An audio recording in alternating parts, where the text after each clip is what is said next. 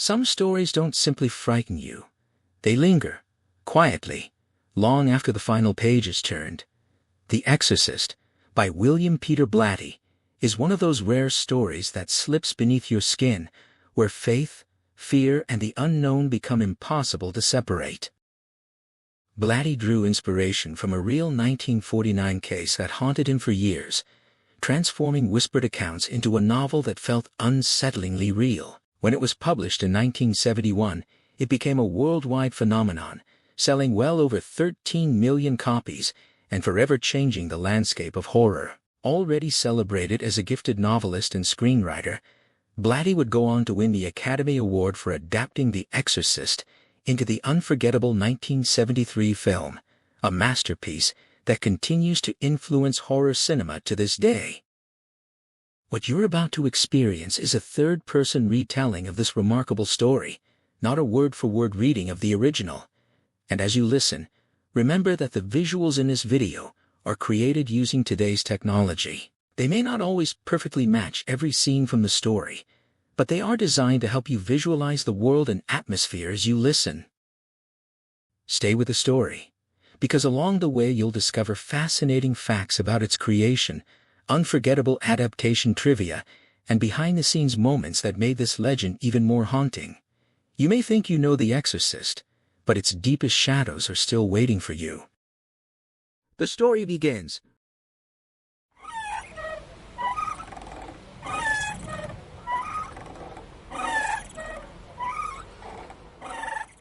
The heat hammered down on the old priest's shoulders, wringing sweat from his brow as he sat at the roadside tea stand. Even so, he wrapped his palms around the hot glass as if seeking warmth, unable to shake the cold weight pressing against his back, a premonition that clung like damp, dead leaves. The archaeological work was complete. The tell had been stripped layer by layer, its contents catalogued and shipped beads, pendants, carved seals, phallic symbols, mortars stained with ancient ochre, polished pots. Nothing remarkable. An Assyrian ivory box for cosmetics, and bones, human remains that had once stirred in him a dark philosophical dread, a suspicion that matter itself might be some fallen angel clawing its way back toward God. But that thought no longer troubled him. The scent of licorice and tamarisk pulled his gaze across the landscape, poppy-covered hills, reed-choked plains, and the rough ribbon of road stretching toward an unseen menace. He shifted on the bench, staring absently at the grass stains on his boots and trousers, and sipped his tea. The dig was done. Something else was beginning, but he couldn't name it, couldn't tag the thought like one of his artifacts. From inside the stall the proprietor emerged, his shadow falling across the table. The old man looked up into roomy eggshell pale eyes, glaucoma, advanced. He declined the offer of more tea, instead fishing coins from his wallet, his fingers brushing past a faded Catholic calendar card, years out of date. He paid, left a small tip, and walked to his Jeep. The key clicked into the ignition with a sharp, lonely sound, and for a moment he paused, gazing at the distant shimmering mound city of Erbil floating on the horizon's heat haze. The cold unease tightened its grip. As he pulled away, the old Kurd watched him go, a puzzled sadness settling in his chest. Something had departed with the stranger, a sense of safety that had lingered in his presence. Now it was gone, and he felt suddenly alone. By evening, Father Marin stood in the Mosul Museum while the curator completed the inventory. He was lost in thought, staring at a tagged relic on the table, a small green stone head, pierced for wearing the demon Pazuzu, lord of the southwest wind, bringer of sickness. The curator offered tea, but Marin shook his head. When the curator asked if something was wrong, Marin seemed not to hear. At last, he picked up the amulet, cradling it with a strange pensiveness, then set it down and looked up as if just noticing the other man's presence. They exchanged farewells. At the door the curator gripped his hand and urged him not to the desert but home. Marin repeated the word as if tasting its finality, then walked out into the thickening gloom, heading through the streets with an urgent, driven pace. He crossed the Tigris, then slowed as he approached the ruins of ancient Nineveh, where a wooden plank groaned beneath his weight over the muddy Khosra. The city lay in dust. But something else was here. Something that haunted his dreams. He prowled among the broken temples, past the shrine of Nabu and the sanctuary of Ishtar, until he stopped before a limestone statue, a hulking figure with ragged wings, taloned feet, an obscene protruding phallus, and a mouth stretched in a savage grin, the demon Pazuzu. In that moment, he understood. His shoulders sagged, his head bowed. It was coming. He knew it now, with an icy certainty, an ancient enemy whose face he had never seen, but whose name he knew. He rolled down his sleeves against the rising wind from the southwest and hurried back toward Mosul, his heart locked in dread. The hunt was about to begin. The quiet Georgetown house sat tight and brooding beneath its ivy. The Potomac River, a dark presence just beyond the steep drop-off at the rear. In the early hours of April 1st, Chris McNeil lay propped against her pillows, running lines for the next day's shoot, while her daughter Reagan slept down the hall, and the housekeepers rested in their room off the pantry. At 25 minutes past midnight, a sound pulled her from the page. Odd, muffled rappings, clustered in a strange rhythm, as if someone were tapping out an alien code.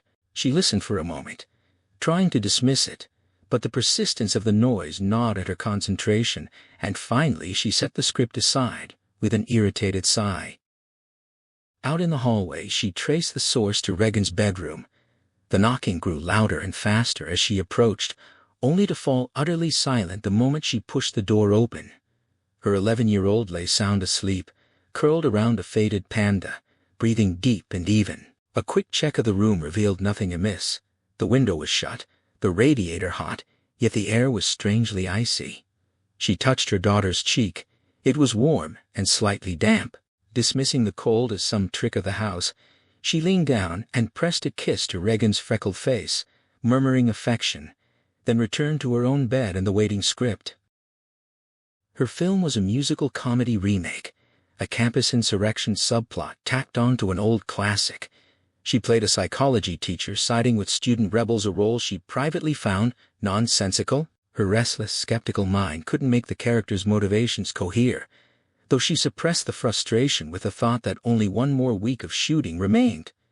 The script's edges bore the telltale knot strips of her director, Burke Dennings, who shredded pages when anxious. She made a mental note to have Carl set traps in the morning rats, she decided, with the most likely culprits for the thumping.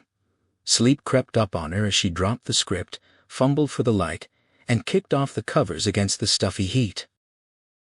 In the haze of half-sleep, a dream seized her, a vivid, visceral spiral into the void, a stark confrontation with non-existence that left her gasping and dissolving into nothingness, until the ringing of the telephone yanked her back to the present. The assistant director's voice on the line crisply told her to be in makeup at 6, and she answered with a weary confession that she felt as though she'd just closed her eyes.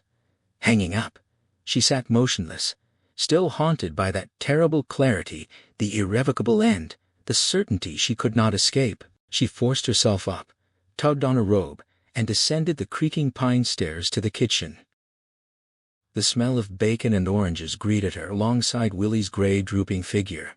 Chris, noting the housekeeper's fatigue, insisted on pouring her own coffee and settled in the breakfast nook. A single rose on her plate brought a fond smile, Regan's quiet morning ritual, but the memory quickly soured into grief as she recalled her son Jamie, dead at 3, and the resolve she'd made never to give herself so completely again. The warmth from her coffee cup seemed to dissipate as those old losses rose with the steam.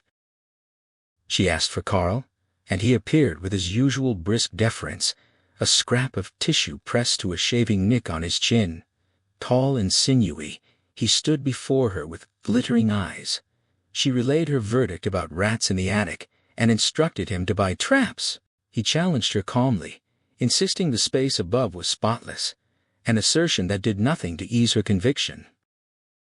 Chris gave Carl a pointed look and quipped that they must have tidy rats, but the manservant stood his ground, rejecting the possibility outright. She pressed him, recounting the sounds she'd heard the night before, but he countered with alternative explanations, plumbing, shifting boards, anything but vermin. Her patience frayed, and she insisted he simply get the traps and stop arguing. He bustled off with a sharp affirmation, ignoring her hasty reminder that the shops were closed, a fact Willie echoed from the stove, but he was already out the door. Chris and Willie exchanged a look, and the actress sipped her coffee, her thoughts lingering on Carl. 6 years with the man, and he remained opaque, loyal, efficient, but somehow unsettling. She couldn't name the quality that bothered her. Arrogance, maybe, or something deeper, a hidden mechanism ticking beneath his stolid exterior, like a guarded conscience. The front door groaned shut, and Willie muttered again about the closed stores.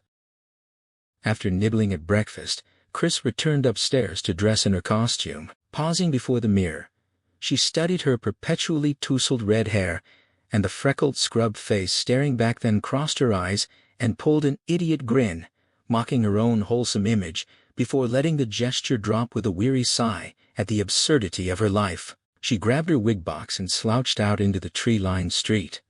Outside she paused, breathing in the morning air and casting a wistful glance at the steep stone steps plunging toward M Street, the old car barn's turrets just visible beyond. The thought of staying, of truly living in this neighborhood, tugged at her, but the deep, mournful toll of Georgetown's clock tower seemed to seep into her bones, pulling her toward the day's charade.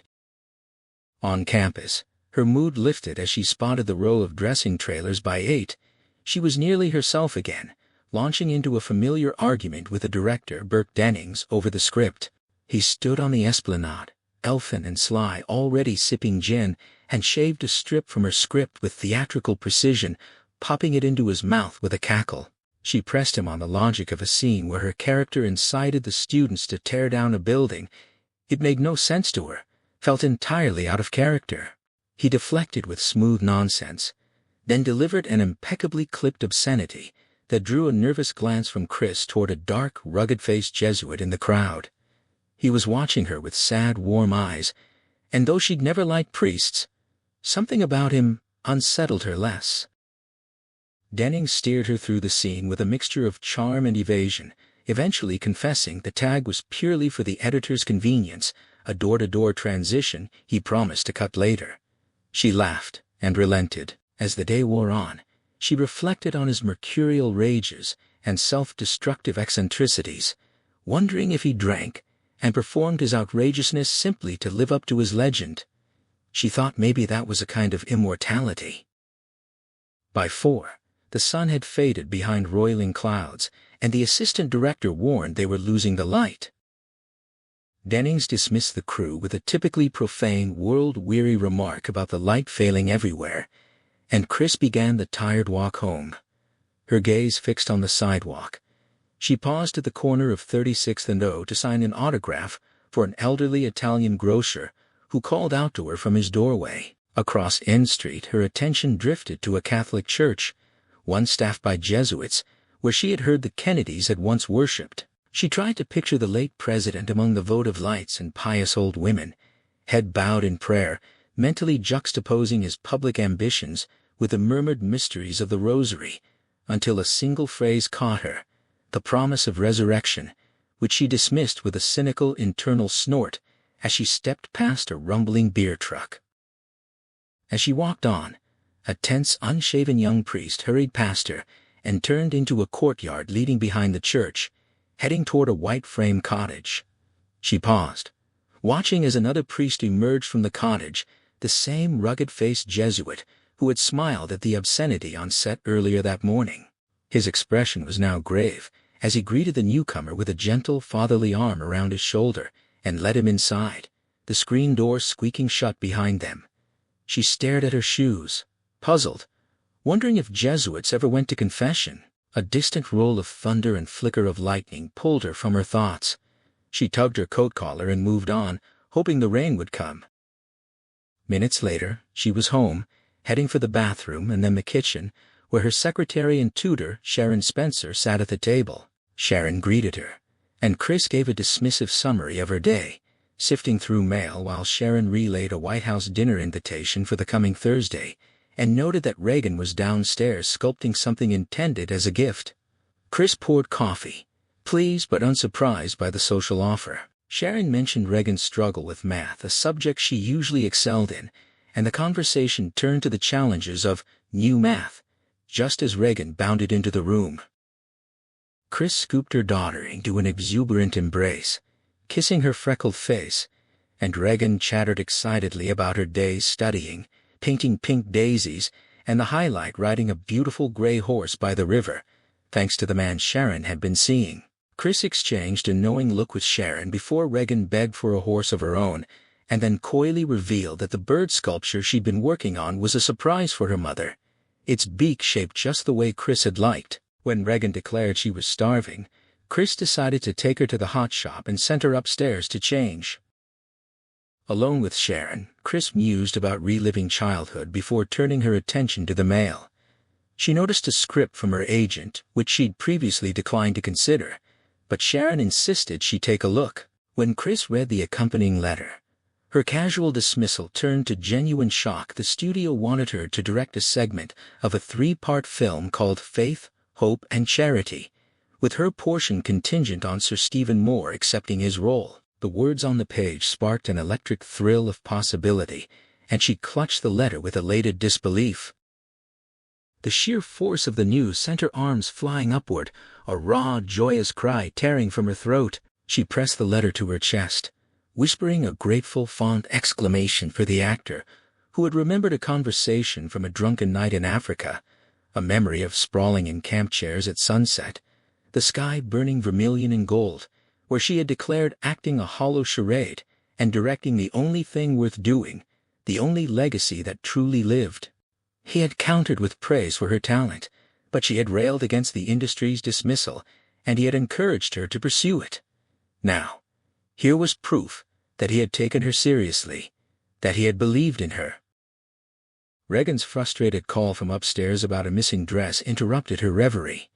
Chris answered distractedly, promising to be up in a moment, then flipped through the script pages with a sudden deflation, voicing a cynical guess that the project was probably terrible. Her assistant reassured her, but Chris dismissed the praise with a playful jab about her taste. She called again to Regan, then turned to her secretary, who had a date that evening. She motioned toward the mail, suggesting they handle it in the morning, then remembered a letter that needed to go out that night. As Sharon reached for her dictation pad, Chris heard another impatient whine from upstairs and sighed, preparing to go, but paused when she saw Sharon checking her watch for her evening meditation. A familiar fond exasperation crept over her. Sharon had run through self-hypnosis, Buddhistic chanting, and now transcendental meditation, all in search of serenity. Chris couldn't resist a skeptical jab, and Sharon offered a calm defense, suggesting Chris try it herself. With a mumbled parody of the chant, Chris started for the stairs, reconsidered a retort, and let it go. In Regan's bedroom, the dress was nowhere to be found, and Regan herself was standing in the middle of the room, gazing upward, complaining of strange noises. Chris smoothly labeled them squirrels in the attic, knowing the child's terror of rats. She eventually told Regan to wear the navy dress instead, and they headed out to a hot shop in Roslyn after a matinee screening. Watching her daughter devour an enormous meal, Chris marveled at the girl's slender frame, then drifted into a dark contemplation of the Potomac, whose placid surface belied the violent currents beneath a river that seemed to be planning, waiting. Regan's cheerful voice pulled her back, and she glimpsed her ex-husband's features in the child's face, a familiar ache. She teased Regan about finishing her pie, then they headed home. Back at the house, Willie was in the kitchen brewing coffee, irritable and sullen after a forced afternoon watching Mozart instead of the Beatles. Carl appeared, and Chris reminded him about the traps, which he insisted he had set despite no sign of rats. After a brief, pointed exchange about a late-night shopping trip, Chris left with a muttered curse. Later, during a bath, she found the missing blue dress crumpled on her own closet floor, still tagged, and decided she must have mixed it up with her own purchases. She hung it in Regan's room, noticed the bureau had been moved a few feet, and dismissed it as the result of vacuuming. In the study, she settled onto a sofa with the agent's letter and script. The title, Faith, Hope, and Charity, pleased her with its restrained dignity, though she cynically suspected it would be retitled something more bombastic. The cozy wood-paneled room, had a comfortable density, and she stretched out, reading the letter once more, savoring the reality of the opportunity. The doorbell rang, and Chris recognized the arrival of Burke Dennings with a rueful shake of her head. She heard him hurl a sharp obscenity at Carl, a habit he indulged every time they crossed paths before he swept into the study, heading straight for the bar without meeting her eyes, his hands shoved deep in his raincoat pockets. He perched on a stool, radiating irritable discontent, and Chris, leaning on the bar, asked if he was on the prowl again. When he bristled, she reminded him of a night in Lausanne when she'd spotted him walking the frozen lakeshore before dawn, claiming he'd found no women to pick up. He had later denied the whole thing, accusing her of hallucinating, but she had never forgotten the look on his face. She pressed him on how many gin and tonics he'd already had, and he snapped that he'd spent the evening at a faculty tea with Jesuits. She scoffed, and he admitted the priests had outdrunk him. He demanded another drink, and she complied, asking about the tea. He dismissed it as public relations, then watched her as she traced a scar above his eye with a finger, a souvenir from a violent outburst by an actor he'd insulted on a previous film. He growled about ruining the actor's career, but she countered by reminding him of the provocation he deflected with a prim correction about her language. When he asked what was troubling her, she confessed a visceral, paralyzing fear of death, a dream that had struck her with the raw horror of non-existence. He brushed it off as nonsense, suggesting she live on through her work and her children, but she rejected the idea with sharp frustration. The conversation veered through confession, priests, and her directing offer, which she admitted scared her. He turned paternal, assuring her that the secret to directing was making it look difficult. He'd had no clue his first time, yet here he was. Dennings dismissed the technical aspects with a wave, insisting that a good cutter and crew would carry her through. The real art was handling the cast, and in that, he assured her, she would be brilliant, because she could both tell and show them what she wanted. She still felt uneasy, pressing him on technical details for nearly an hour, extracting every scrap of knowledge from him with her characteristic, relentless inquisitiveness. She much preferred questioning a person to deciphering a book, which could never be prodded or challenged. At last, he declared with a cackle that all she truly needed was a cutter who understood doors. His mood had brightened, but Carl's appearance at the study door rekindled his hostility. Dennings greeted him with a string of mocking nicknames and barbed questions about Nazi connections. Carl responded with cool, polite denials, his Swiss neutrality infuriating the director further. Chris finally ordered Dennings to stop, and he stormed out, slamming the front door behind him. She instructed Carl to unplug the phones, requested decaf, and remembering Regan's sculpture, headed down to the basement playroom. The brightly decorated space was a child's creative haven, and Regan proudly presented her finished bird, a colorful, whimsical worry bird with a striped beak and a feather tuft. Chris showered it with praise, and together they christened it Dumb Bird, with shared laughter. She set it aside to dry, then noticed an Ouija board on the table. She had bought it out of curiosity about her own subconscious, but had never gotten much from it once. Dennings had maliciously steered the planchette to produce obscene messages. When she asked Regan if she'd been playing, the girl admitted she had, insisting she could use it alone. They sat down together, but the planchette immediately moved to no when Chris tried to place her fingers on it. Regan explained that Captain Howdy had told her no. Chris felt a flicker of concern. The name seemed too close to her ex-husband's, and she worried Regan might be repressing feelings about the divorce through a fantasy companion. She probed gently, asking what Howdy said, and Regan offered to demonstrate by asking him a question. She closed her eyes, fingertips on the planchette, and asked the spirit if he thought her mother was pretty. Seconds stretched into silence. Nothing moved. Chris wondered if this was some unconscious hostility, some buried resentment. Regan opened her eyes with a stern expression and scolded the spirit for its lack of manners.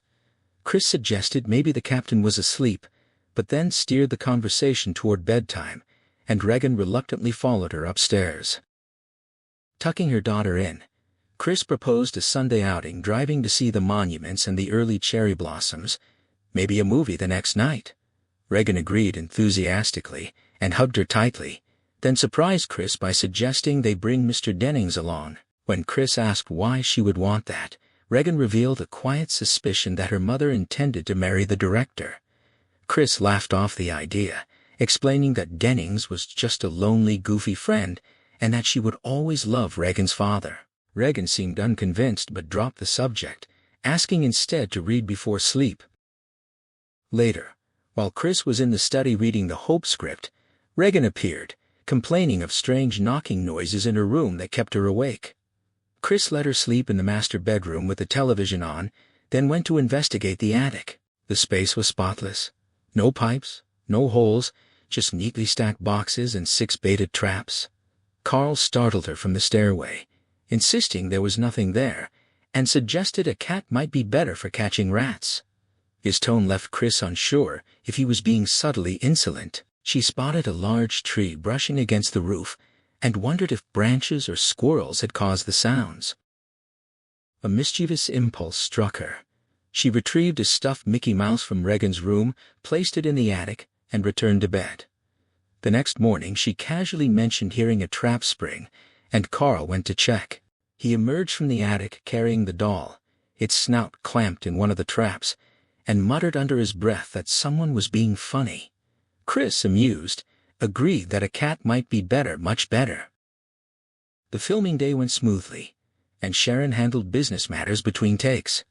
That evening, Chris took Regan to a movie, and the next day they drove around Washington, visiting the Capitol, the Lincoln Memorial, and the cherry blossoms before crossing the river to Arlington National Cemetery. Regan grew solemn at the tomb of the unknown soldier, and, at President Kennedy's grave, stood staring at the eternal flame.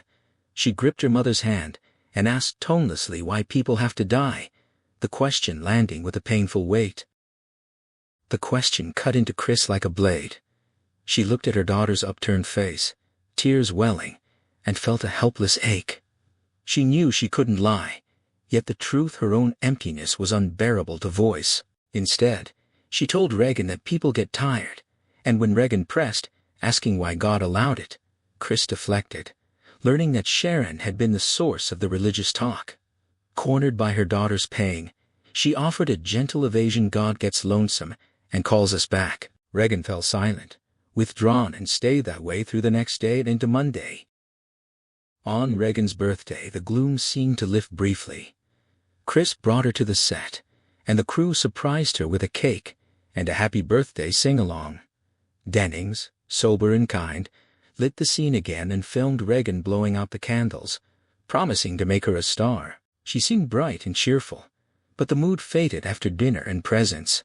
A call to her father in Rome revealed he was out of town, unreachable on a yacht. Regan declined to shake and retreated to the basement playroom until bedtime. The next morning, Chris woke to find Regan curled beside her, insisting her bed had been shaking during the night. Elsewhere in New York, Father Damien Karras stood on a lonely subway platform, the ache of his existence pressing like a permanent pulse. A derelict stirred nearby, and Karras felt the familiar dread of being approached, of being asked for help. When the man staggered, Karras caught him, eased him onto a bench, and pressed $1 into his pocket. Then, fearing the man would lose it, moved the money to his trousers. He boarded the train, pretended to sleep, and walked to Fordham University, where he registered under his full name and added the Jesuit abbreviation before collapsing into a room. The next day, after addressing the American Psychiatric Association on the psychology of spiritual development, he had drinks with colleagues, then took the subway to his mother's crumbling brownstone. The neighborhood, the stoop children, the familiar smells of decay and poverty, all of it washed over him as he climbed to the 4th-floor apartment. His mother greeted him with joy, but the dingy, soiled walls, her immigrant chatter, and the overwhelming guilt of having left her alone gnawed at him. He sat in the kitchen, wrote her letters, and repaired her crackling radio, all while the weight of her isolation and his own failing faith pressed down on him like a cold, lonely wind. The hour grew late, and before he left his mother's cramped apartment, Karis pressed a kiss to her cheek, and made a promise he knew he couldn't keep that he would return soon. She stood in the doorway as he walked away, the scratchy murmur of her radio still tuned to the evening news following him down the hall like the last thread of her world. He carried that sound with him all the way back to Weigel Hall. Once inside his small room, he sat at his desk, the thought of writing to the Maryland Provincial taking shape in his exhausted mind. He had argued this case before, pleading for a transfer to New York so he could be nearer to her, and for a teaching post that would free him from the burden of counseling others. When he'd made that earlier request, he had even offered up a reason that still burned with shame. He claimed he was unfit for the work. The Provincial had listened with sympathy regarding his mother, but dismissed the notion of his incompetence. His record, after all, showed no evidence of it. Yet Karis had pushed harder, eventually seeking out Tom Birmingham, the university president. He had tried to explain that the problems he faced with those who came to him were about more than psychiatry. They touched on vocation itself, on the very meaning of existence, and the crises were about faith more often than they were about desire. He confessed that he could no longer handle it, that he needed out. And when Birmingham pressed him for the root of it, Karis gave the answer that had been circling in his mind for years. He believed he had lost his faith. The president did not demand explanations, and for that Karis was quietly grateful, because the real reasons were too scattered, too raw, too absurd to speak aloud. They lived in the visceral ugliness of the body, in the rituals of his mother's piety, in the mundane indignity of worn socks, in the monstrous tragedy of deformed infants, in a newspaper story about a young altar boy doused with kerosene and set ablaze at a bus stop. No, those were not the real argument. Beneath them lay something colder and more logical, the stubborn, maddening silence of God. Evil flourished in the world, fed by confusion, by the honest doubt of well-meaning people. Why would a just God allow such confusion to persist? Why not speak? Why not end the uncertainty with a single unmistakable sigh? He remembered Lazarus. That was long ago. No one now alive had heard Christ's laughter. Why not a sign for the living? Often, in his darkest moments, he had dreamed of being there, of walking with him, touching his hand, searching his eyes for the truth. The longing for that certainty, that vision, consumed him. He sat at his desk, pen in hand. Perhaps the Provincial had not been deaf to his plea.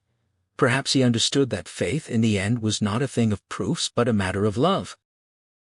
Birmingham had promised to speak on his behalf, but nothing had changed. Karis wrote the letter anyway, then slipped into bed.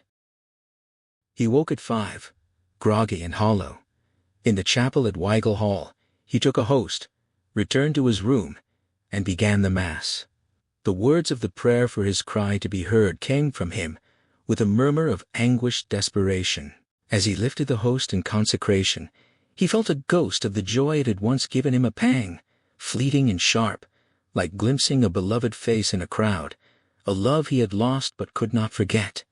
He broke the bread above the chalice, whispering of peace. Then he placed the host on his tongue, swallowing not the body of Christ but the dry, papery taste of his own despair. He cleaned the chalice with care, packed it in his bag, and caught the 7:10 train back to Washington, carrying the weight of it all in a black valise. Back in Georgetown, in the earliest light of April 11th, Chris McNeil was on the phone to her Los Angeles doctor. She needed a referral to a psychiatrist for Regan. When he asked what was wrong, she listed the changes that had begun the day after Regan's birthday when Howard failed to call. Her daughter had become sleepless, quarrelsome, prone to fits of rage. She kicked things, threw things, screamed, refused to eat. Her energy was frantic and relentless. Her schoolwork had fallen apart, especially math. There was a fantasy playmate now, and bizarre attention-seeking behavior. The doctor asked for examples. She told him about the rappings she'd heard, odd, rhythmic, muffled sounds that seemed to originate in Regan's presence, always stopping the moment Chris entered the room. She described the way Regan would lose her things, claiming someone was moving her furniture. The clincher came after the White House dinner. She'd seen Carl hauling Regan's heavy bureau back into place, and Regan had later complained that her furniture had been moved during the night. That was when Chris became certain that Regan was the one doing it all, not in her sleep, but while awake, as a bid for attention. The shaking bed came up too. It had happened twice more, each time followed by Regan demanding to sleep with her mother. The doctor suggested clonic spasms, but Chris wasn't convinced. When he pressed her on Regan's math difficulties and mentioned a syndrome, she demanded an explanation. He wanted to give her a referral to a local internist instead of a psychiatrist, she argued, asking him to come himself. But her memories of losing her son Jamie to a bad prescription made her wary of unfamiliar doctors. The pharmacist who had warned her about the antibiotics' dangers had been right. Jamie had died. She trusted only Mark, and even that trust had been hard-won. He overruled her, insisting on the referral, and she eventually wrote down the name and number he gave her. He told her to see the doctor first and forget about a psychiatrist for now. He lectured her on how easily people mistake physical illness for mental disorder, using his own example of symptoms that could look like neurosis, but could also indicate a brain tumor. She brushed off his analogy, but he insisted check the body first. She made the appointment.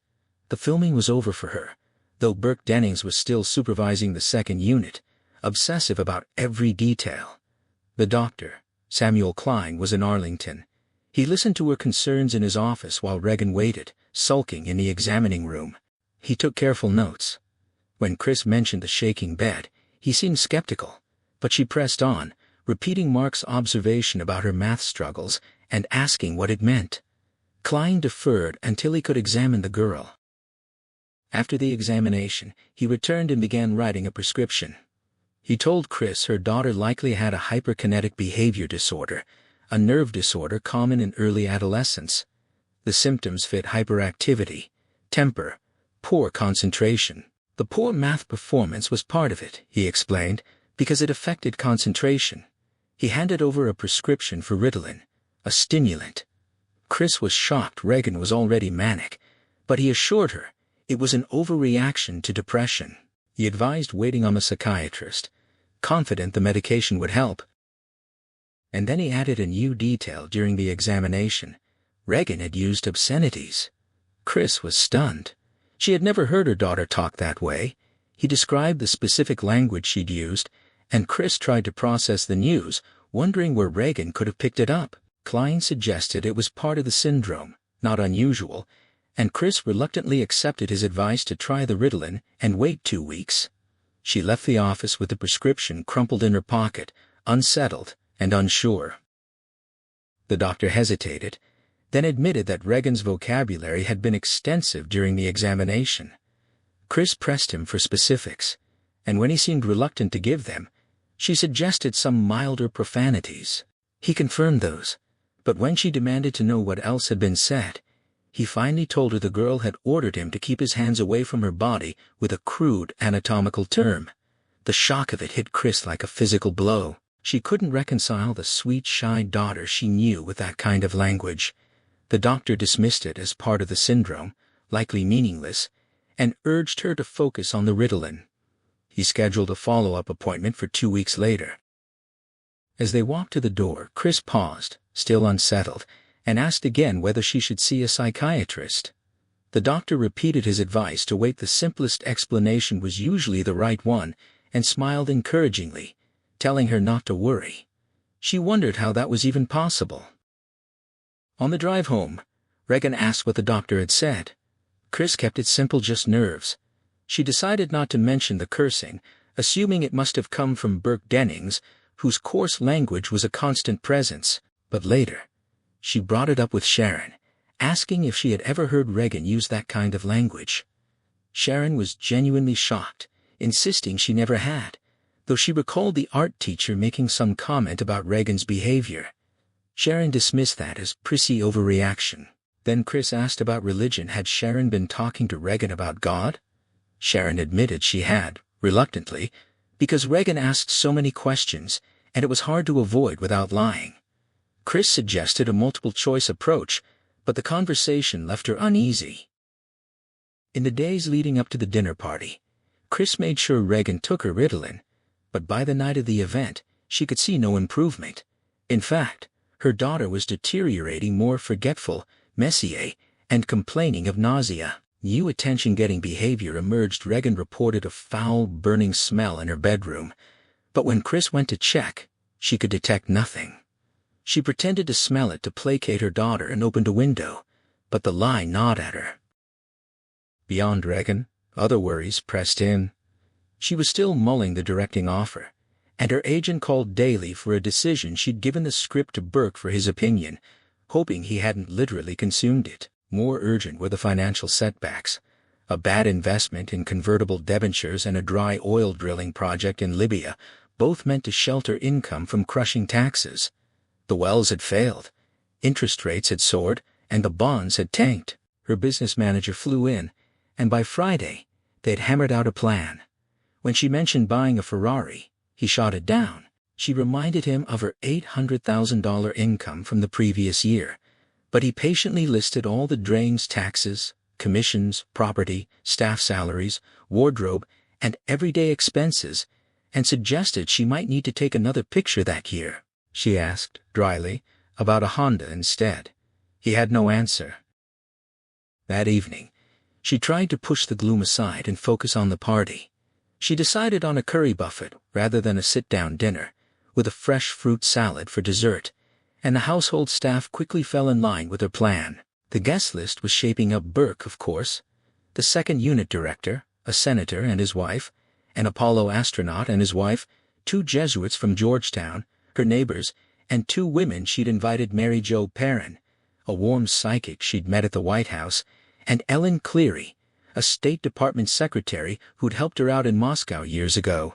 When she asked Sharon which priests were coming, she learned that the university president had to send an alternate, his assistant, Father Joseph Dyer. Chris felt a flicker of disappointment. Regan was downstairs in the playroom, and Chris suggested to Sharon that she move her typewriter down there so she could keep an eye on her. Then she sent Sharon home to meditate or ride horses, whatever she did. With the planning done, Chris found herself alone with her restless thoughts. She tried to watch television but couldn't concentrate. The house felt strange, too still, too heavy, as if the air itself had thickened. The house settled into silence by midnight, every occupant asleep. That night nothing stirred. The next evening, Chris greeted her guests in a lime green hostess costume, its belled sleeves and pants flowing with an easy elegance. Her comfortable shoes signaled her hope for a relaxed evening. Mary Jo Perrin arrived first with her teenage son Robert, and Father Dyer came last, his pink cheeks and mischievous eyes framed by steel-rimmed spectacles. He apologized for his lateness with a deadpan explanation about his necktie, and Chris found herself laughing, the weight of her day finally beginning to lift. Drinks loosened the room. By 9:45, the guests had scattered through the living room, plates in hand, absorbed in animated conversations. Chris filled her own plate from the buffet, and spotted Mary Jo on a sofa with Father Wagner, the Jesuit dean, a bald, freckled man with a dry, gentle manner. She drifted over and settled on the floor by the coffee table. Mary Jo was regaling the dean with a story about a 19th-century Jesuit who had also been a medium. The dean made a fine distinction. He didn't disbelieve, he just found it hard to credit. Mary Jo insisted. The priest had even levitated, and the dean quipped that he did that every morning.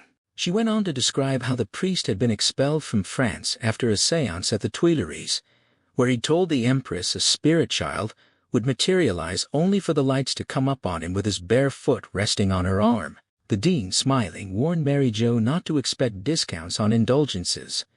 She teased back about black sheep, and he countered that the Medici popes had already filled their quota.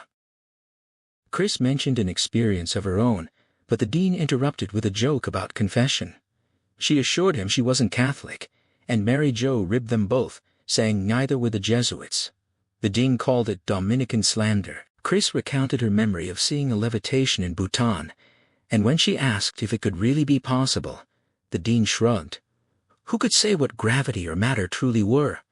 Mary Jo offered an opinion, but the dean declined, citing his vow of poverty. Chris muttered that she'd taken one too, though she didn't elaborate.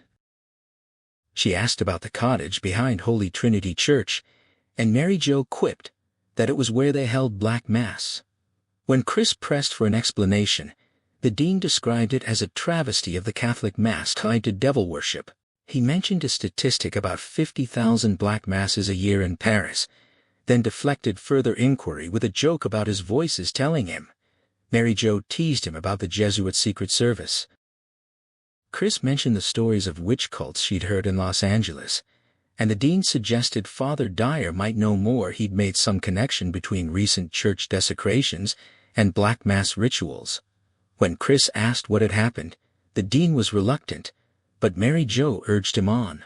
He described the first incident: human excrement found on the altar cloth. The second was worse, a clay phallus glued to a statue of Christ. The dean concluded grimly. Mary Jo wanted to change the subject, but Chris was fascinated. At that moment, Dyer appeared, plate in hand, and deadpanned that he'd be back after working on the astronaut. When the dean asked what he was up to, Dyer answered with a straight face: first missionary on the moon. Everyone laughed. Mary Jo suggested he was small enough to stow in the nose cone, but Dyer corrected her. He was actually trying to set up their dean of discipline, a man who liked peace and quiet. He excused himself and walked away. Mary Jo said she liked him. Chris agreed, then turned back to the dean, asking again about the cottage and the dark boxer-faced priest she kept seeing there. The dean confirmed that the dark boxer-faced priest was Father Karras, and his tone carried a note of regret. He explained that the man had suffered a terrible blow the previous night his mother had died. Chris felt an unexpected wave of grief wash over her, though she couldn't explain why. The dean shared that Karras was taking it hard. His mother had lived alone, and she'd been dead for several days before anyone found her. The superintendent had discovered her only because the neighbors complained about her radio running constantly. Chris murmured that it was so sad. Carl appeared with a tray of liqueurs, and Chris served them to her guests herself, moving through the room to take orders. She noticed Dyer and the astronaut getting along famously, with Dyer deadpanning that he was actually a terribly avant-garde rabbi. Then she heard Burke's strident voice from the kitchen shrieking obscenities. She hurried in to find him railing at Carl, who stood mute against the sink, arms folded, expression stolid. Chris told Burke to knock it off and ordered Carl out, physically shoving him toward the door when he wouldn't move. Burke shouted a Nazi slur at Carl's back, then turned to Chris with sudden geniality and asked about dessert. She was incredulous. He whined that he was hungry. She told Sharon to feed him and went to get Regan to bed.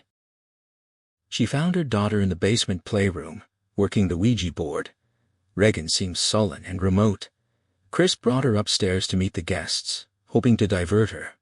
Regan was well behaved with everyone except Mary Jo Perrin, refusing to speak or shake her hand. The psychic joked that Regan knew she was a fake, but then she gripped the girl's hand with a curious pressure, as if checking her pulse. Regan shook her off with a malevolent glare. Mary Jo covered with a casual remark about her being tired, but she kept staring at the girl with a troubled intensity. Chris apologized, saying Regan had been feeling sick. The girl wouldn't answer.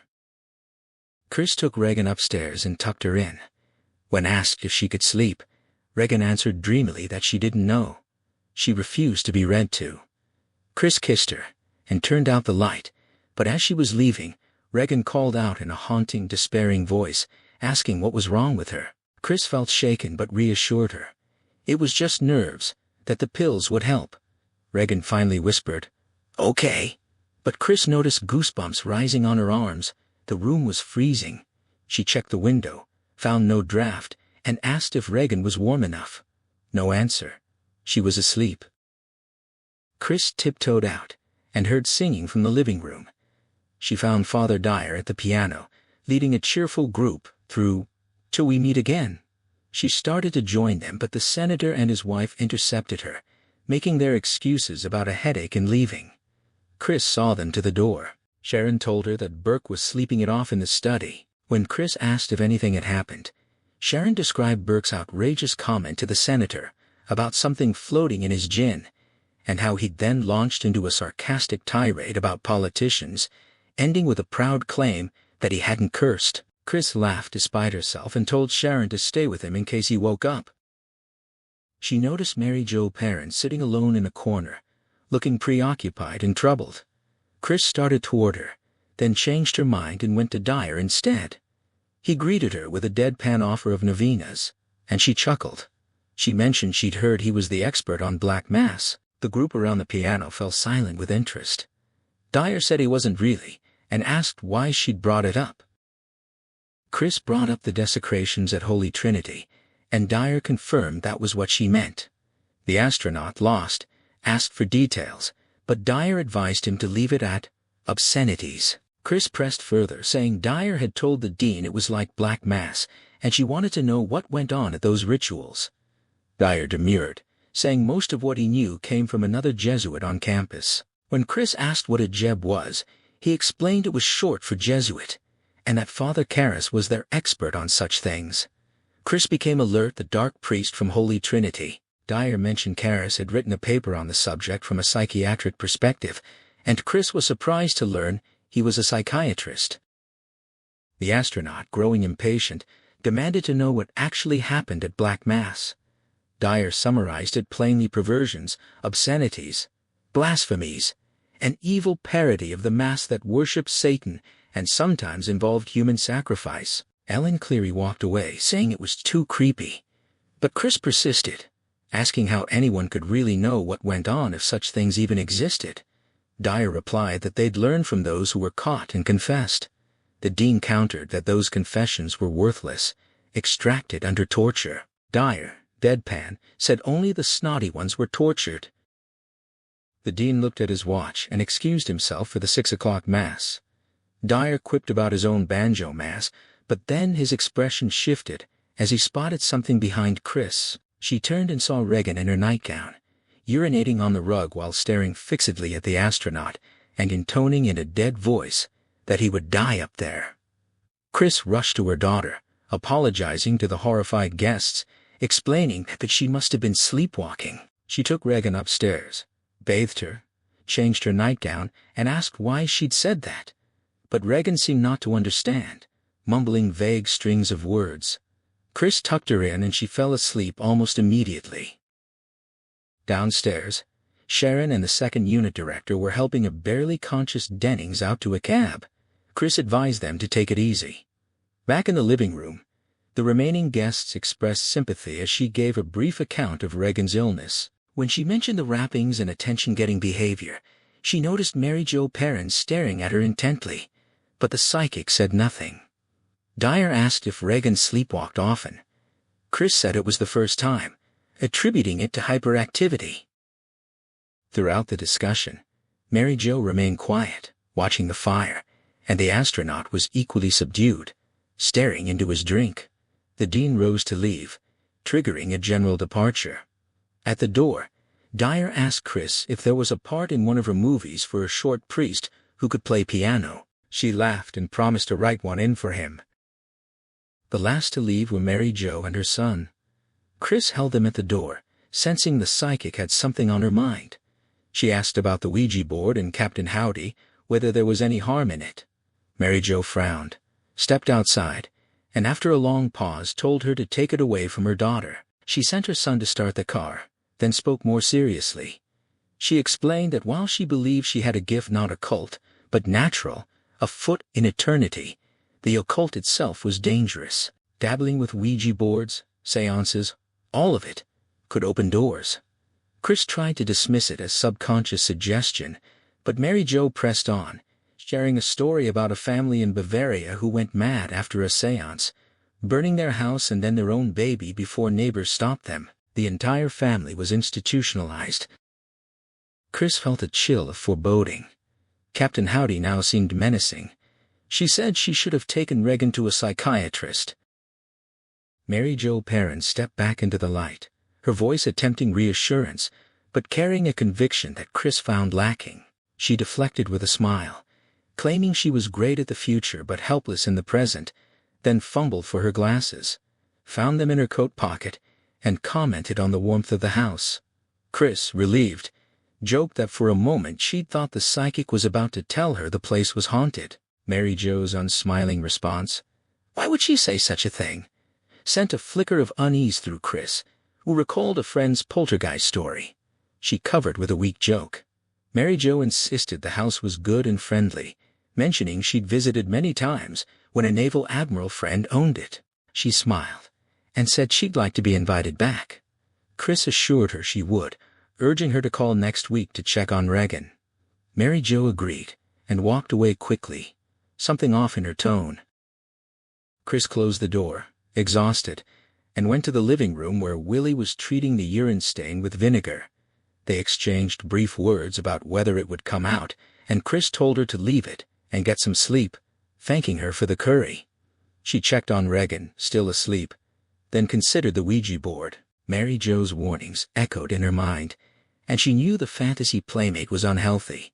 But she hesitated, remembering how Regan had screamed for hours when Howard took away her baby bottle at age 3. She decided to wait until she could talk to a shrink, hoping the Ritalin might still help. She went to bed and fell asleep quickly, only to be jolted awake by Regan's terrified screams. She raced to her daughter's room and flicked on the lights.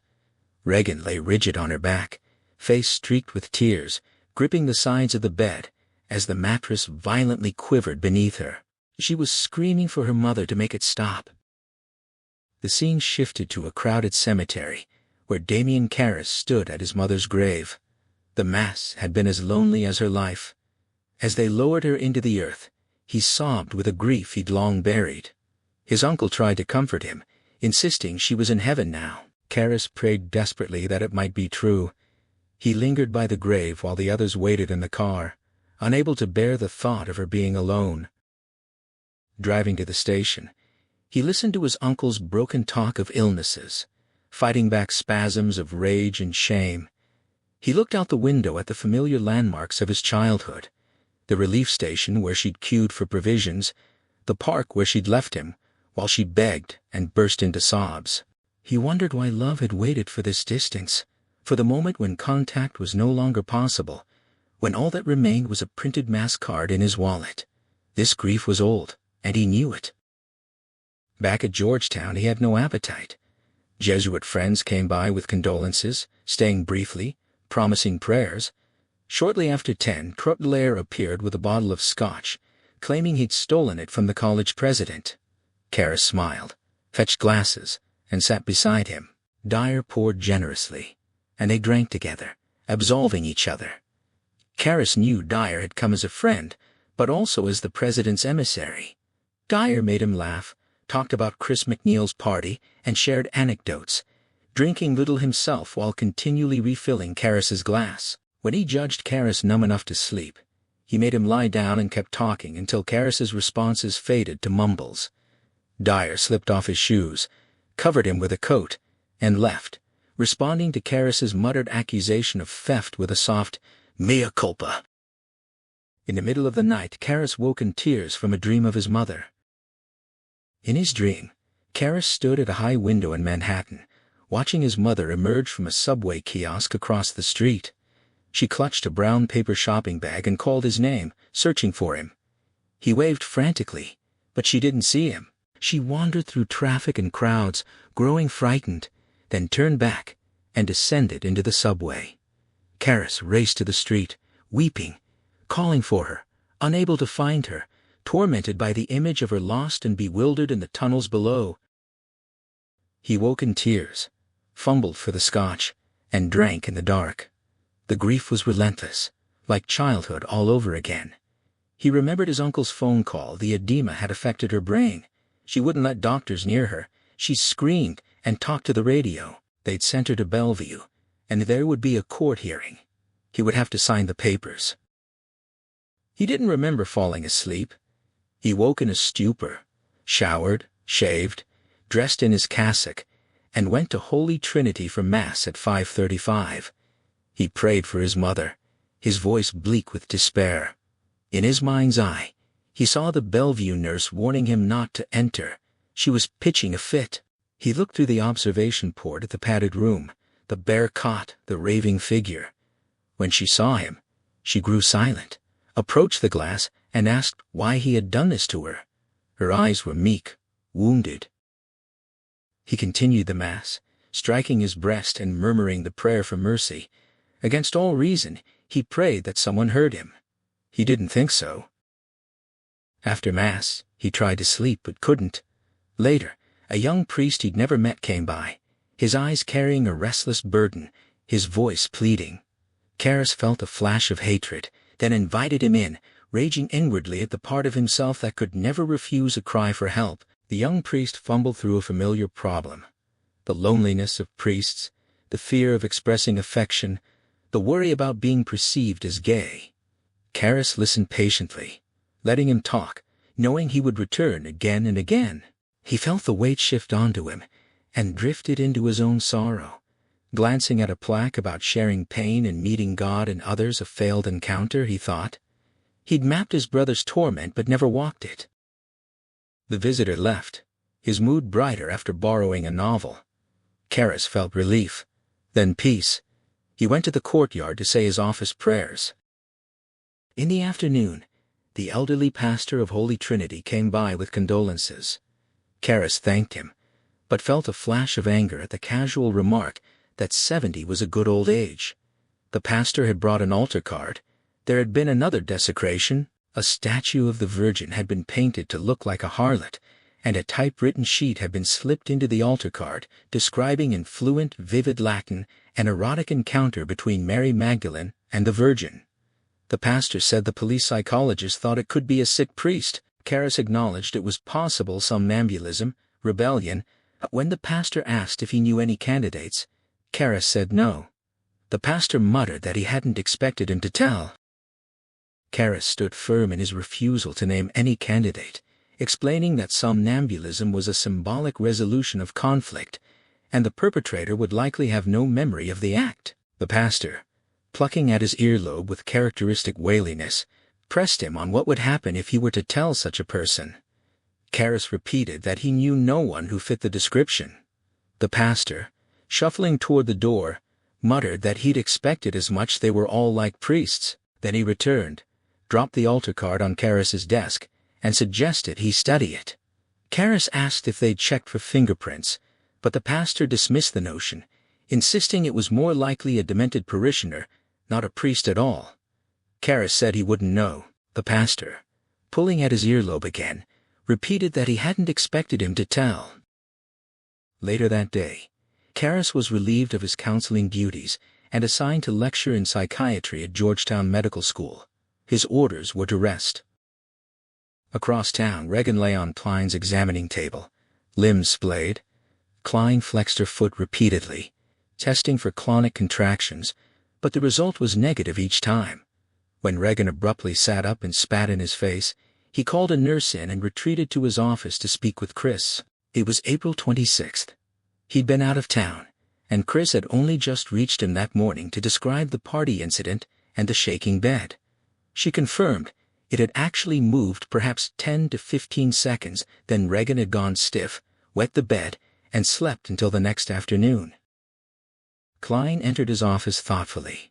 He'd suspected clonic contractions, a sign of possible brain lesions, but the test was negative. He asked about falls, childhood diseases, sleepwalking.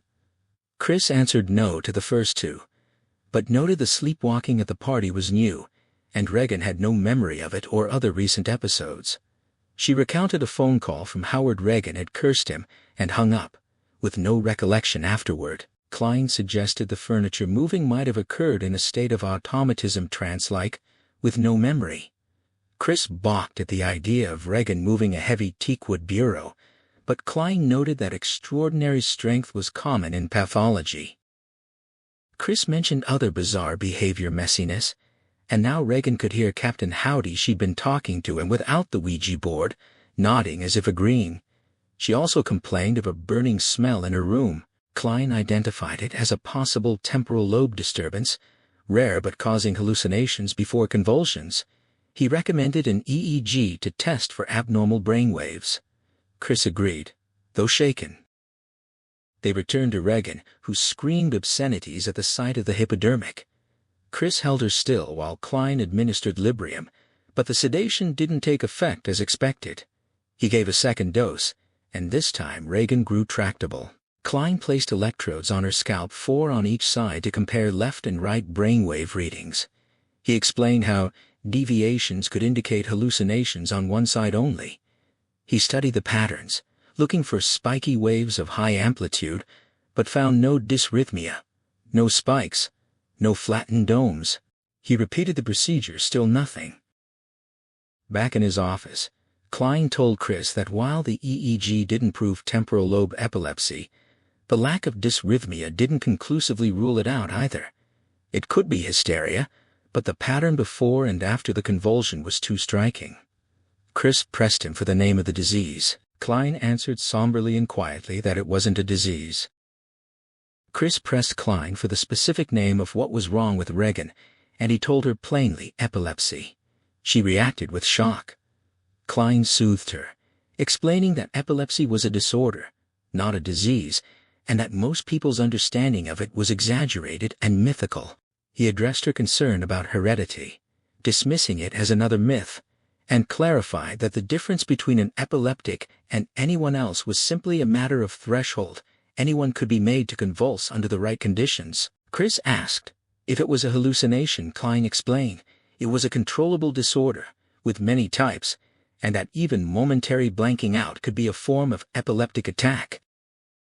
Chris couldn't believe that was Regan's condition, especially given the sudden onset.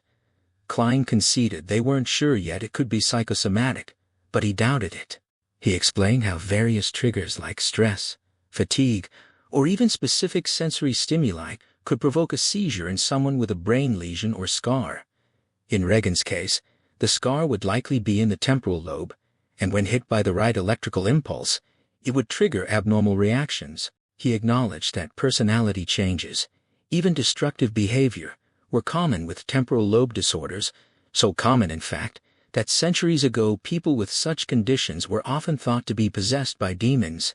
Chris, overwhelmed, asked for good news. Klein offered that if it was a lesion, they could remove the scar, or it might just be pressure on the brain. He recommended X-rays and called the radiologist immediately. He also switched her off Ritalin and prescribed Librium, warning Chris to keep the bedroom window locked and stay close to Regan in case of trance states. Chris took Regan for the X-rays, then drove her home. Regan was mute and distant, saying she was sleepy, and climbed up to her room. Chris went to the kitchen, poured coffee, and explained the situation to Sharon, asking her to keep an eye on Regan. She went up to check the window it overlooked, a steep public staircase, and resolved to call the locksmith. Returning to the kitchen, she gave Willie the dinner menu, then returned a call from her agent about the directing offer. She confirmed she wanted to do it, but when he told her she'd need to start pre-production immediately, she balked. Regan was too sick, she couldn't leave her. The agent warned that delaying would likely cost her the opportunity. The studio was only offering it as a favor to Stephen Moore, and any hesitation would give him an out.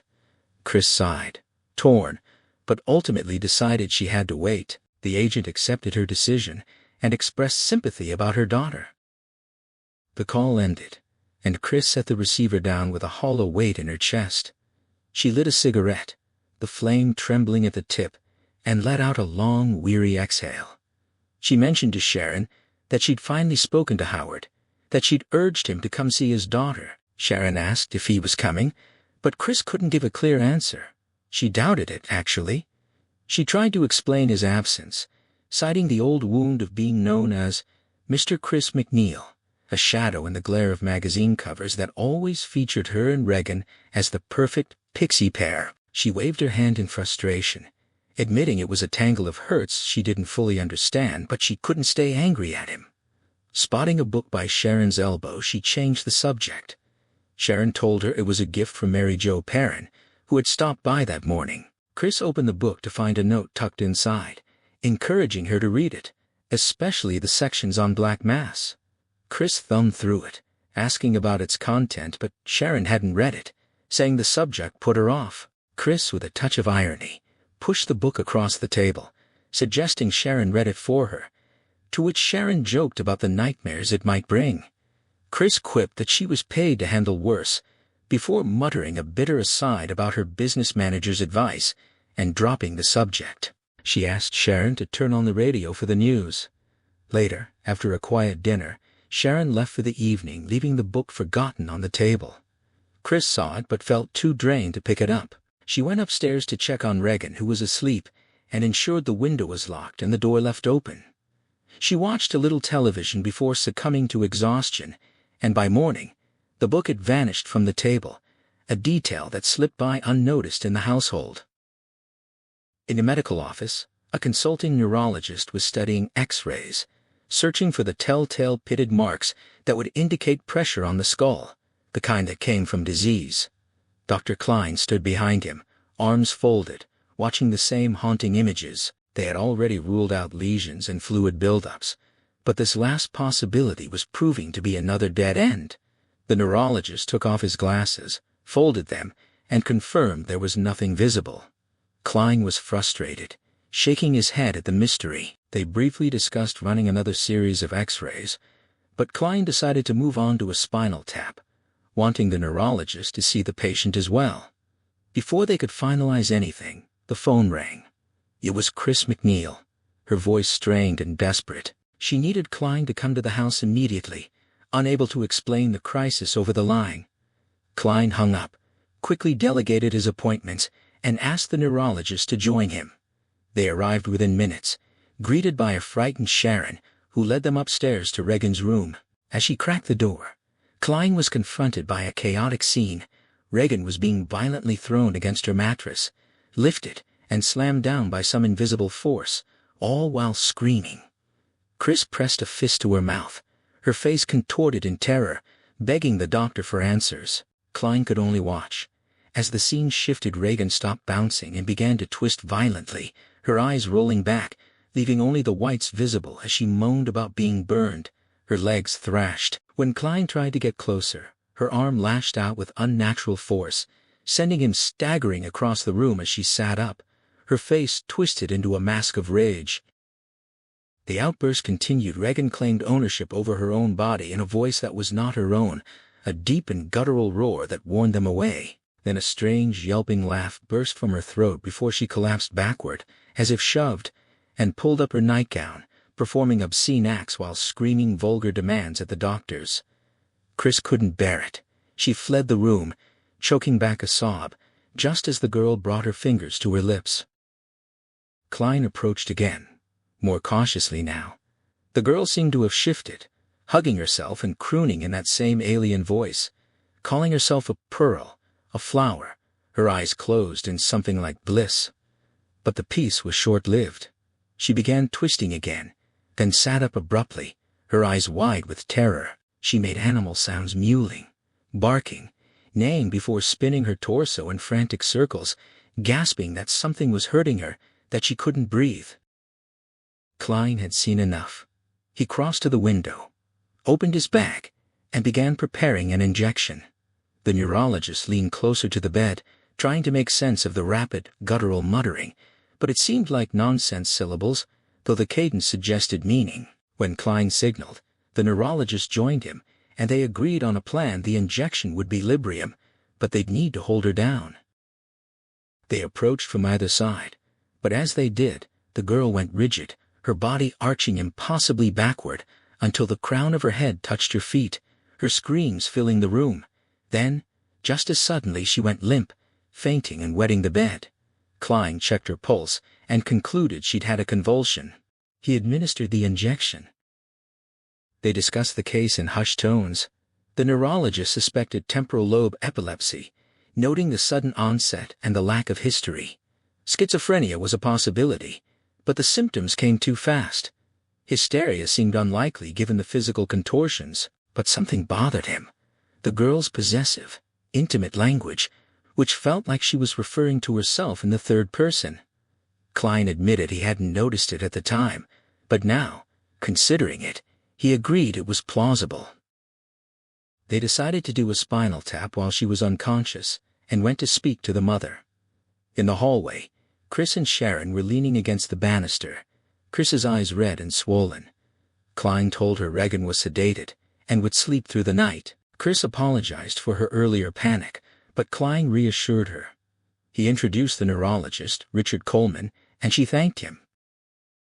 When Klein reiterated their suspicion of temporal lobe epilepsy, Chris erupted, unable to accept the diagnosis given the girl's behavior. She cut herself off, gathering her composure, and apologized again.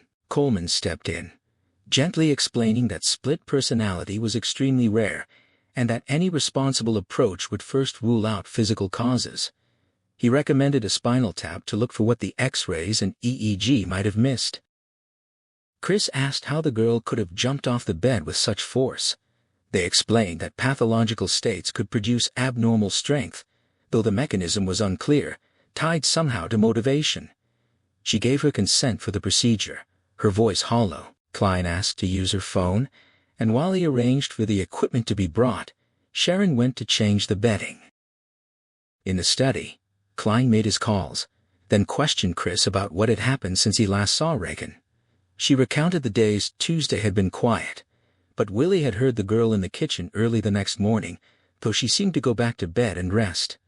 Klein pressed, wanting to know if she had been sleeping. Chris explained that after Regan had gone back to bed, she'd felt some relief, thinking the Librium was finally working, though the girl seemed distant. But then this morning, everything had erupted. Regan had come running down the stairs, terrified, clinging to her mother and claiming that Captain Howdy was chasing her, pinching, punching, shoving, and threatening her life. She'd pointed at the kitchen door, screaming that he was there, then collapsed in spasms, weeping that he was kicking her. Suddenly, she'd sprung up, spun around like a top for nearly a minute, and collapsed in exhaustion. Then, something had shifted in her eyes, a pure, chilling hate, and she'd said something that cut Chris to the bone, something she couldn't repeat without breaking down. The memory overwhelmed her. She dissolved into sobs. Klein fetched her water and offered a small green pill. She took it, recognizing it as a tranquilizer, and managed a weak joke about needing a double dose before swallowing it. She continued, her voice hollow, saying that was when the real trouble started, when Regan began acting like someone else entirely. Coleman asked if that someone was Captain Howdy, but Chris could only offer a vague, distant answer. Coleman left shortly after, exchanging a few words with Klein about checking the sugar levels and expressing his unease about the case. Klein set up the spinal tap, numbing Regan's back and extracting fluid, while Chris and Sharon watched. The pressure was normal, and the fluid was clear. He packed the samples into his bag. When he suggested a nurse stay the night in case Regan woke up needing sedation, Chris balked, preferring to do it herself. Sharon volunteered her experience, and Klein agreed to teach Chris the procedure. He wrote a prescription for thorazine and syringes, and Chris handed it off to Sharon. She asked to go with Klein to the lab while he ran the tests. He understood her need to be close, to understand, likening it to his own unease about mechanics. They left the house at 6:18. In his lab, Klein ran a series of tests. The protein content was normal. The blood cell count showed nothing, no bleeding, no infection. The sugar content was also normal, ruling out bacterial infection. Chris could only fold her arms and shake her head at the string of dead ends. Klein, brooding, finally asked if she kept any drugs, amphetamines, LSD in the house. She denied it vehemently. He sighed, looked down, and then told her it was time to consult a psychiatrist. Chris returned home at 7:21. Sharon wasn't there. She found Regan still deeply asleep, her room smelling of urine. The window was wide open. She shut and locked it. Willie came in, having been to a movie by herself while Carl stayed home. Chris asked about Sharon, but there was no sign of her. At 8:01, Sharon came in carrying packages. She'd gone to get the thorazine herself after Bert Dennings had shown up and offered to stay with Regan. Chris hadn't known he was there. Sharon also picked up a rubber sheet for the bed. She hadn't eaten. She offered to make sandwiches for herself and Chris. At first, the tranquilizer seemed to work. Regan calmed, grew dreamy, and then, in a moment of clarity, she was just a frightened girl again, begging for her mother. Chris rushed to her, overwhelmed with relief, holding her close, but Regan's words were confused. She spoke of a friend who had turned on her, of being hurt by Captain Howdy, of something inside her making her do things. The doctor soothed her. And when the psychiatrist asked if he could hypnotize her to help the person inside come out, Regan agreed. As the psychiatrist began the induction, a vase on the bureau shattered. Klein, startled, had knocked it over. The psychiatrist had the shutters closed and the drapes pulled, darkening the room. He swung a glowing bauble on a chain, speaking softly, and Regan soon slipped into a trance, her suggestibility noted. The psychiatrist questioned her. She confirmed there was someone inside her, sometimes, but couldn't identify it. When asked if she'd let the other speak, she refused at first, but eventually gave permission. The psychiatrist commanded the entity to come forward. A thick, foul odor emanated from Regan's breath, and her features contorted into a grotesque mask. She nodded when asked if she was the person inside. When asked her name, she answered with the guttural word, "Now, on my." She confirmed it was her name. She was a man. When asked if she was speaking a foreign language, her answer was a non-committal sound that was interpreted as a yes. The psychiatrist continued, shifting to a system of head nods and shakes. The entity confirmed it was not a person Regan had known, not someone she'd invented, but real, separate, and hostile. It hated her, wanted to punish and kill her. When asked if Regan's death would mean its own death, the answer was no. The psychiatrist pressed further, asking if there was something Regan could do to make it leave. The answer was yes, but when he asked for the specifics, the entity refused. The questioning ended in chaos. The entity attacked him, gripping him with inhuman strength. Klein rushed to help, and in the ensuing struggle, the room became a nightmare of shifting limbs, grimaces, and animalistic sounds. Regan's body shook violently, and then, with a piercing shriek, she collapsed into unconsciousness. The entity, whatever it was, had withdrawn. The doctors were shaken. In the study, they told Chris their impressions. They didn't believe Regan was faking her physical contortions, and the dramatic change in her features suggested a genuine belief in this other personality. The psychiatrist spoke of dissociation, of repressed emotions splitting off and forming a separate consciousness. He theorized it could be a form of hysteria rooted in guilt, perhaps related to family stress and the fear of losing a parent. Chris listened, her world crumbling. She couldn't understand it, but she agreed to take Regan to the Behringer Clinic in Dayton the next day for more intensive study.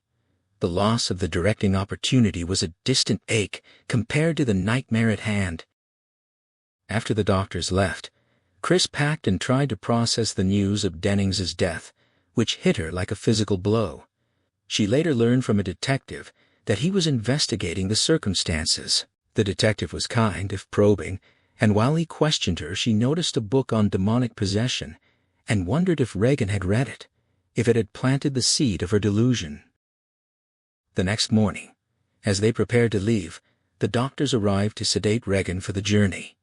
They found the neuropsychiatrist's attempt to question the entity under hypnosis had only confirmed its malevolence and its claim that it was not part of Regan, but a separate, intelligent force. The doctors, faced with the reality of Regan's condition, suggested one last desperate measure, an exorcism. Chris was stunned. She had dismissed the idea, but now, as they prepared to take Regan to the clinic, a new layer of dread settled over her. The world had become a dark, inexplicable place, and the only hope seemed to lie in a ritual she didn't believe in. The psychiatrist pressed the entity for its origin. Its answer was cryptic. "Dog," it said, and when pressed, a longer, stranger word. He shifted tactics, instructing it to answer with head nods and shakes for yes and no. He confirmed its answers had meaning, that it was not someone Regan had known or invented, but real, separate, and malevolent. It hated her, wanted to punish and kill her.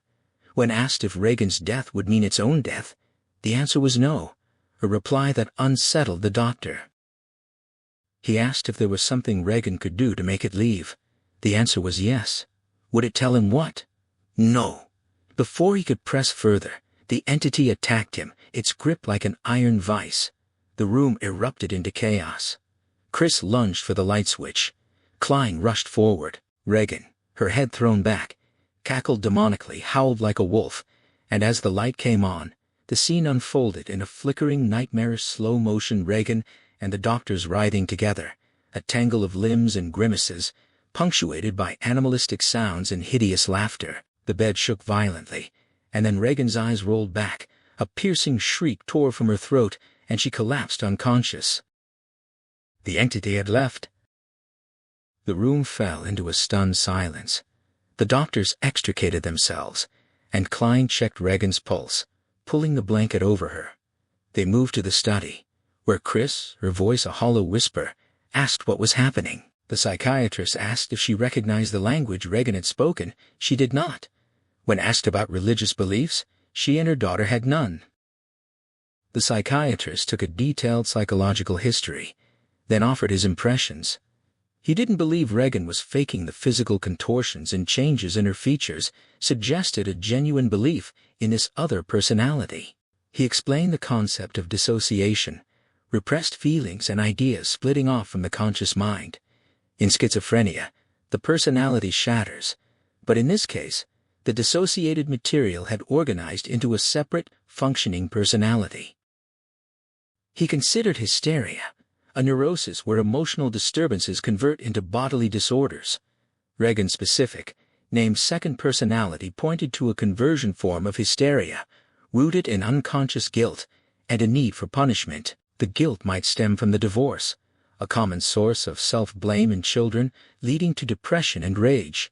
Chris, frowning, asked if this fear of death, this thanatophobia, was inherited. The psychiatrist, his curiosity piqued but measured, said no, it was not something passed down. Chris shook her head, admitting she was lost. The psychiatrist offered his best guess. If the condition was conversion hysteria from guilt, then the second personality acted as the punisher, allowing Regan to escape recognizing her own guilt. When pressed for a definitive diagnosis, he demurred, noting it was extraordinary for a child so young to organize such a coherent new personality. He found her suggestibility puzzling, especially since she resisted hypnosis, and was struck by the new personality's apparent age and knowledge, hinting at a somnambulistic state where the subject manifests unlearned skills. He stopped himself, knowing the implication was too dark, that the second personality's intention was the destruction of the first. The bottom line was clear: Regan needed intensive study at a clinic like Behringer in Dayton. Chris agreed. The loss of her directing opportunity was a distant ache. After the doctors left, she wept for Dennings, for the void, and then packed. As she prepared, a detective arrived. He was a plump, soft-spoken man, apologetic and oddly charming. He asked routine questions about Burke Dennings's death, suggesting it might be more than an accident. Chris, already frayed, led him into the kitchen. He accepted a glass of Calso water and praised her film Angel, then gently pressed for details about Dennings's visit. Chris's attention was split. She was uneasy, and noticed the detective's gaze lingering on Carl. The interview was a careful dance, and Chris felt the weight of it pressing down on her, just another layer of dread in an already unbearable week. The detective's rambling praise of the film's score and his curious mention of Mendelssohn made Chris pause. Who was this man, and why did his gaze keep drifting to Carl? She deflected, calling the composer's work an homage, and urged him to drink his water before it went flat. He drained the glass, his little finger raised, and then his attention fell on Regan's bird sculpture, which he admired. She confirmed her daughter had made it. He shifted, saying he had just one question. Did Dennings have any other friends in the area? Chris revealed that Dennings had been at the house that night. The detective seemed to pounce on this, asking for the time he left. Chris didn't know she'd been out. The conversation quickly turned pointed, as he asked who was in the house with Dennings and her daughter while she was gone. She mentioned Sharon, but the detective's questions grew sharper, and she felt the ground shift beneath her. The friendly banter had turned into an interrogation. She said no one else was there, but her gaze kept returning to Carl, who was cleaning the oven. The detective noted her pause, pressing on. When she tried to suggest it might not have been an accident that Dennings had a temper, the detective appeared to dismiss it, instead fingering the bird sculpture again. He asked about her daughter's bedroom, pointing to the bay window, and then offered a bizarre piece of folk wisdom about drafts. Chris felt herself relaxing again, thinking he was just an odd, harmless man. He began taking notes, asking for names and times. Carl, from the kitchen, confirmed his whereabouts the previous night. He had seen Lair at the Gemini Theater, taken the bus, and arrived home at 9:30. The detective seemed to accept this, but his questions lingered like shadows, and Chris felt a deepening unease about the entire encounter. The detective waved off Carl's detailed account, thanking him with a hint of dismissal, then casually asked if he'd enjoyed the film. Carl's affirmation was terse, and the detective concurred before turning back to Chris. He scribbled in his program, lamenting Denning's talent and suggesting that a director's true skill lay in managing people. Chris agreed, admitting her own insecurity, but noted Denning's temper. The detective seemed to pivot, suggesting the real problem was with the little people, the ones who handled the details.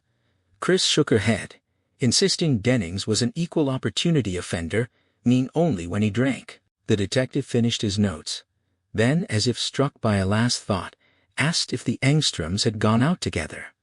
Chris clarified that Willie had seen a Beatles film separately. The detective dismissed the question as irrelevant, folded his notes, and stood. He admired Regan's sculpture again, rubbing its beak, then asked about her doctor. Chris mentioned the clinic in Ohio.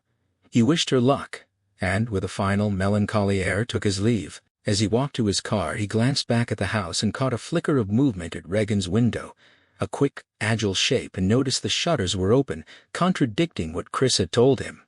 He kept watching, but nothing more appeared. Inside the car, he quietly scraped a tiny sample of green clay from the bird sculpture he'd handled, then told his driver to go. He closed his eyes, exhausted by the weight of the world. Later that night, in his office, Kinderman reviewed the pathologist's report on Dennings: a broken neck, torn muscles, and a head turned completely around.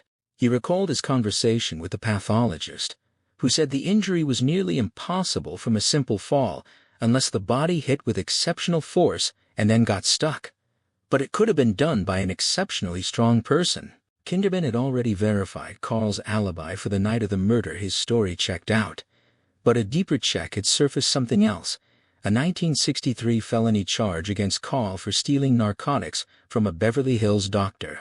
The charges were dropped inexplicably, and the doctor later gave the Angstroms a favorable reference. Carl wasn't an addict, so why did he steal the drugs? And why did the doctor drop the charges and then vouch for him? The pieces didn't fit, and the mystery was growing.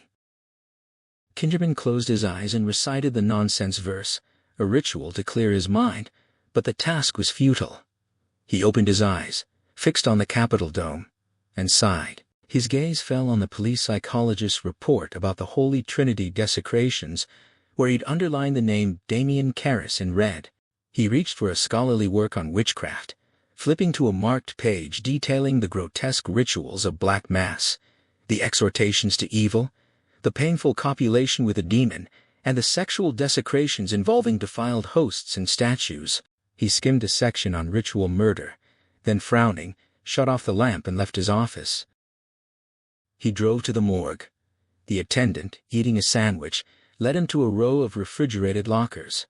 At locker 32, he slid out the tray. Kinderman stared, then slowly pulled back the sheet to reveal what he'd seen before, but couldn't accept. Denning's head was turned completely around, facing backward. On the Georgetown campus, Damien Karras jogged alone around a cinder track, his body drenched in sweat. He'd been running daily since his release from duties, chasing sleep and trying to ease the grief that clung to him. When he ran until he was exhausted, the weight sometimes lifted. He pushed through 20 laps, feeling the burn, and noticed a portly man in a floppy overcoat watching him from a bench. The man's gaze followed him each time he passed. Karras slowed to a walk, fists pressed to his sides. The man approached, calling his name. Karras nodded, squinting, and began walking to avoid cramping. The detective introduced himself as Lieutenant Kinderman of Homicide, and Karras, scanning the badge, asked what it was about. The detective deflected, remarking on Karras's resemblance to a boxer Marlon Brando in On the Waterfront, and Karras parried with a joke about the detective looking like Paul Newman. The detective admitted he was short of breath, pointing to his throat. Karras, still walking, asked him to get to the point, and the detective asked if he was interrupting. Karras, with a wry smile, asked what he could possibly be interrupting. The detective had led with a playful needling about interrupted prayers, but Karras turned it back on him, suggesting the man missed nothing. Kinderman tried to act baffled, though the priest's knowing smile gave him away, prompting the detective to admit his usual schmaltzy routine and cut to the chase. Before Kinderman could state his business, Karras guessed the topic: the church desecrations. The detective confirmed it, then hinted at something graver, and the Jesuit, with a shrug, landed on murder, a guess that seemed to amuse the detective. When Kinderman finally pivoted to witchcraft, Karras acknowledged his academic familiarity with it, and the detective pressed him for a connection to the director's death. Karras recalled the public story of a fall, but the detective insisted the full truth was darker, and before he could finish, he had to stop them both, complaining of his emphysema. They settled onto a bench, and as Karras wiped sweat from his brow, the detective revealed that Dennings had been found at the bottom of the steps, with his head twisted completely backward. Karras acknowledged the unlikelihood of such an injury from a simple fall, and the detective invited him to make the obvious link to witchcraft, the trademark of demonic assassins, as Karras himself noted. Kinderman then floated the possibility of a sick priest behind both the desecrations and the murder, given the killer's apparent knowledge of the occult. Karras felt the full weight of the suspicion but gave no ground, stating he knew of no such priest. The detective countered with a reminder that, as the campus psychiatrist, Karras would be in a position to know. Karras calmly corrected him, mentioning his recent reassignment, and when Kinderman invoked doctor-patient ethics, Karras demurred, offering only that the case was now out of his hands. A veiled threat about legal consequences landed with a shrug from Karras, who then made a dry joke about taking the matter to confession, hinting that he could shield himself that way. The detective, taking the remark in stride, returned to his needling, joking that Karras, with his sharp tongue and worn sneakers, was an unconvincing Jesuit, more like a Jewish comedian trying to pass, which actually made Karras laugh, breaking the tension. Kinderman took the laughter in stride, then brightened with a story from his police entrance exam, a comically absurd answer about rabies and Jewish priests, that had made its way into the test's lore. Karras responded with a warm smile and offered to walk him to his car, but the detective hesitated, reluctant to let the conversation end. The priest, leaning in with an earnest expression, assured him that he had no hidden agenda. If he knew of a priest who fit the profile, he would at least signal that fact without betraying names before reporting it higher up. He insisted he knew of no such candidate. Kinderman accepted this, but admitted he had never truly believed a priest was responsible anyway. As they walked, he voiced a darker, vaguer suspicion, something about cults and senseless killing that made him feel he was losing his grip on reason. Distracted, he asked about the faded word on Karras's t-shirt, learned it was from his days playing baseball at Woodstock Seminary, and the detective turned the detail into a small joke about the rivalry between the philosophers and theologians, which the priest gently corrected. The conversation circled back to the strange case, and Kinderman pressed Karras for his professional opinion on whether a witch coven might be active in Washington. Karras dismissed the idea with a scoff, but Kinderman pounced on his defensiveness, accusing him of hiding his true beliefs to avoid looking superstitious in front of a rationalist. The Jesuit conceded the detective's insight. Pushed further, Karras admitted that black masses still occurred in Europe, and noted with irony that the center of modern Satan worship was in Turin, the city that housed the Shroud of Christ. Kinderman then pressed for confirmation of the historical truth behind the lurid rites he'd read about the sexual desecrations, the statues, the infant blood. Karras offered only a cautious opinion, suggesting such practices were indeed rooted in pathology, but real enough in their occurrence. He warmed to the topic, sharing a bizarre police case from France involving monks who had tried to rent a room for themselves and a life-sized Virgin Mary statue, a detail that Kinderman found shocking. The detective then asked about ritual murder, drawing a parallel to medieval anti-Semitic blood libels, and Karras, with a flash of personal pain that he quickly suppressed, acknowledged the historical weight of such accusations. He moved on to mention a Swiss midwife's confession to multiple infant murders, though he conceded torture might have been a factor. Yet he pressed the point that some disturbed individuals might actually commit such crimes. To illustrate, he cited the case of a 16th-century German who believed himself a werewolf and murdered children, even eating the brains of his daughters-in-law. As the distant sounds of the baseball game drifted across the campus, the priest and detective walked on, the weight of the conversation settling between them. They reached the parking lot in silence, and Kinderman asked what he was truly looking for. Karras suggested a drug-addled psycho, which the detective accepted with a nod. Offered a ride, Karras initially declined, but the detective insisted, joking about official certificates and envy. The priest relented, and Kinderman gave the driver the address of the Jesuit residence hall, which prompted a mild question from Karras about how he knew it. A question the detective deflected with a shrug. As they drove, Kinderman pivoted to movies, mentioning his passes, and gently proposed a future outing. Karras, feeling a flicker of warmth, accepted with a well-timed quote from Harvey. At the residence, they exchanged pleasant farewells, but just as Karras was about to walk away, Kinderman called him back, having remembered the Latin altar card from the church. Karras retrieved it, handing it over without gloves, earning a mock scolding from the detective. When Kinderman asked for his conclusion, Karras could only offer that the writer was deeply disturbed, and when pressed about gender, he admitted uncertainty. He pointed out that the flawless, distinctive Latin could only have been composed by someone who thought in the language of skill not uncommon among Jesuits. Then, with a sly grin, he jokingly named the Dominicans as the culprits before walking away, leaving Kinderman shaking his head and muttering an observation about the priest's resonant, hidden depths. Back in his spare room, a space defined by a single bed, a desk, and a crucifix above the headboard, Karras showered and changed, then headed to the refectory. There he found Dyer, clad in a faded Snoopy sweatshirt, and sat down across from him. Karras blessed himself quickly, then grimaced at the smell of knockwurst and sauerkraut, the evening's fare. Dyer ribbed him about his light teaching load, and Karras countered with a dry remark about quality over quantity. The dining hall buzzed around Damien Karras as his companion insisted that volume was the only metric that mattered. Reaching for a pitcher of milk, Karras was halted by the quiet caution of a young cleric buttering whole wheat bread, who pointed out the suspicious bubbles betraying the presence of saltpeter. Driven by a raw physical need, Karras ignored the warning and filled his glass just as the scrape of a chair announced a new arrival. Looking up, Karras was instantly crushed by a heavy leaden dismay upon recognizing the profoundly lonely young priest he had recently counseled. Masking his despair with feigned interest, he asked the newcomer's thoughts on a recently read book, setting the milk pitcher down with the grim finality of a discarded prayer booklet. Half an hour later, with their mutual friend off entertaining the hall, Karras checked his watch and invited the isolated young man for a walk across the street.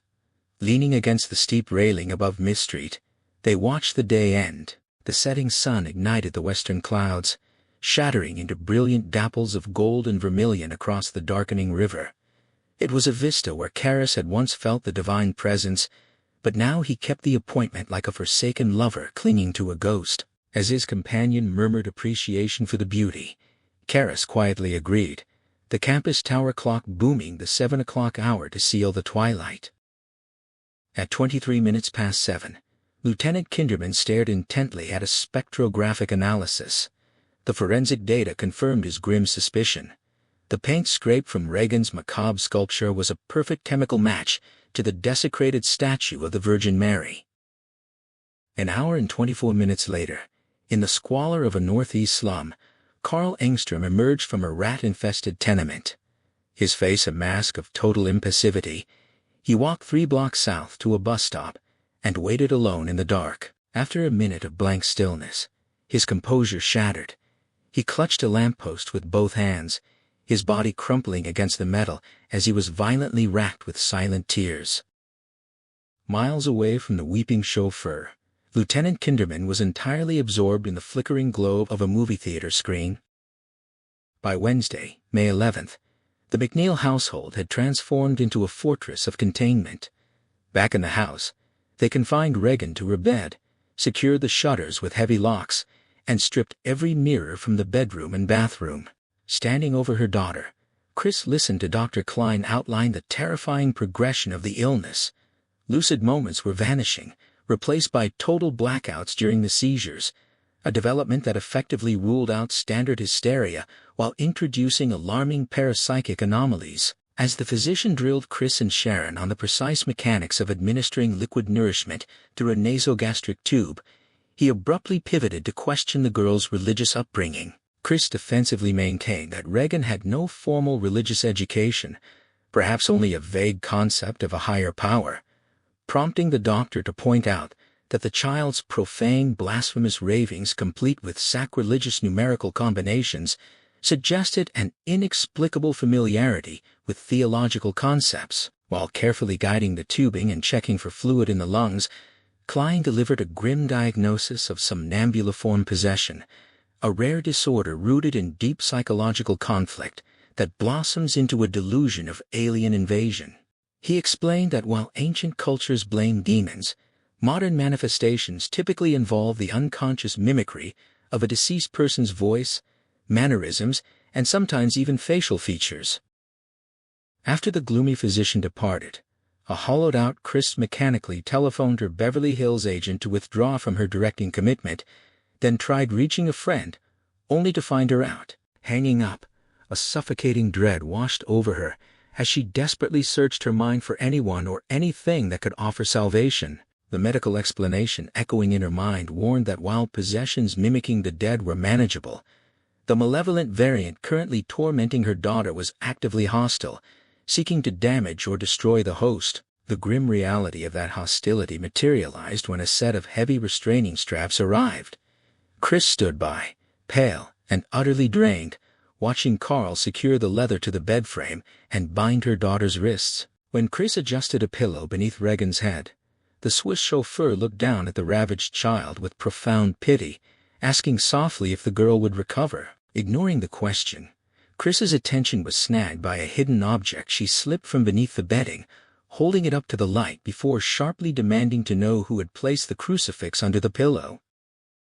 The doctor's lingering advice insisted that with hypnotherapy and narcosynthesis proving useless, time and hospitalization were their only remaining options, but Chris's frantic energy drove her into the kitchen where Sharon was setting up a typewriter and Willie was chopping stew vegetables. Tightly wound, Chris demanded to know if the secretary had hidden the religious icon in the bedroom. A thoroughly bewildered Sharon denied it, insisting her only spiritual discussions with the child were rudimentary lessons about the creation of the world, a defense Chris readily accepted before turning her glare on the housekeeper, who defensively denied any involvement. The tension snapped. Chris erupted in a furious tirade, wheeling on Carl as he calmly folded ice cubes into a towel at the refrigerator and demanded a confession. When the chauffeur placidly maintained his innocence, Chris shrieked that the object hadn't materialized on its own, spinning back to the women to demand which of them was lying. The sheer force of her rage stunned the room into silence, and as Carl paused to study her, Chris's fury collapsed into convulsive, trembling sobs, burying her face in her hands as she wept apologies for her loss of control. While the staff watched in quiet shock, Sharon moved in to massage her employer's tense shoulders, offering soothing reassurances until Chris wiped her tears, blew her nose, and conceded that the unknown culprit had likely only been trying to help. Defensiveness flared again as Chris vehemently declared she would never commit her daughter to an asylum, dismissing the medical semantic corrections and vowing never to let the girl out of her sight, bitterly railing against the army of specialists who had offered her nothing but useless jargon. Tearing open a packet of imported French cigarettes, she took a few harsh, deep drags before aggressively stubbing it out and marching upstairs to check on the patient. Pushing open the bedroom door, she peered into the gloom and spotted a male silhouette sitting rigidly beside the bed, an outstretched hand resting gently on Regan's forehead. Stepping closer, Chris realized it was Carl, his gaze locked intently on the child, holding an improvised ice pack against her skin without acknowledging his employer's entrance. Struck by a sudden surprising wave of tenderness, Chris looked upon the stoic man with a deep fondness she hadn't felt in years, but when he remained perfectly still and silent, she quietly slipped out of the room. Retreating to the kitchen, she sat in the breakfast nook nursing a cup of coffee, staring blankly into the distance until a sudden impulse propelled her briskly toward the cherrywood-paneled study. Surrounded by the unfamiliar ornate volumes that came furnished with the house, Chris carefully scanned the spines while the doctor laid out his final radical theory. He explained that the syndrome was deeply tied to autosuggestion, proposing that if the girl had prior knowledge of possession, her unconscious might be manifesting the symptoms, which meant a highly theatrical countersuggestion might offer a slim chance of a cure. When he asked if she had ever heard of an exorcism, Chris remained silent, listening as he described the outdated Catholic ritual as a psychologically impressive tool that worked purely on the victim's belief, much like the lethal power of suggestion found in Aboriginal curses and their counteracting cures. Stunned, she asked if he was seriously advising her to seek out a practitioner of witchcraft, to which he conceded that as a desperate last resort, taking her to a Catholic priest was exactly what he meant. Acknowledging the bizarre and potentially dangerous nature of the advice, he pressed her to confirm whether Regan could have possibly learned about demonic invasion from a book, a movie, or a broadcast before the illness began, but Chris firmly denied any such exposure. The doctor's probing questions about Regan's exposure to the New Testament and its accounts of demonic expulsion were met with Chris's sharp dismissal. She refused to entertain the idea, terrified that her estranged husband might discover she had resorted to calling in a priest, and begged the physician to drop the subject entirely. Her fingertips continued their restless pilgrimage across the study spines until a sudden jolt of recognition arrested her hand. On the bottom shelf sat the volume on witchcraft that her friend Mary Jo Perrin had mailed to her. Snatching it up, Chris scanned the table of contents with a trembling thumbnail, her heart leaping as she found a chapter explicitly titled with a phrase describing states of possession. A thrilling surge of surmise washed over her. Perhaps the Beringer Clinic doctors were correct after all, and Regan had unconsciously absorbed her symptoms from these very pages through autosuggestion. Clutching the book, Chris hurried into the kitchen where Sharon was rhythmically typing a letter from shorthand notes. Without stopping her work, the secretary denied ever reading the text or placing it on the study shelves when Chris pressed her for confirmation. Learning that Willie was currently out at the market, Chris nodded in silent contemplation before returning upstairs to Regan's bedroom, where Carl still maintained his stoic vigil. She held the volume out to him, asking if he had found it lying around and shelved it, but the houseman merely shifted his expressionless gaze from the cover to his employer, denied any involvement, and turned his attention back to the sick child. Resigned to the possibility that Willie might be responsible, Chris retreated to the kitchen table and opened the text to the chapter on possession, desperately hunting for anything that might explain Regan's condition.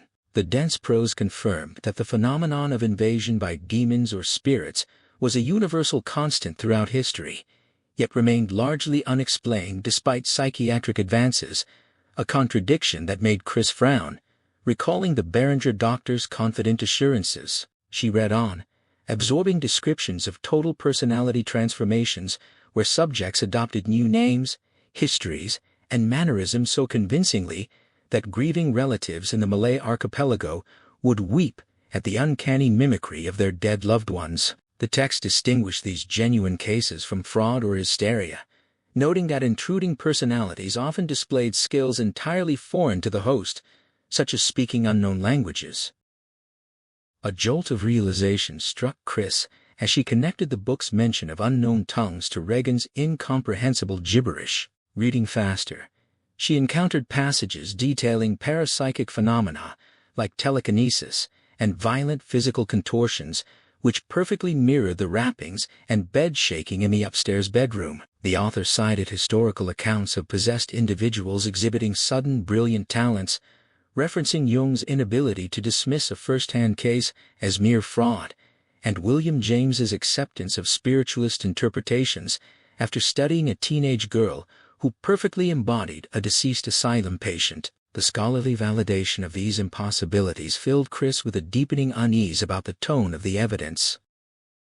So absorbed was she in the ancient Egyptian exorcism formulas addressing dark entities with inverted faces, that the chime of the doorbell failed to penetrate her concentration.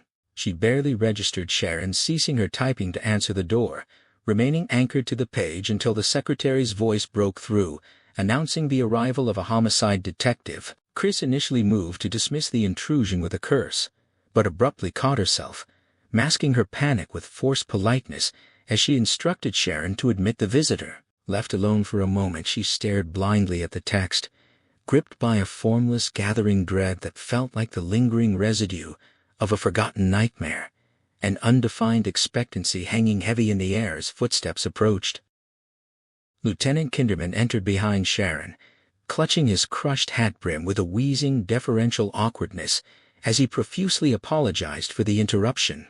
When Chris asked how the world was faring, he painted a bleak picture before gently inquiring about Regan, his moist, drooping eyes radiating genuine concern upon hearing there was no change.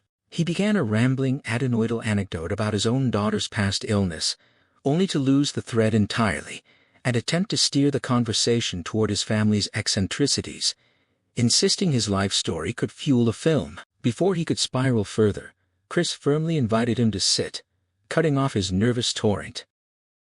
Gratefully exhaling, the detective settled his bulk into a chair opposite the oblivious, still typing Sharon, and tried once more to corral his thoughts.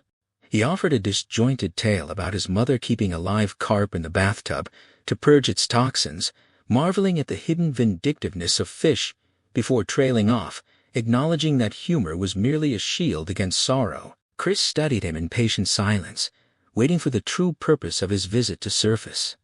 Noticing the open volume on the table, Kinderman asked if she was researching for an upcoming film project. Guarding her terrifying discovery, Chris deflected the inquiry, claiming she was merely passing time with a book she had only just begun. Kinderman murmured the title of the witchcraft text, angling his head to read the spine before Chris pressed him to reveal the true purpose of his visit. The detective apologized for the intrusion, clasping his hands gravely on the polished pine table as he began to mention Burke Dennings, only to be interrupted by Sharon's sharp exclamation of frustration. She had violently crumpled a mistyped letter and tossed it errantly toward the wastebasket near the detective's feet, immediately flushing with embarrassment when she realized her audience. Kinderman politely retrieved the discarded paper for her, using the brief exchange to confirm her identity as the secretary, Sharon Spencer, before pivoting back to his inquiry with courtly manners that left Sharon leaning forward over her typewriter in open curiosity. The detective focused his attention on Sharon's movements on the night of Denning's death, verifying that she had left him alone in the house to visit a drugstore while Regan remained upstairs. After confirming the spelling of the child's name with Chris, Kinderman established a timeline based on Sharon's memory of the evening news and a delayed pharmacy delivery, calculating that Dennings must have arrived around 6:45. When Chris asked what this meticulous reconstruction meant, the nebulous dread inside her tightened as the detective pointed out the strangeness of a 20-minute visit that ended without Dennings calling a taxi or visiting his usual M Street bars. He revealed that cab records showed no pickups from the house that night, except for Sharon's own ride, leaving Chris pale and breathless as she admitted her ignorance of any explanation. Kinderman's tone darkened as he explained that the pathologist's report had shifted the investigation from accidental death to something far more sinister. He hesitated, clearly pained to deliver the news, before describing how the specific shearing of neck muscles indicated Dennings had fallen at least 20 or 30 feet before tumbling down the steps, a trauma inconsistent with a simple stumble. As Chris winced with her eyes shut, the detective turned to Sharon to confirm Dennings had been downstairs mixing a drink when she left, then asked Chris if her heavily sedated daughter might have awakened and remembered seeing him in her bedroom. Despite Chris's insistence that Regan had been unconscious and the window securely closed, Kinderman floated the theory that the intoxicated director might have fallen from the girl's room, though he acknowledged the extreme unlikelihood of such an accident producing the specific injuries found. The interrogation deepened as Kinderman noted the impossibility of Dennings leaving a sick child alone after such a brief visit, eventually gesturing toward the witchcraft book to ask if Chris had read about ritual murder. A chilling prescience settled over Chris as she denied it, prompting the detective to reveal that Dennings's neck had been wrenched in a manner mimicking demonic execution. Seeing the color drain from her face, Kinderman paused to check on her well-being before pressing forward with his personal theory. He believed Dennings had been murdered by a powerful man and subsequently thrown from the bedroom window. He argued that since no one was supposed to be in the house besides the child, someone must have entered during the narrow window between Sharon's departure and Chris's return, begging them to think harder about any unannounced visitors. Chris lowered her head in agonized thought, cursing softly under her breath before admitting she could recall absolutely no one who might have called. Kinderman immediately shifted his focus back to Sharon, asking if anyone had come to see her, but the secretary firmly denied receiving any guests. When Chris asked if Sharon's boyfriend knew where she worked, the detective's eyebrows arched in silent question until Chris clarified the reference. Sharon confirmed that her partner had never visited the house and had been attending a convention in Boston on the night in question, leaving the detective with yet another dead end in the baffling geometry of the crime. Kinderman absorbed the correction that Sharon's boyfriend was a lawyer, not a salesman, before turning back to Chris to inquire whether the servants received visitors or if any deliveries had been expected on the day of the death. He theorized that Dennings's irascible drunkenness might have provoked a rage in a delivery person, but Chris deferred all knowledge of household logistics to Carl and offered to summon him. The detective declined with a morose sigh, stuffing his hands into his coat pockets as he cast a glum glance at the witchcraft book and declared the line of inquiry too remote to pursue given Regan's illness. With a dismissive gesture, he formally ended the meeting, thanking both women for their time while Sharon stared distantly into space, her mind clearly elsewhere. Shaking his head in baffled wonder, Kinderman muttered about the strangeness of the case as Chris rose to escort him out, her voice and expression carefully subdued. Despite his protests, she insisted on walking him to the front door, where he paused to make one final hesitant request. Touching his fingertips to his lips, he asked with grave apology if she might ask Regan whether she had seen Dennings in her room that night, invoking the spirit of scientific discovery to justify the long-shot question. Chris reminded him there was no logical reason for the director to have been upstairs, but agreed to ask when her daughter was well enough, prompting the detective to murmur that it couldn't hurt as they reached the threshold. At the door, Kinderman faltered again, his tension palpable as Chris braced herself for another devastating revelation about the investigation. Instead, his cheeks flushed red as he sheepishly confessed that the autograph he had requested was not for his daughter but for himself, admitting his deception with a mixture of desperation and defiance. Relief washed over Chris, nearly making her laugh at the absurdity of human frailty amid such despair, and she affectionately inscribed his card with a declaration of love before returning it. He tucked the unread inscription into his pocket, calling her a very nice lady before insisting she forget his troubling theories and focus entirely on Regan, then stepped out onto the iron-gated stoop and donned his hat. In the daylight, the dark exhaustion beneath Chris's eyes was unmistakable as Kinderman turned back to extract a renewed promise that she would question her daughter, which she gave before bidding him farewell. She closed the door and leaned against it with her eyes shut, only to open them instantly as the bell chime began to reveal an apologetic Kinderman who had forgotten his pen. After she returned it with a faint smile, he admitted he would be unable to sleep unless he covered every possible angle, asking hesitantly if he could speak with Carl about deliveries right there on the stoop rather than disturbing her further.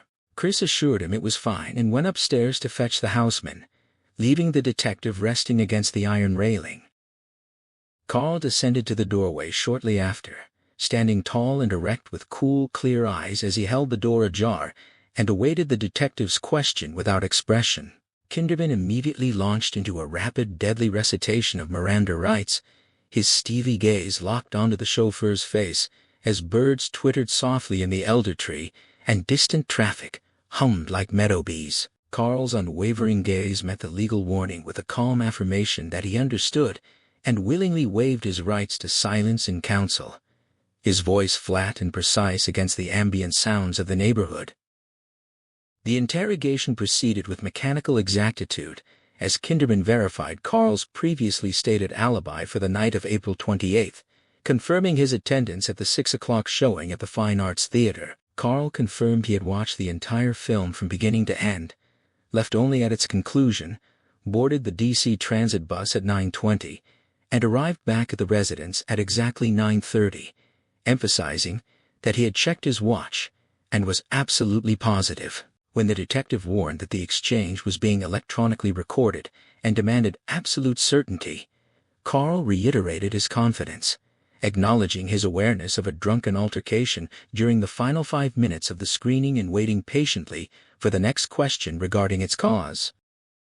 Carl explained that the drunken patron had been thrown out for causing a disturbance, but Kinderman immediately countered that no such incident had occurred. The detective then revealed a technical breakdown during the 6 o'clock showing that had delayed the film's end by 15 minutes, a fact Carl claimed to be entirely unaware of, that despite the audience's documented booing. Kinderman laid out the devastating mathematical consequence. The projectionist log proved the earliest Carl could have arrived home was nearly 10 o'clock, directly contradicting his sworn 9:30 timeline and Mrs. McNeil's own testimony. When asked to explain this puzzling discrepancy, Carl maintained his perfect poise and calmly refused to comment. Kinderman stared mutely at the unyielding chauffeur before sighing and switching off the hidden recording device in his coat lining. His tone shifted to one of weary understanding as he reminded Carl that a serious crime had been committed, that Dennings had abused him, and that his alibi was now proven false. Offering a private, unrecorded opportunity to save face, the detective suggested Carl might have been with another woman, and promised to discreetly verify such an affair to clear him of murder charges without his wife ever knowing. Something flickered briefly in the depths of Carl's eyes before dying out as he insisted through narrowed lips that he had been at the movies. After a long wheezing silence, Carl's voice subtly quavered as he asked if he was under arrest, but Kinderman offered no answer, merely staring with unblinking intensity before abruptly pushing away from the railing. The detective walked unhurriedly toward his parked squad car, hands in pockets and gaze sweeping the surroundings like a casual tourist, while Carl watched from the stoop with stolid impassivity. Kinderman opened the car door, extracted a tissue from a dashboard box to blow his nose, and stared idly across the river, as if contemplating lunch before entering the vehicle without a backward glance. Only after the squad car pulled away and rounded the corner did Carl look down at his free hand, which was now trembling uncontrollably against the doorknob. Inside the house, Chris heard the front door close as she brooded over a vodka at the study bar, the glow of coming dread seeping into her consciousness like light leaking under a door in some darkened hallway out of time. She feared what lay behind that metaphorical door, but forced herself to move back toward the kitchen, stirring her drink with an absent finger as Carl's footsteps ascended the stairs. Sitting at the table, she broodingly recalled the detective's assertion that Dennings had been killed by a powerful man, her gaze dropping to the witchcraft book as Sharon tripped lightly downstairs and began feeding fresh stationery into the typewriter. The secretary murmured that the situation was pretty creepy, her fingertips resting lightly on the keys as she stared at her steno notes. An oppressive uneasiness hung in the room as Chris sipped absently at her drink, her eyes fixed on the book's cover, until Sharon probed the silence with a strained observation about the occultists and hellhounds frequenting the nearby intersection. Chris erupted violently, begging Sharon to forget about it and focus on Regan, prompting the secretary to type furiously for a moment before scraping her chair back and icily announcing she was going for a walk. Chris shot back a command to stay away from both M and streets, listening to the front door open and close before lowering her hands with a pang of regret. The emotional flurry had siphoned off some tension, but the ominous glow remained at the edge of her consciousness as she took a deep breath and tried to refocus on the text.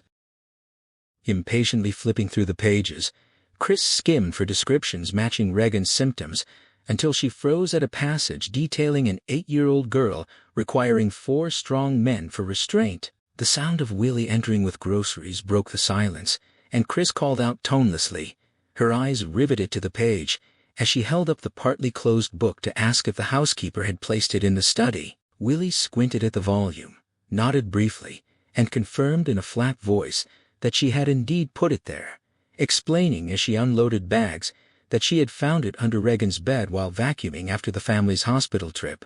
When Chris asked in a dead voice if she was absolutely sure, Willie affirmed her certainty without hesitation. Chris stared fixedly at the open pages, unmoving and unbreathing, as the headlong image of an open window in Regan's bedroom on the night of the accident rushed at her memory, with talons extended like a bird of prey that knew her name. She recognized the numbing familiarity of the sight, and saw that a narrow strip had been shaved from the edge of the right-hand page, confirming her worst fears. Just as massive, muffled rappings began to boom from upstairs, with the nightmarish resonance of a sledgehammer pounding limestone deep within an ancient tomb. Regan's anguished screams of terror and imploring were followed by Carl's fearful shouts, sending Chris bolting from the kitchen in a frenzy of panic as she raced up the stairs toward the bedroom. A heavy blow echoed through the hall, followed by the crash of a body hitting the floor, and Regan's desperate pleas, but the bellowing response came from a deep bass voice that was threatening and raging, not Carl's. Chris burst into the bedroom and stood rooted in paralyzing shock as the walls shivered from the booming rappings, and Carl lay unconscious near the bureau. On the violently bouncing bed, Regan sat with legs propped and spread wide, her face smeared with blood from the violently ripped-out nasogastric tube, her bulging eyes fixed in terror on a bone-white crucifix held poised in the air directly above her vagina. Her hands strained to hold the object back even as they brought it closer, shrieking pleas that were answered by her own coarse, guttural voice bristling with venom and commanding filth to obey. In an instantaneous flash, Regan's features hideously transmuted into the feral demonic personality seen during hypnosis, the two faces and voices interchanging with terrifying rapidity as Chris watched in stunned horror. The guttural threats and the child's desperate refusals overlapped in a chaotic duel, the demonic voice snarling vicious promises of death if the little bitch did not comply, while Regan's own terrified sobbing continued to beg for mercy against the relentless self-inflicted violation unfolding on the shaking bed. She witnessed a series of events that defied comprehension.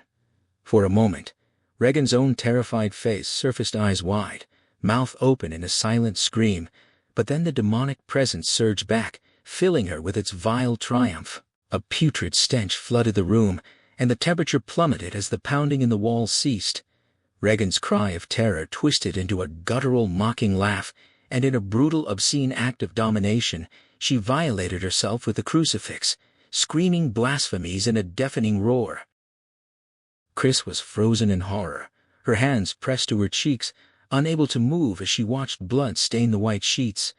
Then, driven by a primal shriek, she lunged at the bed, reaching for the crucifix, but the demon, with a face contorted in fury, caught her by the hair and yanked her head down, pressing her face against Regan's body, smearing her with blood. The creature mocked her, crooning in a grotesque parody of intimacy, then jerked Chris's head back and slammed her across the chest with a blow that sent her flying across the room.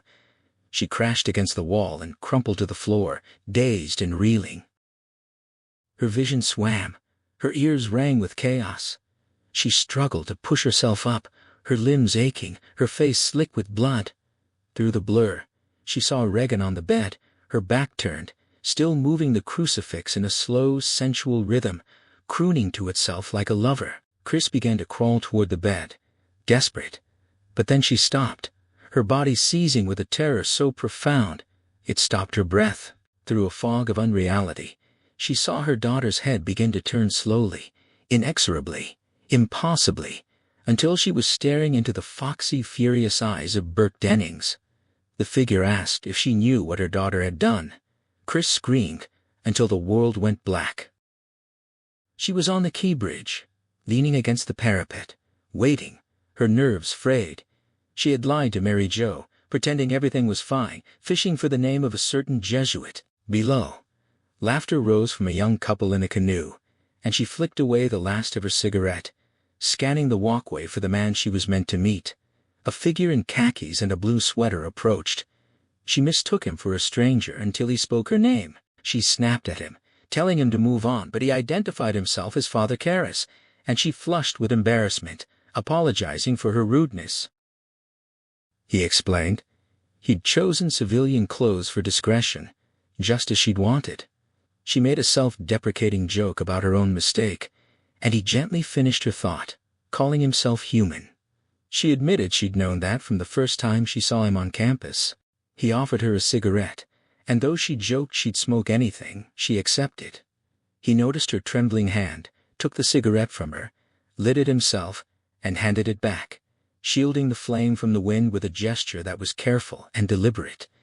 She recognized what he'd done, and thanked him. He lit his own cigarette, and they leaned on the parapet together. She asked where he was from. He said New York, and she admitted she'd never go back. He agreed, though with a flicker of hesitation she caught, and when she asked how a shrink could become a priest, he corrected her gently, explaining the Society of Jesus had sent him through medical school and psychiatric training. She seemed to weigh his answer, and the conversation hung in the air, the weight of her unspoken desperation pressing against the surface of their small talk.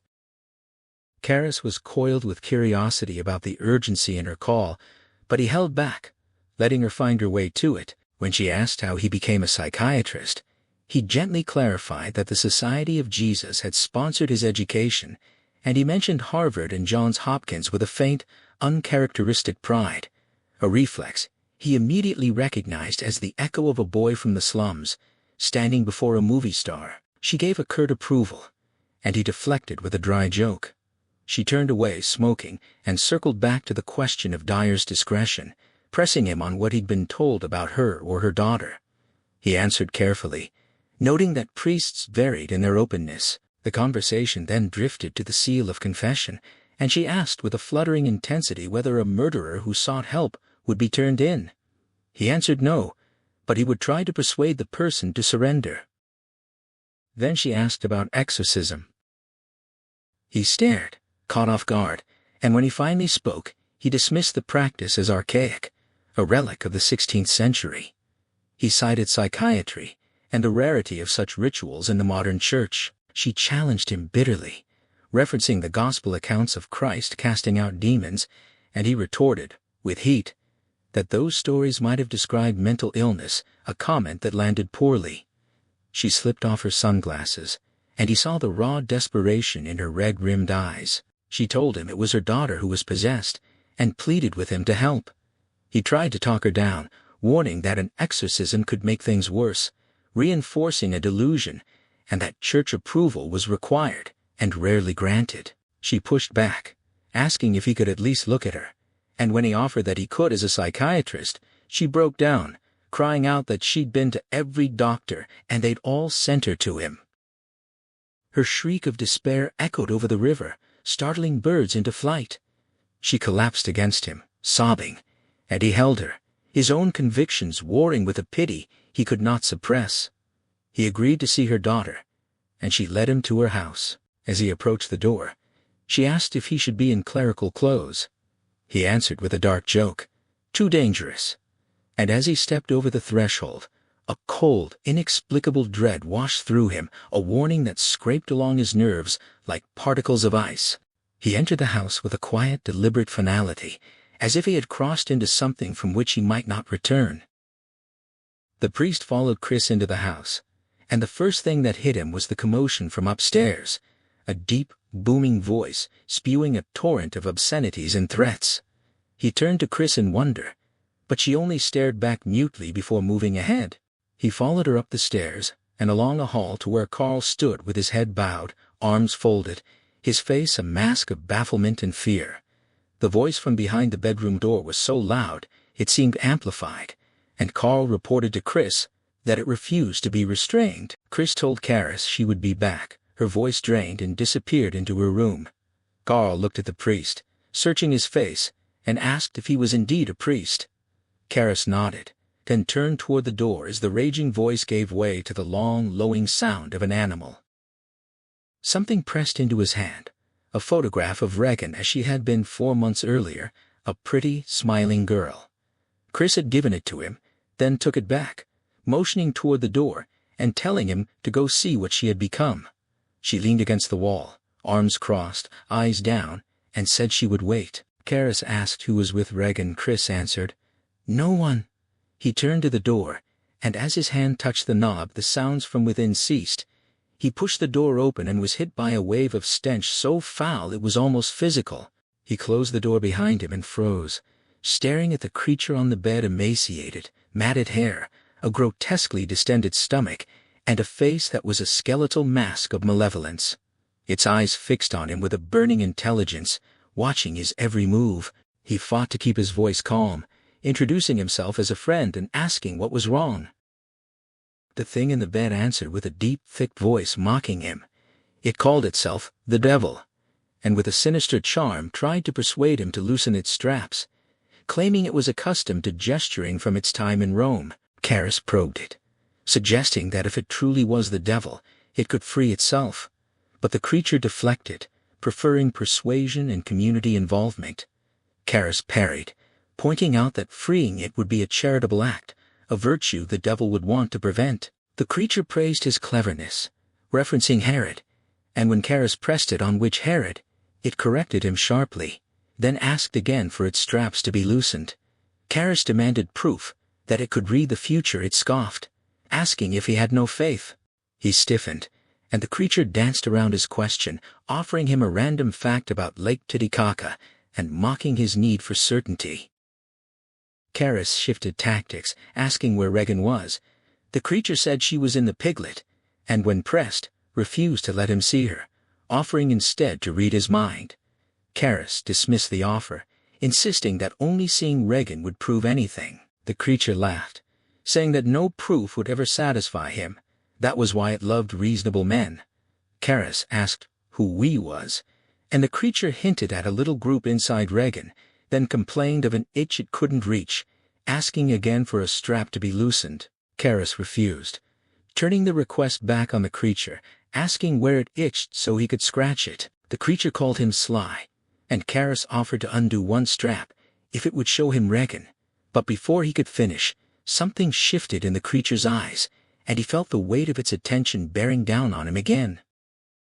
The priest flinched, as Regan's features suddenly twisted into a mask of pure terror, her mouth open in a silent scream, but then, just as quickly, the expression remolded into a wheedling British accent, begging to be freed from the straps, before the demonic persona returned with a croaking plea for help from an old altar boy, followed by wild laughter.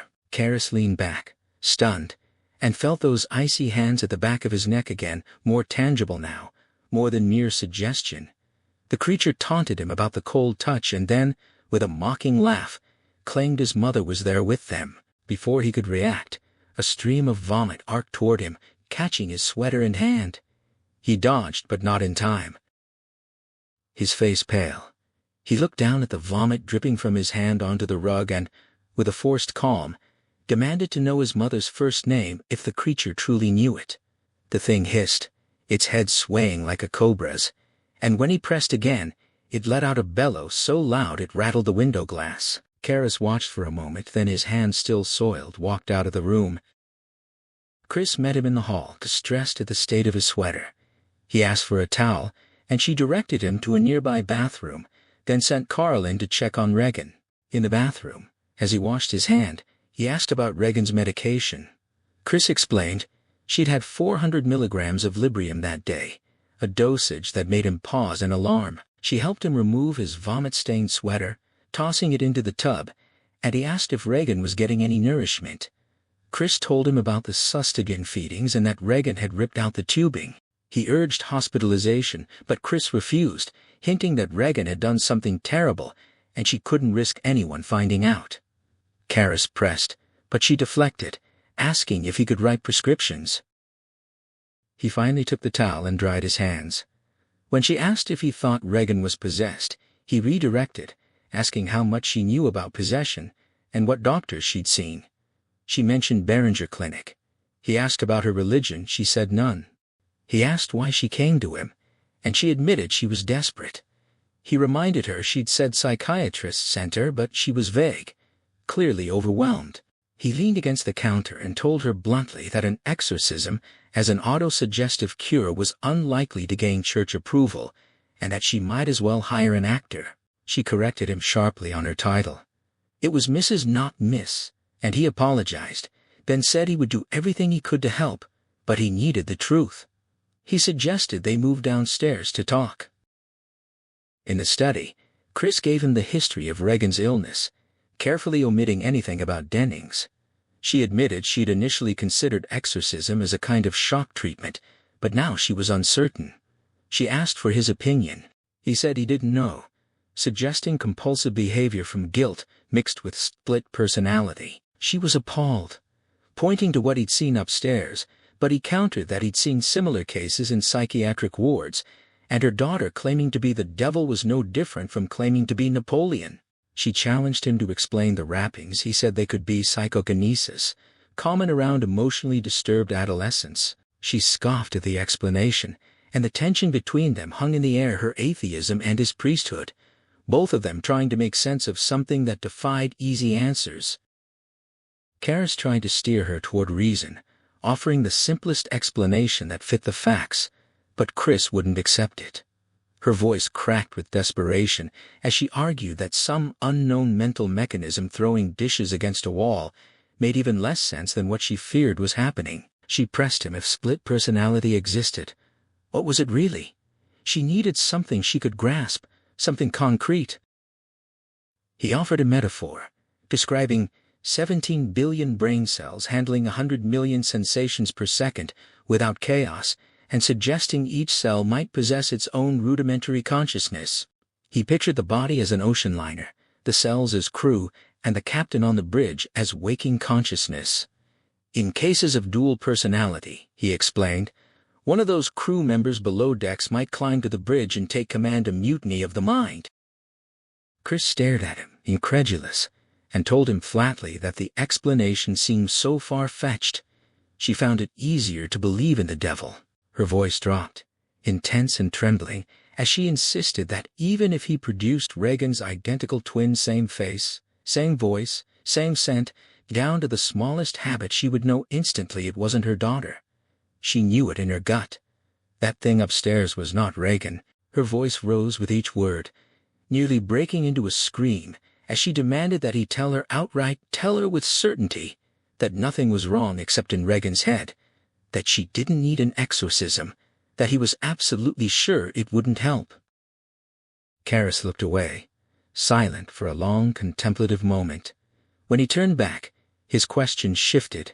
He asked about Regan's normal voice, her intelligence, her reading habits, the difference in her speech patterns, not the content, but the style, the way she put words together. Chris struggled to understand what he meant.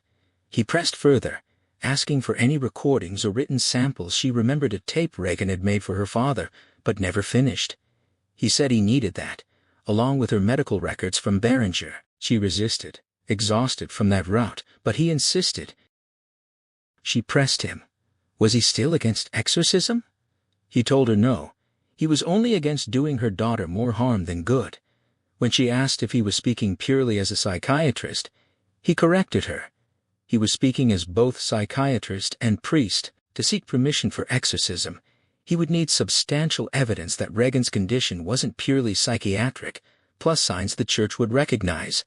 She demanded examples.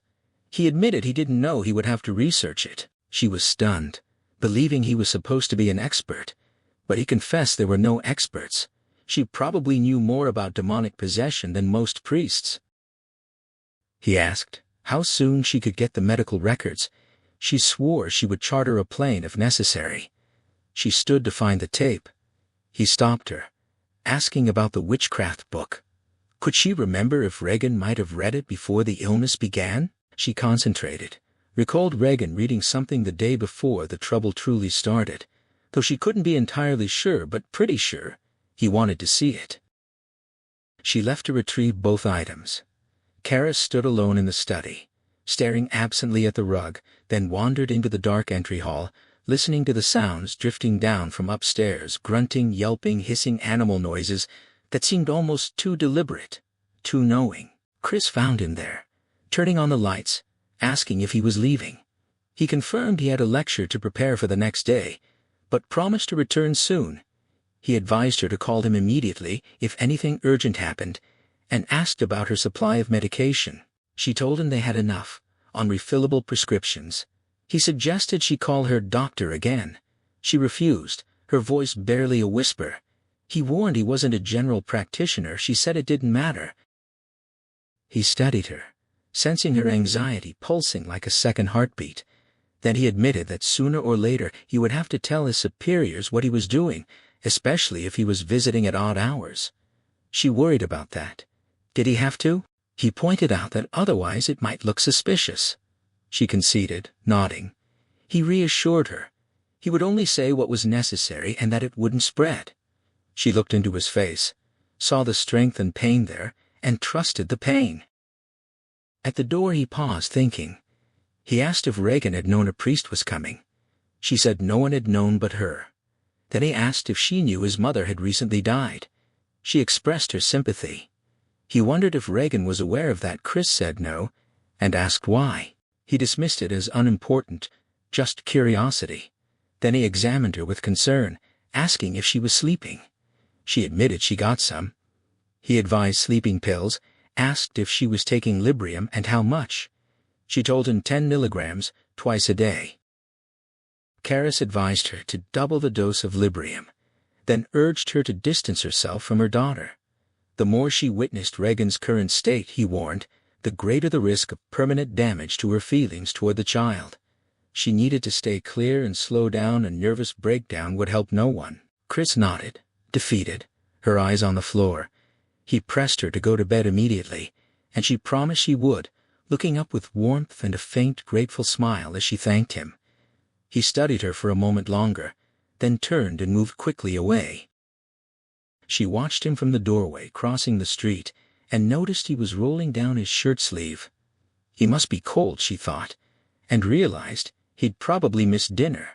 As he passed the restaurant, he dropped something, the witchcraft book, or the tape, and stooped to retrieve it. At the corner, he turned and disappeared from view.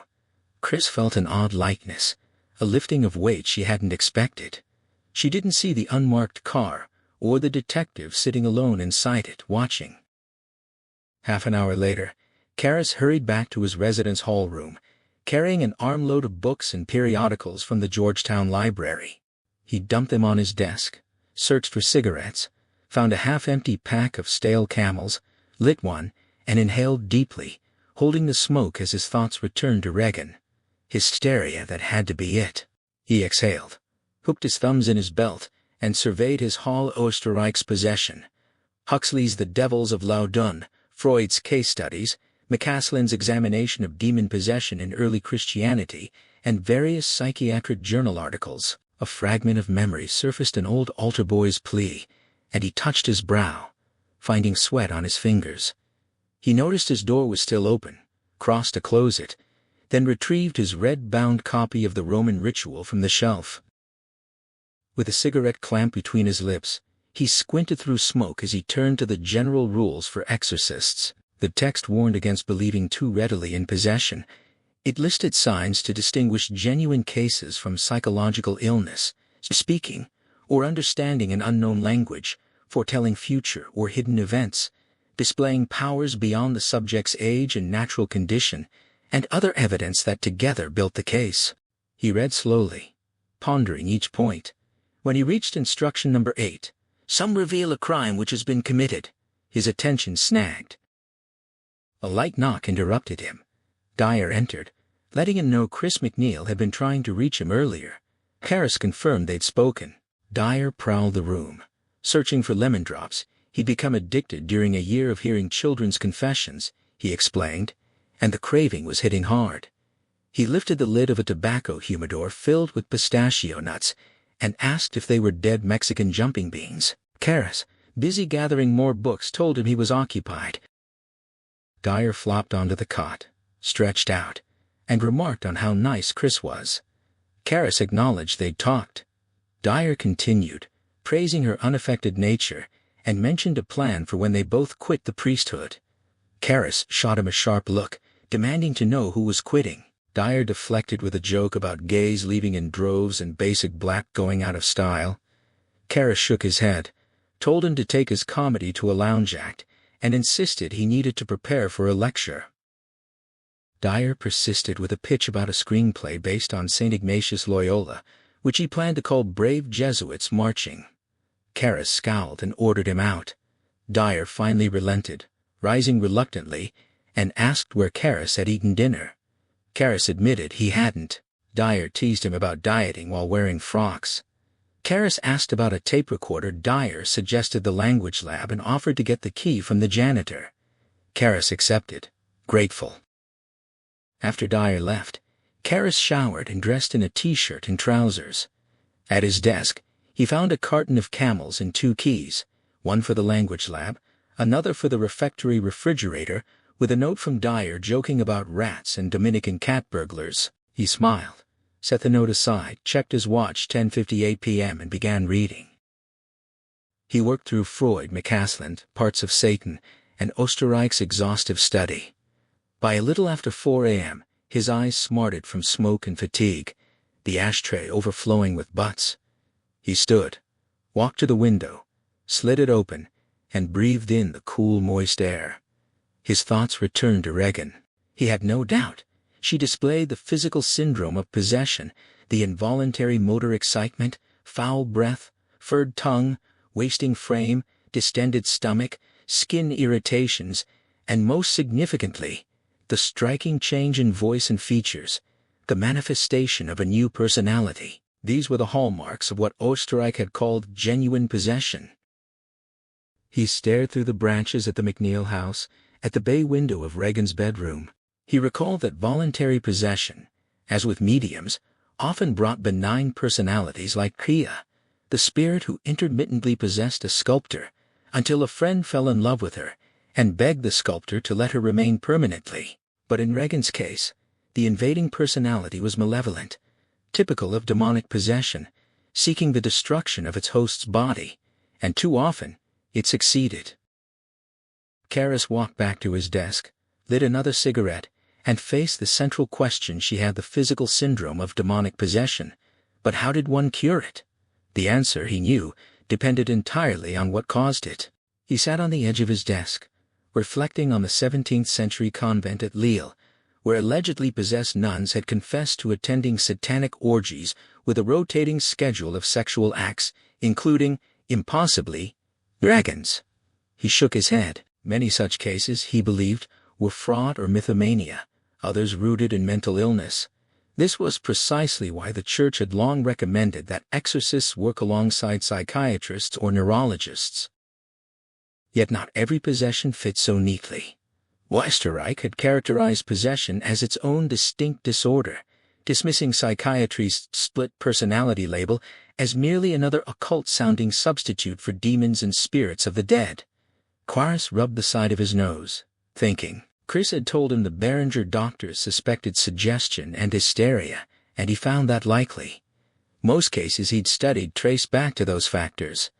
Possession mostly struck women, it erupted in epidemics, and exorcists themselves sometimes fell victim.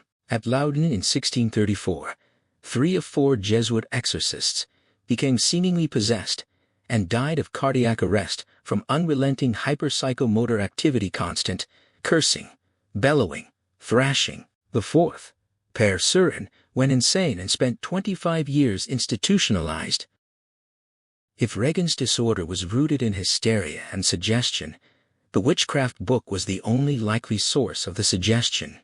He pored over its pages, searching for parallels. He found them: the 8-year-old girl who bellowed like a bull in a thunderous bass voice, Regan lowing like a steer; Helene Smith, whose voice and features changed with lightning rapidity, Regan's instantaneous shift to a British accented personality; a South African woman who glided down a tree head first, hissing and flicking her tongue like a snake, speaking an unknown language, Regan gliding snake-like, her gibberish an attempt at an unknown tongue; the burner boys whirling like tops, Regan spinning like a dervish. There were other similarities: abnormal strength, obscene speech, the gospel accounts that might explain the religious content of Regan's ravings. The chapter described possession in stages: infestation, through noises, odors, displaced objects, then obsession, personal attacks to instill terror, the rappings, the flingings, the assaults by Captain Howdy. Maybe she read it, Karras thought, but he wasn't convinced, not at all, and Chris had seemed uncertain too. He walked to the window again. What was the answer? Genuine possession? A demon? He shook his head. No way. But paranormal phenomena? Too many competent observers, doctors, psychiatrists, ethnologists like Junod had reported them. The problem was interpretation. Osterreich had described a Siberian shaman who deliberately invited possession to perform a magical act. His pulse spiked to 100 before the act, then leaped to 200 afterward, with marked changes in temperature and respiration. The paranormal action was tied to physiology, some bodily energy or force. But the church demanded clear, exterior, verifiable phenomena, suggesting extraordinary intervention by an intelligent cause other than man. Was that the case with the shaman? Not necessarily. And Regan? He turned to a bracketed passage in the Roman ritual. The exorcist must ensure none of the patient's manifestations were left unaccounted for. Karras nodded, then paced, running through Regan's symptoms and their possible explanations. The startling change in her features, partly illness and undernourishment, but mostly, he concluded, physiognomy as expression of psychic constitution. The startling change in her voice, he hadn't heard her normal voice, and constant shrieking could thicken vocal cords, though the booming volume seemed physiologically impossible, yet in pathological states, paranormal strength beyond muscular potential was common. Perhaps vocal cords were subject to the same effect. Her extended vocabulary and knowledge, cryptomnesia, buried recollections surfacing with photographic fidelity, her recognition of him as a priest, a good guess if she'd read about possession and expected a priest, and Jung had shown that hysterical patients' unconscious sensitivity could be 50 times greater than normal, reading tremors and vibrations to guess thoughts. Her knowledge of his mother's death, another good guess. He was 46. The textbooks accepted telepathy as natural.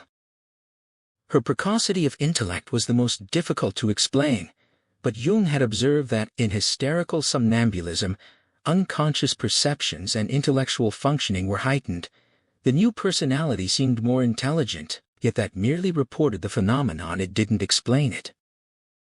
He stopped pacing, struck by a new realization. Regan's pun on Herod was even more complex than it had seemed. When the Pharisees told Christ of Herod's threats, Christ had answered, "Go and tell that fox that I cast out devils." The depth of the reference unsettled him. He glanced at the tape of Regan's voice, then sat wearily at his desk, lit another cigarette, and blew out a ragged stream of smoke. He thought again of the burner boys, and the 8-year-old girl who manifested full-blown possession. What book had she read to enable her unconscious to simulate the symptoms so perfectly? And how did the unconscious of victims in China communicate the same symptoms to those possessed in Siberia, Germany, Africa, everywhere across cultures and centuries, so that the symptoms were always identical? Then the voice came again, taunting his mother was in there with them. Karras sat motionless, staring ahead as the cigarette smoke curled and dissolved around his fingers. His gaze drifted to the bottom drawer of his desk. After a long silence, he opened it and pulled out his mother's faded English exercise book, handling it with aching tenderness. He flipped through pages of alphabet drills and simple lessons, finding an unfinished letter she had tried to write him. "Dear Dimmy, I have been waiting." Another fragment, incomplete. He looked away, and suddenly he was seeing her eyes at the window, waiting. A liturgical phrase rose unbidden to his mind, and then her eyes transformed into Regan's. He glanced at the tape of Regan's voice, rose, and hurried to the campus language lab. He threaded the tape onto a reel, clamped on earphones, and listened. Tape hiss, mechanical squeaking, then the thump of activation.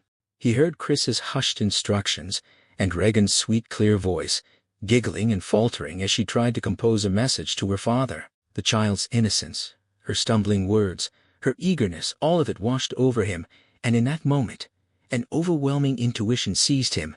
The thing he had seen in that room was not Regan.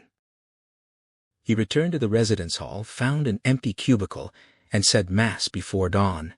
As he lifted the host in consecration, his hands trembled with a hope he dared not allow himself.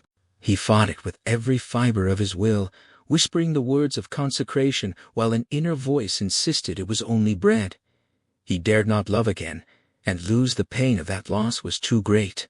His skepticism, his relentless attempts to explain away Regan's possession with natural causes, came from the fiery intensity of his yearning to believe. He placed the host in his mouth, where it stuck in the dryness of his throat and his faith. After Mass, he skipped breakfast to prepare notes, then delivered a hoarse, ill-prepared lecture on manic mood disorders before dismissing his class early. Back in his room, he sat at his desk and re-examined the church's position on paranormal signs of possession. Was he being too hard-nosed? The texts on Satan accepted telepathy and telekinesis as natural phenomena, but urged caution with seemingly paranormal evidence. A key passage instructed that all conversations with the patient must be analyzed if they revealed the same logico-grammatical habits as the patient's normal state. Possession was suspect. Karras shook his head. That didn't settle it. His gaze fell on a plate depicting the demon Pazuzu. He shut his eyes, envisioning the death of Father Tranquil, the agonies, the bellowing and hissing, the vomiting, the hurlings to the ground by his demons, furious that he would soon escape them. And then Father Lucas, kneeling at Tranquil's bedside, praying, and at the moment of death, Lucas instantly assuming the identity of the demons, viciously kicking the still warm corpse, while 4 strong men struggled to restrain him. Lucas didn't stop until the body was carried out. Could it be, Karras wondered, that the ritual of exorcism was the only hope for Regan? He couldn't ignore it. He had to know. If Regan's speech patterns and the demons were markedly different, possession remained possible if they matched. It would have to be ruled out. He stood and paced. What else? Something quick. Then he stopped, realization striking him. The witchcraft book had stated that demons invariably reacted with fury when confronted with a consecrated host, holy relics, or holy water. That could be a test. He feverishly rummaged through his black valise for a holy water vial. Willie admitted him to the house. He glanced up toward Regan's bedroom, hearing shouts and obscenities but not the demon's deep, coarse voice. Lighter, raspy, with a broad British accent. The Dennings manifestation. Willie stared at his Roman collar and priestly robes, puzzled. She directed him upstairs. Chris sat in the hall outside Regan's door, head lowered, arms folded. She rose as he approached. The bluish sacs beneath her eyes betrayed her exhaustion. He asked if she'd slept. She admitted only a little. When he pressed, she explained she couldn't, motioning toward the door. Regan had been at it all night. He asked about vomiting. She said no, and tried to lead him downstairs. He insisted on seeing Regan. Chris looked tense, afraid, glancing furtively at the door as the British voice shrieked obscenities at Carl. She relented, her voice soft and submissive. He asked for a portable tape recorder with a blank reel. Chris balked, alarmed, refusing at first. He explained he needed to compare speech patterns. It could prove to church authorities that Regan was truly possessed. Carl emerged from the bedroom with a laundry sack, his face ashen, the tirade continuing behind him. Chris asked if he'd changed Regan. He confirmed tersely and hurried away. Chris, shoulders slumping, agreed to have the recorder sent up. Karras watched her hurry down the hall, wondering what she was hiding. Then he turned, entered the bedroom, and closed the door quietly. The sight hit him, the emaciated skeletal form on the bed, watching him with mocking eyes full of cunning hatred and an unsettling authority. He moved slowly to the foot of the bed, listening to the quiet rumbling of diarrhea into plastic pants. The creature greeted him cordially, pleased to see him. It asked if he minded the stench. He said he didn't. It called him a liar. He asked if lying bothered. It had said mildly.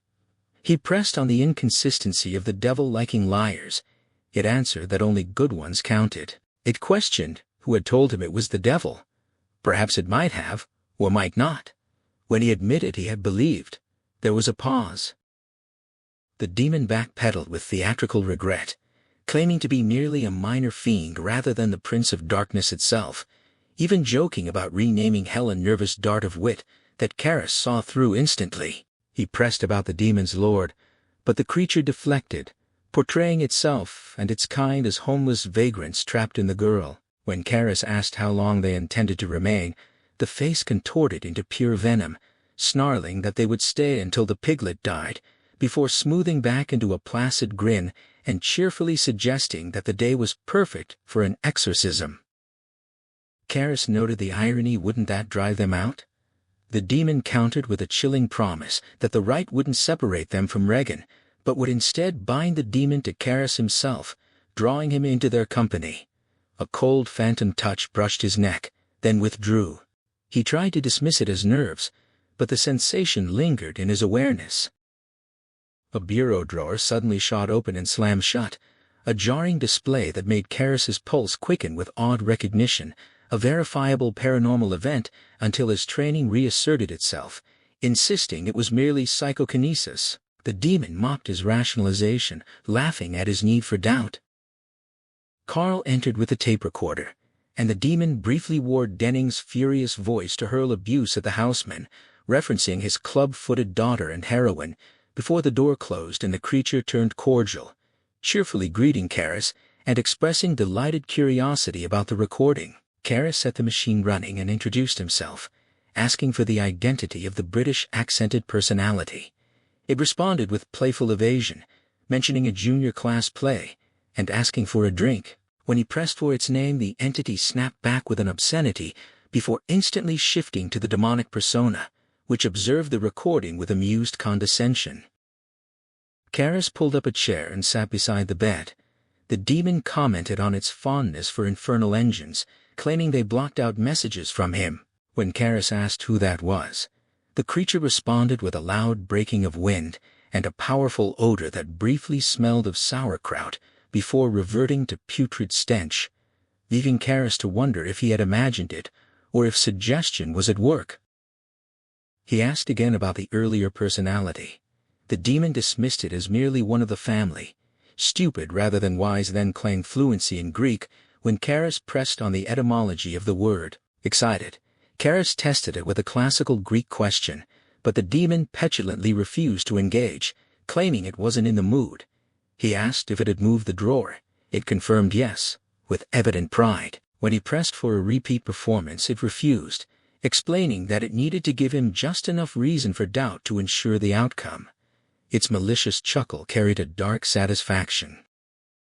Karis felt the icy phantom hands again, and when he asked why, the demon simply said it was because of him. He challenged it to read his mind. It dismissed his thoughts as too dull to entertain. He taunted it, suggesting it couldn't, and the creature looked away with a distracted, dismissive gesture, telling him he could believe what he wished. To gather more speech samples, Karis leaned forward with feigned warmth, calling the entity fascinating and asking about its background. It accused him of mockery. He asked for its name. It insisted it was a devil. He pressed for which one, and it suggested he could call it Howdy if that made him comfortable. Karis connected this to Regan's friend. The demon confirmed it, claiming a very close relationship. He questioned why it tormented Regan. It answered that it did so because they were friends and the piglet liked it. He pressed on the senselessness of that claim. The demon told him to ask Regan herself. When he asked if it would allow her to answer, it refused. He wondered aloud what the point was of asking then, and the demon's eyes glinted with mockery and spite as it answered, "None." Finally, Karis returned to the question of the earlier personality, the British accented one, probing for more information. The demon deflected again, offering only the dismissive claim that the British accented figure was just another friend of the piglet. When Karis asked to speak to it, the creature lashed out with a vile, obscene taunt about his mother, triggering a surge of rage in Karis that surprised him not at Regan, but at the demon itself. He forced himself to calm, then stood and produced a small glass vial, uncorking it. Regan recoiled warily, demanding to know what he held. He declared it was holy water, and began sprinkling it over her. She thrashed and writhed, crying out in pain and terror, begging him to stop. Karras sagged, his arm dropping listlessly to his side. Hysteria, he concluded. Suggestion. She had read the book. He glanced at the tape recorder and shook his head, wondering why he even bothered. But then he noticed the silence, the sudden absence of the demonic presence, and looked up to see that Regan's features had shifted. The whites of her eyes showed, her lips moving in feverish gibberish that seemed to have a cadence, a rhythm like language. He leaned close, listening intently. His heart fluttered with hope, but he suppressed it, calling himself an idiot. Then the gibberish ceased, replaced by deep, raspy breathing, and then a new voice, groaning and cracking far away and hopeless, whispering, "Now on my," over and over. He asked if that was its name. The lips moved in unintelligible syllables, then fell silent. He asked if it could understand him. Only the deep breathing of sleep answered. He waited, hoping for more. Nothing came. He picked up the tape recorder and left, going downstairs to the kitchen where Chris and Sharon sat over coffee. They looked up with anxious expectancy as he entered. Chris sent Sharon to check on Regan, then turned to Karras, searching his eyes for answers. He sat across from her, clasping his hands on the table. He told her there had been 2 personalities, one new, one glimpsed before, an adult male with a British accent. He asked if she knew anyone like that. She hedged, asking if it mattered. He pressed, saying it was important. She admitted. She knew him. He asked if she meant the director, Burke Dennings. She confirmed it, her voice barely above a whisper. A sudden clatter from Carl, who had dropped a roasting pan, interrupted them.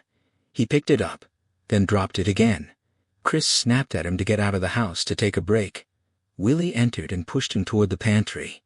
Carl eyed Karras and Chris briefly before leaving. Chris apologized for his nerves. Karras observed that the household was all on edge. He lit a cigarette for Chris, then asked about her daughter's condition, probing about the British personality's specific words. She pressed him for more, but he dismissed it as mostly obscenities. Then he lowered his voice and asked if Carl had a daughter. Chris didn't know of one. She asked Willie, who confirmed she had had a daughter, but she died long ago. Chris was surprised she'd never known. Karras explained that Regan had mentioned it. Chris was incredulous. He asked if Regan had ever shown signs of ESP. Chris admitted there were times when Regan seemed to know her thoughts, but she attributed that to closeness between mother and child. He shifted to the 3rd personality, the one that appeared during hypnosis, speaking gibberish. Chris didn't know who it was, didn't recognize it at all. He asked about the medical records. She confirmed they were on their way, though she'd had to raise hell to get them. Chris leaned back, arms folded, and asked the bottom-line question, what about getting permission for an exorcism? Karras lowered his head, shaking it gently. He wasn't hopeful he could convince the bishop. Chris pressed him, demanding to know why. He pulled out the holy water vial and showed it to her. He told her he had used it on Regan, and she'd reacted violently. Chris thought that was good, but he confessed it was only ordinary tap water, not blessed. She brushed it off, arguing that maybe demons were dumb. He asked if she really believed there was a demon inside her daughter. She insisted something was there, trying to kill her, and the distinction between holy water and tap water seemed irrelevant. Her frustration mounted as she pressed him. Was he saying no exorcism? He pushed back, his tone rising to match hers. The church had strict criteria for good reasons to avoid harm and to prevent superstitious nonsense. Chris snapped back with sarcasm, and he apologized, but she waved it off. They both reached for cigarettes, lit them, and shared a moment of tense calm. He apologized again. She deflected with a dark joke about smoking. The silence stretched, punctuated by his fingers turning a cigarette pack end over end. Then he looked up and laid out the signs the church would accept: speaking an unknown language, clairvoyance, and powers beyond the subject's age and ability. She asked about the poundings and the levitations. He said those meant nothing by themselves. She mentioned the markings on Regan's skin letters appearing and disappearing. He questioned if she'd seen them herself. She admitted she hadn't, only heard about them from the doctors at Beringer. He dismissed them as a natural phenomenon, describing cases where the mind controlled blood flow to raise skin and patterns. She accused him of being a tough case. He conceded, then offered a historical warning. The church itself had advised that most thought to be possessed people needed doctors more than priests. He asked if she could guess when that warning was issued. She couldn't. He told her 1583. She stared, then murmured a dark acknowledgement. He rose, saying he would check the clinic records and take the tapes to the Institute of Languages and Linguistics to analyze the gibberish and compare speech patterns. If they matched, she'd know for sure Regan wasn't possessed. She asked what then. He saw the turbulence in her eyes, the desperate hope beneath her fear. He asked to borrow her car. She offered her life instead, with a bleak joke about needing it back by Thursday. He ached to reassure her, but couldn't. She went to get the keys. He returned to his room to drop off the tape recorder and retrieve the tape. As he settled into the car, Carl rushed out, asking for a ride to DuPont Circle.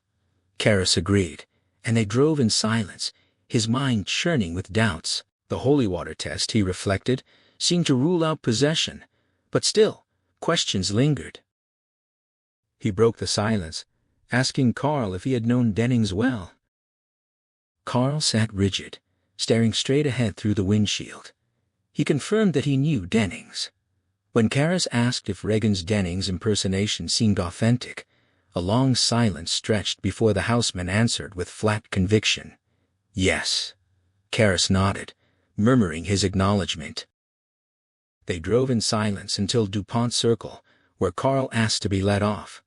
He thanked Karis, declined a ride all the way, said he would take a bus, and closed the door. He stood on the safety island, watching the red Jaguar disappear, then caught a bus, transferred, and eventually debarked in a bleak northeast tenement district.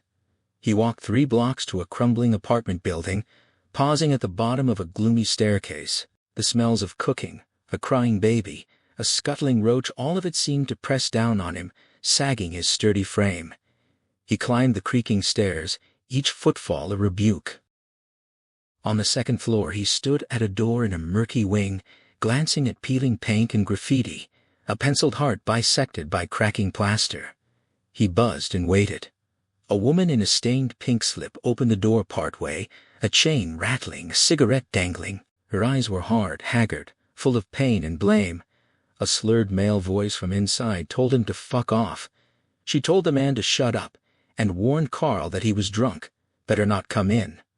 Carl nodded, and reached for his wallet. She asked about her mother. He said she was fine. He counted out $10 bills and handed them over. She coughed, complaining about cigarettes, and he noticed the puncture scabs on her arm. She thanked him. The boyfriend growled impatiently. She told Carl they needed to cut it short. He suddenly reached through the opening and grasped her wrist, whispering urgently about a clinic in New York, offering to send her, pleading that they would help and she wouldn't go to jail. She struggled, wrenched free, slammed the door. He stood motionless in the dim hallway, staring sightlessly, his head bowed in grief. From inside, a muffled conversation ended with a cynical woman's laugh, then coughing. He turned away and felt a stab of shock. Kinderman was there, hands in his coat pockets, eyes sad, suggesting they could talk now. Meanwhile, Karis had gone to the Institute of Languages and Linguistics. He threaded tape onto a reel in Frank Miranda's office, and the 2 men listened through headphones to the gibberish. When it ended, Karis asked if it could be a language. Miranda shook his head, frowning, saying it was pretty weird. Karis explained he was working on a case of dual personality. Miranda was surprised. A priest? Karis couldn't say. He asked if Miranda would analyze it. The director admitted he didn't recognize it but offered to check more thoroughly with his staff. Karis asked for a copy. He wanted to keep the original. Miranda agreed. Then Karis produced another tape. He asked if semantic analysis could determine whether 2 apparently different speakers could actually be one person. Miranda explained the type-token ratio, index of diversity. It would be fairly conclusive. Karras revealed that both voices came from the same person, a case of dual personality, and asked for a comparative analysis. Miranda was intrigued, called it fascinating, and offered to have his top instructor do it. Karras asked for a favor: Miranda himself should do the comparison, and as quickly as possible. The director recognized the gravity etched into the priest's expression and the strained urgency in his words. He gave a curt nod, promising to begin the analysis without delay. Back in the bare confines of his residence hall room, Karras spotted the pink message slip waiting under the door. The Behringer records had arrived. He retrieved the package from reception with a quickened pulse, settled at his desk, and began reading with hungry intensity. But the further he read, the more his initial spark of hope dimmed. By the time he reached the concluding assessment from the clinic's psychiatric team linking Regan's condition to guilt obsession and a hysterical somnambulistic pattern, he felt the air leave him. He set the papers aside, propped his elbows on the worn wood, and dropped his face into his hands, pressing his palms against his eyes as if to blot out the diagnosis. A stubborn part of him refused to accept it. There were still gaps, still room for alternate readings. Yet the records systematically dismantled one possibility after another. The skin stigmata, those raised letters that had appeared on Regan's chest, the clinic had dismissed as dermatographia, a condition where hyperreactive skin could be marked simply by the patient's own fingertip pressure. The phenomenon had conveniently ceased once Regan's hands were restrained. He lifted his head and stared at the telephone. Frank Miranda at the Language Institute. What was the point now of analyzing the voice tapes? He should call it off. He reached for the receiver, dialed, but there was no answer. He left a message for Frank to return the call, then pushed back from the desk, exhaustion dragging at his limbs. In the small bathroom, he splashed cold water on his face, watching droplets cling to the stubble on his jaw. The ritual's instruction echoed in his mind. The exorcist must leave no manifestation unexplained. He searched his reflection for what he might have overlooked. The sauerkraut odor? He reached for a towel, drying his face. No auto-suggestion could account for that, just as it explained reports of the mentally ill unconsciously producing specific scents from their own bodies. He wiped his hands and considered the poundings, the moving drawer. Psychokinesis? The word felt flimsy in his mind. You believe in that stuff? He realized he was no longer thinking clearly. He hung the damp towel back on its bar. Fatigue. It was simply fatigue. Yet something deeper in him refused to surrender the child to the neat, bloodless categories of pathology and the long history of human minds betraying themselves. He left the residence and walked quickly up Prospect Street to the University Library, where he searched through periodical indices until he found what he was looking for. At a long oak table, he read an article by the German psychiatrist Hans Bender on poltergeist phenomena. The evidence was undeniable. Psychokinetic events had been documented, filmed, observed in clinical settings for years, but none of the cases linked the phenomena to demonic possession. The prevailing hypothesis pointed instead to unconscious mind-directed energy, typically produced by adolescents in states of extreme tension, rage, and frustration. He rubbed his tired eyes with his knuckles and mentally ran through Regan's symptoms one by one, like a child touching each slat of a fence to ensure none was missed. He asked himself which one he had overlooked. The weary answer came back: none. He walked back to the McNeil house. Willie let him in and led him to the study door, knocked, and announced him. A subdued voice from within invited him to enter. He stepped inside and closed the door. Chris stood with her back to him at the bar, one elbow propped on the surface, her forehead resting in her hand. She greeted him without turning, her voice husky and hollow with despair. He moved to her side, asking if she was all right. She insisted she was fine, but her voice carried a tremor, and the hand hiding her face was shaking. When she lowered her arm and turned to face him, he saw the ravaged eyes, the tear-streaked cheeks. She asked what was new. He told her. He had reviewed the Behringer records. She cut him off, pressing for his conclusion. He hesitated, then deliver the honest assessment Regan would best be helped by intensive psychiatric care. She stared at him in mute disbelief, slowly shaking her head. No way! He asked about her father. Was he in Europe? Had she told him? She hadn't. He suggested it would help to have the man present. She erupted, insisting nothing could help except something beyond normal reach. He pressed again about sending for her father, and she turned on him in anguish, demanding to know what had happened to the idea of exorcism, asking what use Howard could possibly be. He tried to explain that Regan's disorder likely stemmed from guilt, but she cut him off, her voice rising in hysteria, rejecting the psychiatric interpretation outright. Then she broke, shrieking the truth. She had been holding inside Regan had killed Burke Dennings. She had done it, and now she would be institutionalized. He caught her as she collapsed into sobs, guiding her to the sofa. He eased her down, sat beside her, and took her hand, murmuring reassurances as his own mind raced Kinderman, Dennings, the weight of it all pressing in. He helped her sit up, brought her water and tissues, and waited for the storm to pass. When the crying subsided, she admitted she was relieved to have finally confessed it. He encouraged her to continue, and she spoke in halting fragments, the detective's questions, the torn strips from the witchcraft book, her certainty that Dennings had been in Regan's bedroom the night he died, Regan's unnatural strength, the horrifying vision of the Dennings personality with its head turned backward. She finished, depleted, and waited for his judgment. He looked at her pleading face and softened the blow, suggesting she couldn't be certain Regan had done it. She countered with the image of Burke's twisted head and the words the thing had spoken. He offered the explanation of shock she had imagined it, hit her own head against a wall, but she held his gaze with dead, hollow eyes and insisted that Burke had told her directly Regan pushed him out the window and killed him. He stumbled, then recovered, telling her that her daughter's mind was deranged and her statements meant nothing. She shook her head, voicing her uncertainty, her fear that Regan might kill again. She asked him what she should do. The weight settled onto his shoulders, solid and unshakable. He told her she had already done the right thing she had told him. Now she needed to leave the decision to him. She nodded, wiping her eye, accepting his guidance with fragile gratitude, thanking him. He asked if she felt better. She said yes. He asked her to do him a favor, go out and see a movie.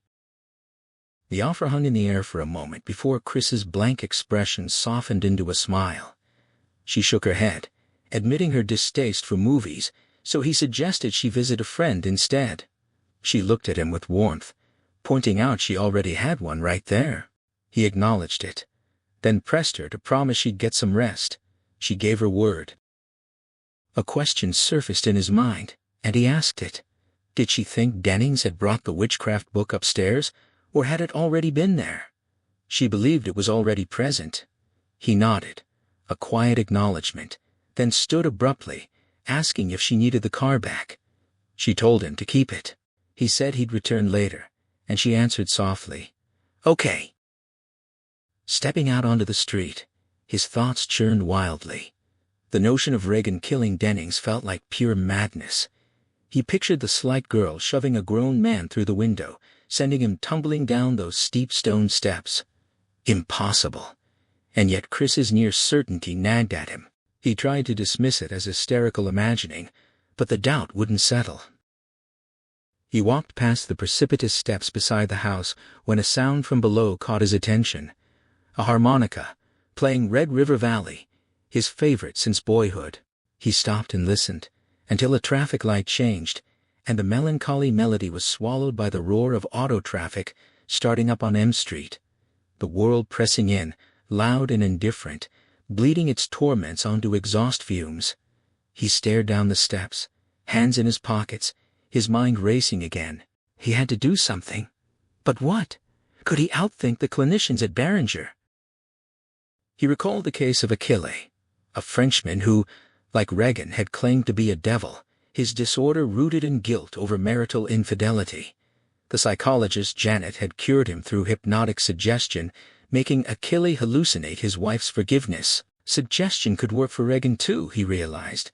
Not through hypnosis, they'd tried that at Beringer, but through the ritual of exorcism. She knew what it was, knew its intended effect. Her reaction to the holy water, however misguided, came from that book, which also described successful exorcisms. It could work, but how to get permission from the Chancery office without mentioning Dennings? He couldn't lie to the bishop. What facts did he have? His temples throbbed with headache. He needed sleep, but there was no time. The tapes at the Institute. What would Frank find? And if Regan could read his mind, why hadn't she known the difference between holy water and tap water? The question gnawed at him as he pressed a hand to his forehead. Back in his room, he called the Institute. No Frank. He set the receiver down, pensive. Then he opened the ritual to the instructions for exorcists, reading about evil spirits giving deceptive answers to make the afflicted appear not possessed at all. Was that it? He dismissed the thought with impatience. What evil spirit? He slammed the book shut and scanned the medical records again, desperate for something, anything. A lack of hysteria history week, but something. Then he remembered a discrepancy, something small but worth pursuing.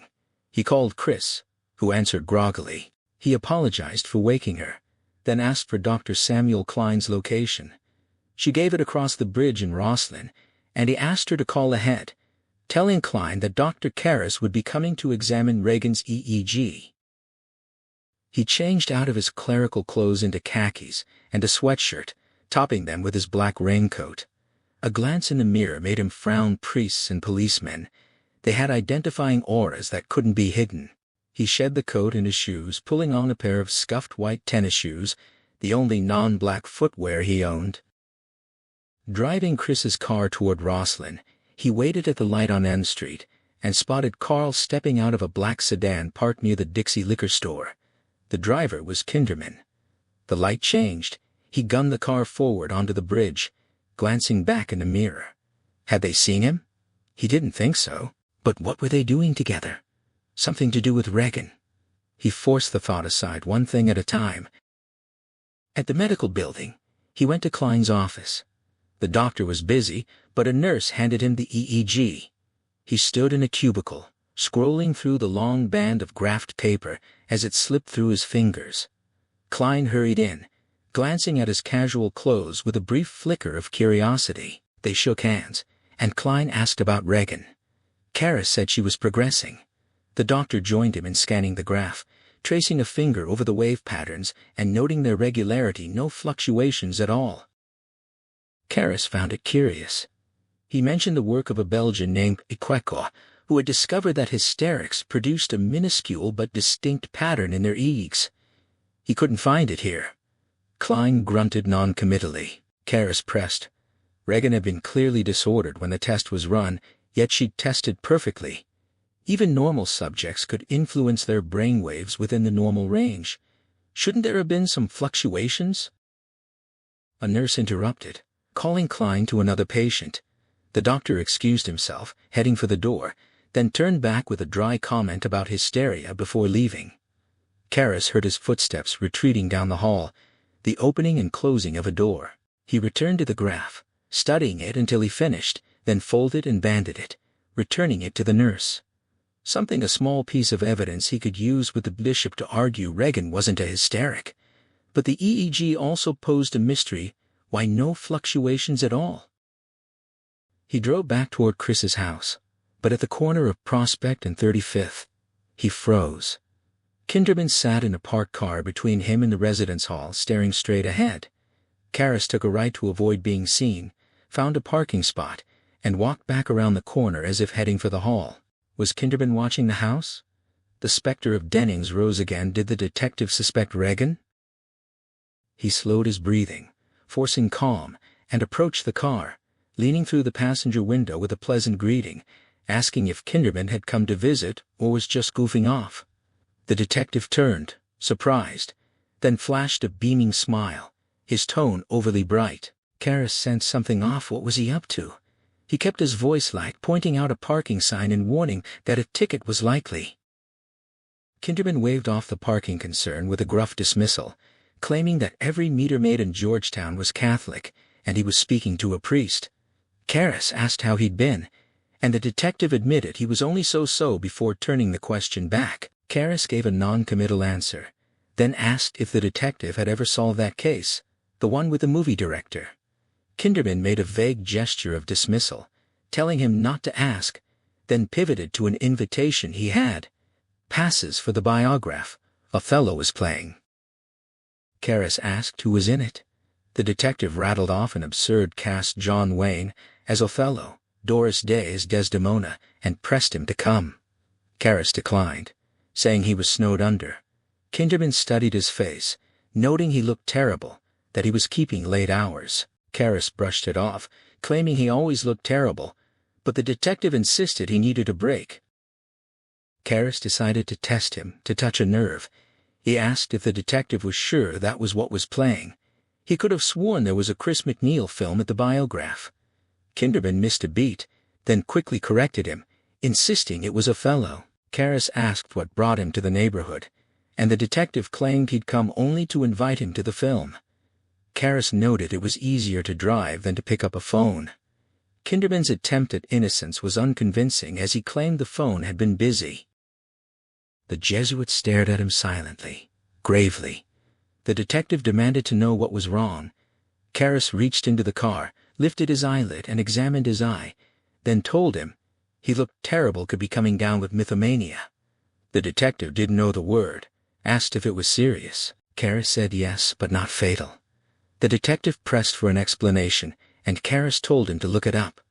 Kinderman warned him not to be snotty, that he could have him deported. The psychiatrist shouldn't piss people off, and the goyim would love it. A priest in sweatshirts and sneakers was an embarrassment. Karras smiled faintly, tapped the window frame in farewell, and walked toward the residence. The detective called after him to see an analyst, then his expression turned worried. He glanced at the house, started the engine, and drove up the street, honking and waving as he passed Karras. Karras waved back, then stopped, standing motionless as he rubbed his brow with a trembling hand. Could Regan really have done it? Could she have murdered Denning so horribly? He looked up at her window with feverish eyes, wondering what in God's name was in that house. How much longer before Kinderman demanded to see her, to hear the Dennings' personality? How much longer before she was institutionalized or died? He had to build the exorcism case for the Chancery. He walked quickly across the street to the MacNeil house and rang the bell. Willie let him in, saying Mrs. MacNeil was taking a nap. He nodded, said that was good, and walked past her, heading upstairs to Regan's bedroom. He entered, and saw Carl sitting by the window, arms folded, his stare fixed on Regan like a sentinel in a dark wood. Karras walked to the bedside and looked down at the girl, the whites of her eyes like milky fog, her lips moving in murmured incantations. He slowly leaned over and began to unfasten one of her restraining straps. Carl rushed to the bedside, yanking his arm back, warning him it was too dangerous, she was too strong. The fear in Carl's eyes was genuine, and Karras recognized it. He now knew Regan's extraordinary strength was a fact. She could have done it, should have twisted Denning's neck around. He pushed himself to think, to find evidence. Then a voice came from the bed. German. The demonic visage was grinning at Carl, taunting him about his club-footed daughter, asking if she liked to dance. Karras felt a surge of discovery and hope. He turned to Carl, who was flushing crimson, his hands clenched into white-knuckled fists as he glared at Regan with fury. Karras told him to step outside. Carl refused, but Karras insisted firmly, his gaze holding the houseman's until, finally, Carl turned and hurried out. When the door closed, the laughter ceased, replaced by thick, airless silence. The demon watched Karras, looking pleased, remarking that he was surprised embarrassment over the holy water should have discouraged him from returning. But a priest has no shame. Karras forced himself to concentrate, to think clearly. The language test for possession required intelligent conversation to prove the words weren't traceable to buried memories. He reminded himself of the Parisian servant girl whose delirium had been mistaken for Syriac. She'd overheard a theology student reciting his lessons. "Don't get burned." He asked in German if the demon spoke the language. It countered with, More games? He repeated the question. It answered in German, then added a Latin phrase, leering. Karis's heart leaped. German and Latin, in context. He asked its name in Latin. It answered correctly. He pressed on, asking where they were, where the room was, where Burke Dennings was. Each answer came in flawless Latin: dead, found with his head turned around, killed by Regan. He demanded details. How had she done it? And the demon broke off, grinning, saying that was sufficient excitement. It occurred to him, of course being who he was, that while asking his questions in Latin, he'd been mentally formulating the answers in Latin, all unconscious. It couldn't speak Latin at all. It read his mind, plucked the responses from his head. Karis felt his certainty crumble, replaced by nagging doubt. The demon chuckled, knowing that would occur to him. That was why it cherished reasonable men. It tilted its head back in wild laughter. Karis's mind raced, formulating questions with no single correct answer, then realizing he'd think of them all. Ask a question he didn't know the answer to, he reasoned, he could check later. He waited for the laughter to ebb and asked in Latin what was the deepest point of the Indian Ocean. The demon's eyes glittered, and it answered with a French phrase, La plume de ma tante. He demanded a response in Latin. The demon tossed back a French greeting and a good night, dismissing him. Karis started to press further, but the eyes rolled upward, and the gibberish entities surfaced again. Frustrated, he demanded to speak to the demon, but there was only silence, and the sound of breathing from an alien shore. He snapped a question in Latin. Who are you? But only silence answered. He demanded to speak to Burke Dennings. A hiccup, sputtery breathing, another hiccup. He repeated the demand, but the hiccuping continued, regular and wrenching. He lowered his head in defeat, then trudged to an overstuffed chair and sat, leaning back and closing his eyes. Tense, tormented, waiting. Time passed. He drowsed, then jerked his head up, forcing himself awake. He looked over at Regan. The hiccuping had stopped. Her eyes were closed. Was she asleep? He stood, walked to the bed, and felt her pulse, then examined her lips. They were parched. He straightened and waited a little longer, then left the room, heading down to the kitchen in search of Sharon. He found her eating soup and a sandwich. She offered to fix him something, but he declined. He sat down, picked up a pencil and pad by her typewriter, and told her Regan had been hiccuping. Did they have compazine? Yes. He wrote instructions: half a 25 milligram suppository tonight. She was beginning to dehydrate, so he was switching to intravenous feedings. First thing in the morning, she should call a medical supply house for the items he listed. He slid the pad across the table. In the meantime, she could start a cystagen feeding. She nodded, agreeing, then turned the pad to look at the list. He watched her, then frowned. He asked if she was Regan's tutor. Yes. Had she taught her any Latin? No, she didn't know Latin. Any German? Only French, pretty much at a basic level, but no German or Latin. Yet the Angstroms sometimes spoke German, didn't they? Yes, she supposed. Around Regan? Yes, sometimes. Had she ever studied Latin? No, but she'd recognize the general sound? Yeah, she guessed. Had Regan ever spoken Latin since her illness? Never. Any language at all? Sharon turned off the faucet, thoughtful. She might have imagined it, but she could have sworn she heard Regan talking in Russian once. Did she speak it? So she'd taken 2 years in college. Karis sagged. Then Regan had picked the Latin from his brain. He lowered his brow into his hand, sinking into doubt. Telepathy more common in states of tension. Speaking always in a language known to someone in the room. The French phrases bonjour, la plume de ma tante, bonne nuit, all from Sharon's limited French. He watched blood turn back into wine. What to do? Get some sleep, then come back and try again. He stood and looked blearily at Sharon. She was leaning against the sink, arms folded, watching him with pensive curiosity. He told her he was going to the residence and wanted a call as soon as Regan was awake. She agreed, and the compazine she wouldn't forget. She shook her head, promising to take care of it right away. He nodded, hands in his hip pockets, looking down, trying to think if he'd forgotten anything. Always something to be done, always something overlooked. Then he heard her ask, somberly, what was going on? What was really happening with Rags? He lifted haunted, seared eyes and admitted he didn't know. He really didn't know. He turned and walked out of the kitchen. As he passed through the entry hall, footsteps came up rapidly behind him. Carl. The houseman handed him his sweater, apologizing he'd meant to finish it much earlier but forgot. The vomit stains were gone, and it carried a sweet smell. Karis thanked him gently. Carl's voice trembled with gratitude, his eyes full, as he thanked the priest for helping Miss Regan. Then, averting his head, he turned and walked swiftly away. Karis watched him, remembering him in Kinderman's car.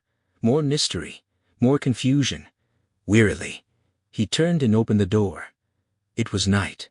Despairing, he stepped out of darkness into darkness. He crossed to the residence, groping toward sleep, but decided to stop by Dyer's room. He knocked, heard a cheerful invitation from within, and entered to find Dyer typing. He flopped down on the edge of the cot. Dyer acknowledged him without stopping. Karis asked if he knew anyone who'd done a formal exorcism. Dyer answered with a boxing reference, then told him to get serious exorcism. Was he kidding? Karis made no answer, watching expressionlessly as Dyer continued to type, then got up and walked to the door, claiming he was kidding. Dyer said he thought so. Karis said he'd see him around. Dyer told him to find funnier jokes. Back in his own room, he spotted a pink message slip on the floor. From Frank, a home number.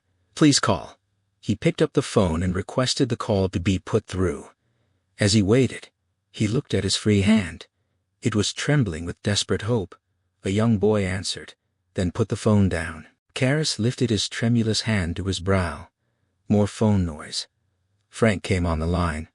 Karis said he'd been trying to reach him. Frank apologized. He'd been working on the tapes at home. He was finished. Karis strained to flatten the tension in his voice, asking what he'd found. Frank started with the type token ratio. Frank explained that he didn't have enough of a sampling to be absolutely accurate, but it was close. The two different voices on the tapes were probably separate personalities. Karis pressed, asking if Frank would swear to it in court. Frank admitted the variance was minimal. Karis felt the disappointment settle in. Well, there goes the ball game. He asked about the gibberish. Was it any kind of language? Frank chuckled, and Karis asked what was funny. Frank wondered if this was some sneaky psychological testing. Had he mixed up the tapes? Karis cut in, demanding a straight answer. Frank said it was a language. Karis stiffened, dumbfounded. He asked what language? English. For a moment Karis stared blankly, then spoke with an edge, wondering if the connection was poor or if Frank was joking. Frank asked if he had his tape recorder. It was on his desk. Did it have reverse play? Karis asked why, then checked and confirmed it did. Frank told him to play the tape backward. Karis asked what gremlins. Frank said with a chuckle. Play it, and he'd talk to him tomorrow. Karis hung up, baffled. He found the gibberish tape and played it forward. No mistake, it was gibberish. Then he played it in reverse. He heard his own voice backward, then Regan's demon voice, words starting to form. Marin Karis. Let us be. Let us. English. Senseless, but English. How on earth could she do that? He listened to it all, rewound, played it again, and again. He realized the order of speech was inverted. He stopped the tape, rewound, and with pencil and tablet began transcribing, working laboriously with constant stops and starts. When it was done, he made another transcription, reversing the word order. Then he leaned back and read. Danger, not yet. Will die. Little time. Now the unintelligible. Let her die. No, no, sweet. It is sweet in the body. I feel. There is unintelligible, better unintelligible than the void. I fear the priest. Give us time. Fear the priest. He is unintelligible. No, not this one. The unintelligible, the one who unintelligible. He is ill. Ah, the blood. Feel the blood, how it sings. He read his own question. Who are you? The answer. I am no one. I am no one. Then his question about her name. I have no name. I am no one. Many. Let us be. Let us warm in the body. Do not unintelligible from the body into void, into unintelligible. Leave us. Leave us. Let us be. Karis, Marin, Marin. Again and again he read the transcription, haunted by its tone, the feeling that more than one person was speaking. Repetition dulled the words, and he set it down, rubbing his face, his eyes, his thoughts. Not an unknown language. Writing backward with facility was hardly paranormal, but speaking backward, adjusting phonetics, so that played backward they'd be intelligible, wasn't that beyond even a hyper-stimulated intellect? Something tugged at the edge of memory. He went to his shelves for Jung's psychology and pathology of so-called occult phenomena, and found what he was looking for. An experiment with automatic writing, where the unconscious seemed to answer questions with anagrams. He read the account. A subject asked, "What is man?" and received an anagram that resolved to "the life is less able." Further questions led to a personality named Clelia, who didn't exist, and eventually the subject realized he'd been talking to nobody. Karis stopped reading, shaking his head. Nothing paranormal, only proof of the limitless abilities of the mind. He reached for a cigarette, lit it, and wondered where the eerie content of Regan's speech came from. The same place Clelia had come from? Emergent personalities? Marin? Marin. Ah, the blood. He is ill. He glanced at his copy of Satan, leafing moodily to the opening inscription. Let not the dragon be my leader. He closed his eyes as he exhaled, lifted a fist to his mouth as he coughed, aware of his raw, inflamed throat. He crushed out the cigarette, exhausted, and slowly got up, flicking off the light, shuttering the blinds, kicking off his shoes, collapsing face down on his narrow cot. Fragments spun through his mind. Regan, Kinderman, Dennings. He had to help. But how? Try the bishop with what little he had. He didn't think so. He could never convincingly argue the case. He thought of undressing, of getting under the covers. Too tired. This burden. He wanted to be free. Let us be. As he began to drift into granite sleep, his lips moved soundlessly. Let me be. Then suddenly, he lifted his head, awakened by adenoidal breathing and the crinkling of cellophane. A stranger sat in the overstuffed corner chair, a slightly overweight middle-aged priest with freckles and thin red hair combed straight back on a balding head. He was watching Karis, tearing open a packet of gauloises. He smiled and said hello. Karis swung his legs around and sat up, growling a curt dismissal, demanding to know who he was and what the hell he was doing in his room. The visitor apologized for letting himself in, explaining that he'd knocked and gotten no answer, saw the door was unlocked, and decided to wait rather than stand in the hall. He could only manage so long on his feet. He gestured to the crutches leaning against the wall, introduced himself as Ed Lucas, and mentioned that the Georgetown president had suggested he see Karis. Karis frowned at the name Lucas.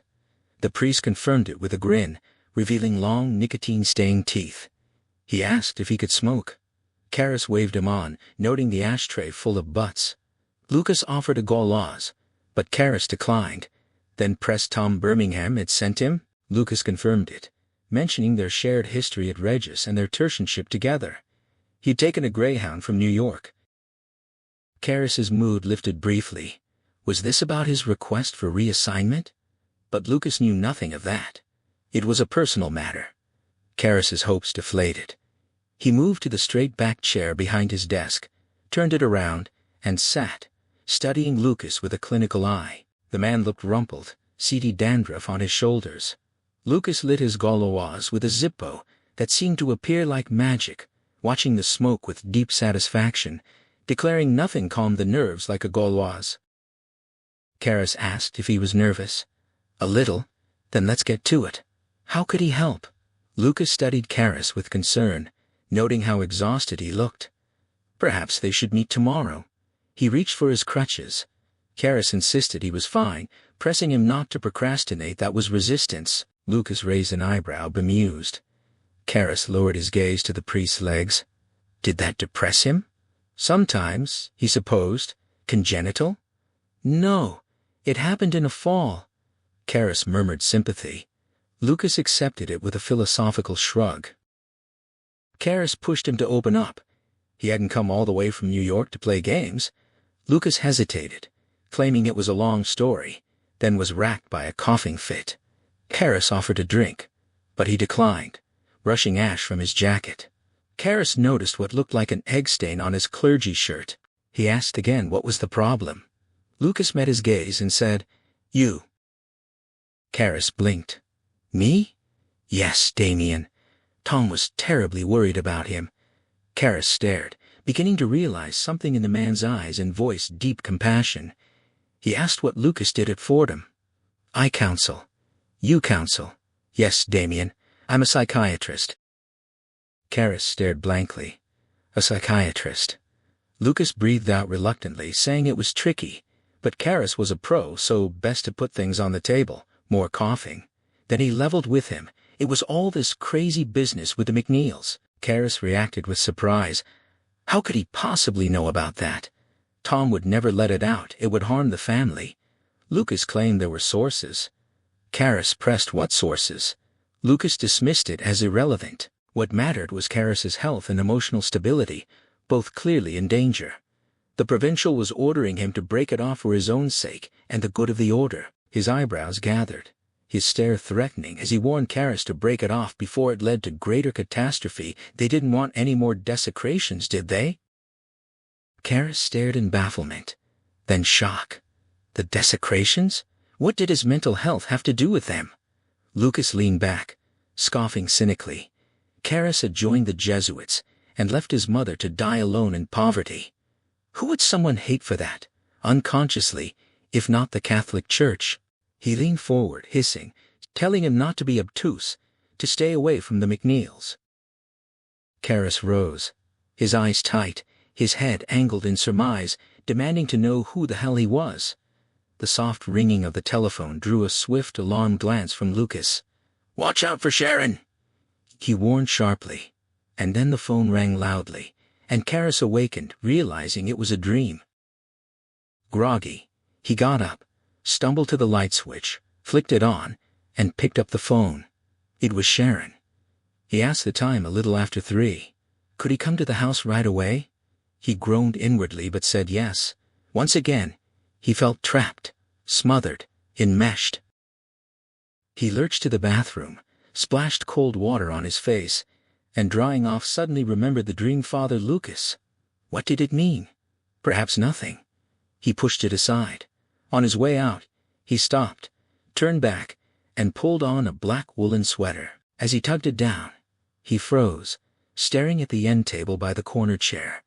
He stepped forward, reached down to the ashtray, and picked up a cigarette butt.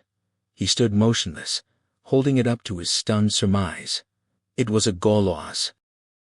Racing thoughts, suppositions, a coldness, then urgency. "Watch out for Sharon!" He placed the butt back in the ashtray, hurried from the room and down the hall, out onto Prospect Street. The air was thin and still and damp. He passed the steps, crossed diagonally, and found Sharon waiting at the McNeil house's open front door, looking frightened and bewildered, one hand holding a flashlight, the other clutching a blanket around her shoulders. She whispered an apology as he entered. She thought he ought to see this. "See what?" She closed the door soundlessly, telling him she'd have to show him. Quietly, she didn't want to wake Chris. She shouldn't see this. She beckoned, and he followed her, tiptoeing up the stairs to Regan's bedroom. Entering, he felt chilled. The room was icy. He turned a questioning look to Sharon, and she nodded yes. The heat was on. They turned to stare at Regan, the whites of her eyes glowing eerily in the dim lamplight. She seemed to be in a coma, heavy breathing, motionless. The nasogastric tubing was in place, sustagen slowly seeping into her body. Sharon moved quietly to the bedside, and Karis followed, still reeling from the cold. Standing there, he noticed the beads of sweat on Regan's forehead and the leather straps gripping her wrists. Sharon leaned over and gently pulled open the top of Regan's pink and white pajamas. The sight hit Karis with overwhelming pity: the wasted chest, the protruding ribs that seemed to mark the dwindling days of her life. He felt Sharon's haunted gaze on him as she whispered that she didn't know if it had stopped, but he should watch, just keep looking at her chest. She turned on the flashlight and aimed it at Regan's bare skin. The Jesuit followed her gaze, puzzled. Silence, broken only by Regan's whistling breathing. The cold pressed in, then his brows knitted as he saw something happening, a faint redness, sharp in definition. He leaned closer. Sharon's whisper came sharp. It was coming. Gooseflesh rose on Karis's arms, but it wasn't from the cold. On Regan's chest, in bas-relief script of raised blood-red skin, 2 words were forming: "Help me." Sharon's breath came frosty as she whispered that it was Regan's handwriting. At 9 that morning, Karis went to the president of Georgetown University and requested permission to seek an exorcism. It was granted. He went immediately to the bishop, who listened gravely to everything he had to say. The bishop asked if he was convinced it was genuine. Karis gave a prudent answer. He judged it met the ritual's conditions. He still didn't dare believe fully. Not his mind but his heart had pulled him to this moment, driven by pity and the hope of a cure through suggestion. The bishop asked if he wanted to perform the exorcism himself. Elation surged through Karis. He saw escape from the crushing weight of caring, from meeting each twilight with the ghost of his faith. Yet he answered yes. The bishop asked about his health. Fine. Had he done this before? No. The bishop said they'd see it might be best to have someone with experience. There weren't many, but perhaps someone back from the foreign missions. He'd call as soon as he knew. After Karis left, the bishop called the Georgetown president, and they discussed Karis for the second time that day. The president noted he knew the background and doubted there'd be any danger in having him assist. In any case, a psychiatrist should be present. The bishop asked about an exorcist. Any ideas? The president mentioned Lancaster Marin was around. The bishop had thought he was in Iraq, working on a dig. The president confirmed he'd finished and returned months ago. He was at Woodstock, not teaching, working on another book. The bishop questioned his age and health, but the president reasoned he must be healthy if he was still digging up tombs. Besides, he had experience perhaps 10 or 12 years ago in Africa. The exorcism had lasted months and nearly killed him. The bishop doubted he'd want another, but the president noted they did what they were told. The bishop left the decision to him and the provincial.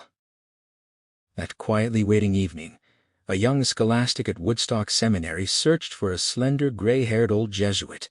He found him on a pathway, strolling through a grove, and handed him a telegram. The old priest thanked him serenely, then turned to continue his walk, pausing now and then to hear a robin song or watch a butterfly hover on a branch. He didn't open the telegram. He knew what it said. He'd read it in the dust of Nineveh's temples. He was ready. He continued his farewells. In the breathing dark of his quiet office, Kinderman brooded above his desk, adjusting the lamp beam. Below him lay records, transcripts, exhibits, police files, lab reports, scribbled notes. In a pensive mood, he'd fashioned them into a collage shaped like a rose, as if to belie the ugly conclusion he couldn't accept. Engström was innocent. At the time of Denning's death, he'd been visiting his daughter, giving her money for drugs. He'd lied about his whereabouts to protect her and to shield her mother, who believed Elvira was dead. Kinderman hadn't learned this from Carl. The houseman had remained obdurately silent. It was only when Kinderman told Elvira of her father's involvement in the case that she volunteered the truth, with witnesses to confirm it. Engström was innocent, silent about events involving the McNeils. Kinderman frowned at the collage. Something was wrong with the composition. He shifted a pedal point, a deposition corner lower and to the right. Roses. Elvira. He'd warned her to check into a clinic within 2 weeks, or he'd dog her trail with warrants. He didn't believe she'd go. Sometimes he stared at the law like the noonday sun, hoping it would blind him while some quarry escaped. Engström was innocent. What remained?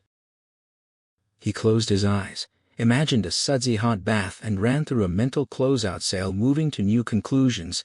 Everything must go.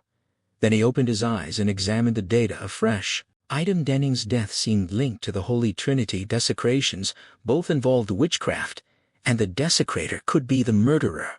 A witchcraft expert, a Jesuit priest, had been seen visiting the McNeils. The altar card sheet had been checked for fingerprints. Some were Karis's, but another set suggested small hands, possibly a child's. The typing on the altar card matched the typewriter from Sharon Spencer's unfinished letter, which Kinderman had smuggled out. But the touch differed. The blasphemous text was typed with far heavier pressure and skillfully, suggesting extraordinary strength. Dennings, if murdered, had been killed by a person of extraordinary strength. Engstrom was no longer a suspect. Chris McNeil had taken her daughter to Dayton the Behringer Clinic for observation of a serious mental disorder. Serious mental disorders sometimes caused extraordinary strength. Kinderman sighed, closed his eyes, and shook his head. He was back to the same conclusion. He opened his eyes and stared at the center of the paper rows of faded news magazine cover with Chris and Regan. He studied the daughter's sweet freckled ribbon ponytails, missing front tooth in her grin. He looked out the window into darkness, where a drizzling rain had begun to fall. The detective sat motionless in his unmarked sedan, rain streaking the windshield as he stared up at the shuttered window. The decision gnawed at him. Should he go knock? Demand answers? But doubt crept in, and he rubbed his tired brow, silently chiding himself for the obsession that had led him here. He was sick. He knew it, running on fumes and suspicion, and for a moment he almost convinced himself to drive home, to sleep, to let it all go. Then a cab pulled up. A tall, elderly man emerged, paid the driver, and stood in the misty streetlight, gazing up at the same window with an expression of weary recognition. The detective's instincts flared. He started the engine, following as the cab rounded the corner, flashing his headlights to signal a stop. He had no idea that inside the house, Karis and Carl were straining to hold the girl still, while Sharon administered yet another massive dose of Librium, a staggering amount that suggested the depths of the crisis unfolding behind those walls. The demonic presence had reawakened with a fury that Regan's frail body couldn't sustain for long. Karis's exhaustion was absolute. He'd barely slept since morning, when he'd visited the chancery and then returned to tell Chris what he'd learned. After setting up the IV, he'd collapsed into bed, only to be jolted awake 2 hours later by Sharon's frantic call. Regan's pulse was failing. He'd rushed back, testing her for pain response, finding none, and fearing the slide into coma from which she might never return. Her vitals had stabilized, barely, but only after an hour and a half of anxious vigil. He'd instructed Sharon to monitor her hourly, then tried to rest again, but the phone rang once more, this time with news from the chancery. The exorcist assigned to the case was Lancaster Marin. The name hit Karis like a physical blow. Marin, the intellectual giant, the philosopher whose work had challenged the Church's very understanding of matter and spirit. The news stirred a flicker of hope, but also a deeper unease. Why hadn't he been chosen? The bishop had passed him over, and Karis couldn't help but wonder if his own doubts about faith had been whispered to the authorities. He'd turned restlessly in bed, feeling unworthy, rejected, a sting that lingered even as sleep finally claimed him. But the peace was short-lived. Another call from Chris, another crisis at the house. He'd gone back, checked Regan's pulse still strong, for now, and administered more Librium. Then he collapsed in the kitchen with Chris, who was reading one of Marin's books. She offered him a passage, and he read it aloud, words about the eternal cycle of death and renewal, the certainty of spring's return after winter's grip. The beauty of it softened him, but the demons raging from upstairs shattered the moment. Chris spoke quietly about the roses Regan used to leave on her plate before she went to work, a ritual of love that felt like a relic from another life. She realized aloud that Karis had never met the real Regan, and the weight of that loss pressed down on both of them. She excused herself to get brandy, and Karis was left alone, staring into his coffee, feeling the inadequacy of all his efforts. A childhood memory surfaced: his dog Reggie, dying of distemper because he hadn't known to get him shots. The helplessness of that moment echoed in his present. He was failing again, failing Regan, failing Chris, failing everyone who needed him. The demon's taunts from upstairs seemed to mock his impotence. He went back to the bedroom, held Regan steady while Sharon injected another dose, 500 milligrams total now, and noticed that the obscenities seemed aimed at no one present, as if the creature were addressing some unseen presence. He returned to the kitchen, where Chris sat alone pouring brandy into her coffee. He declined her offer, slumped into a chair, and asked about Regan's father. Chris had lied to him on the phone, told him Regan was at a party. The silence that followed was broken only by the sudden cessation of the shouting overhead, the Librium finally taking hold. Karis felt a moment of relief, but it was short-lived. The doorbell chimed, and both of them exchanged a wary glance. The detective's shadow loomed large in both their minds, and the evening was far from over. They sat frozen in the kitchen, listening to the seconds stretch into silence, waiting for someone to answer the door. But Willie was resting, and Sharon and Carl were still upstairs. Tension coiled tighter in Chris's chest until she could bear it no longer. She rose abruptly, crossed to the living room and knelt on the sofa, parting the curtain just enough to peer through the Rain Street glass. Her breath caught. Not the detective. Thank God. A tall old man stood on the stoop, head bowed beneath a threadbare black raincoat and felt hat, a worn valise gripped at his side. The street lamp caught the glint of a silver buckle as he shifted his weight. Another chime. Puzzled but relieved, Chris went to the entry hall and cracked the door open, squinting into the misty darkness. She couldn't make out his face beneath a hat brim. The voice that answered her was gentle, refined, and yet somehow resonant, a voice that seemed to hold more than words. When he lifted his hat, she found herself staring into eyes that disarmed her completely. They radiated an intelligence and kindness so profound that she felt something loosen in her chest, as if warm water were flowing through her, steady and endless. He introduced himself as Father Lancaster Marin.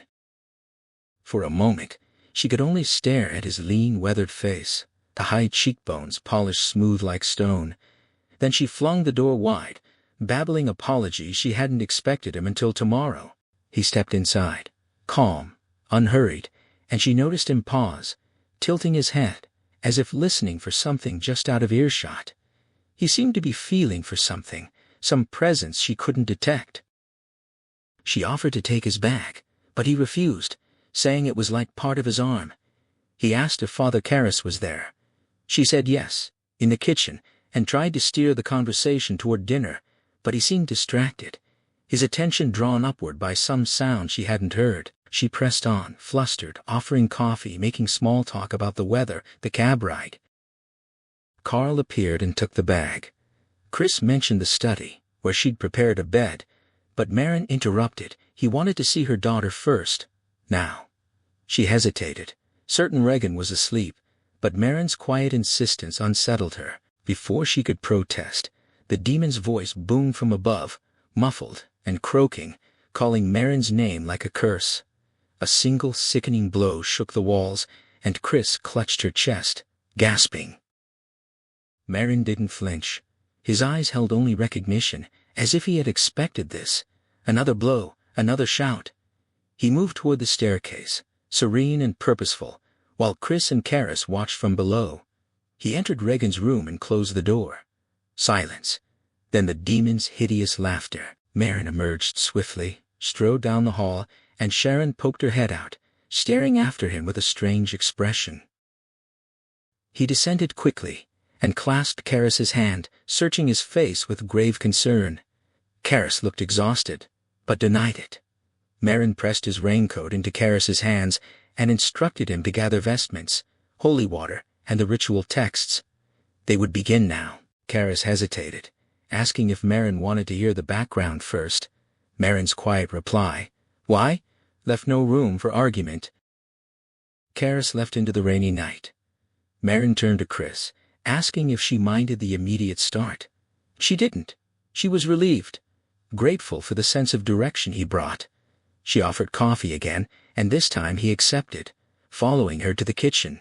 She poured brandy into his mug, and they exchanged small talk, his gentle humor easing her tension. He asked about her name, and she admitted it wasn't a stage name. He mused about his own, perhaps named after a cargo ship or a bridge, and remarked on how lovely the name Damien was, recalling the priest who had served lepers and died of the disease himself. They spoke of homely things until Sharon appeared, and then Merrin rose, rinsed his mug, and let Chris lead him to the study.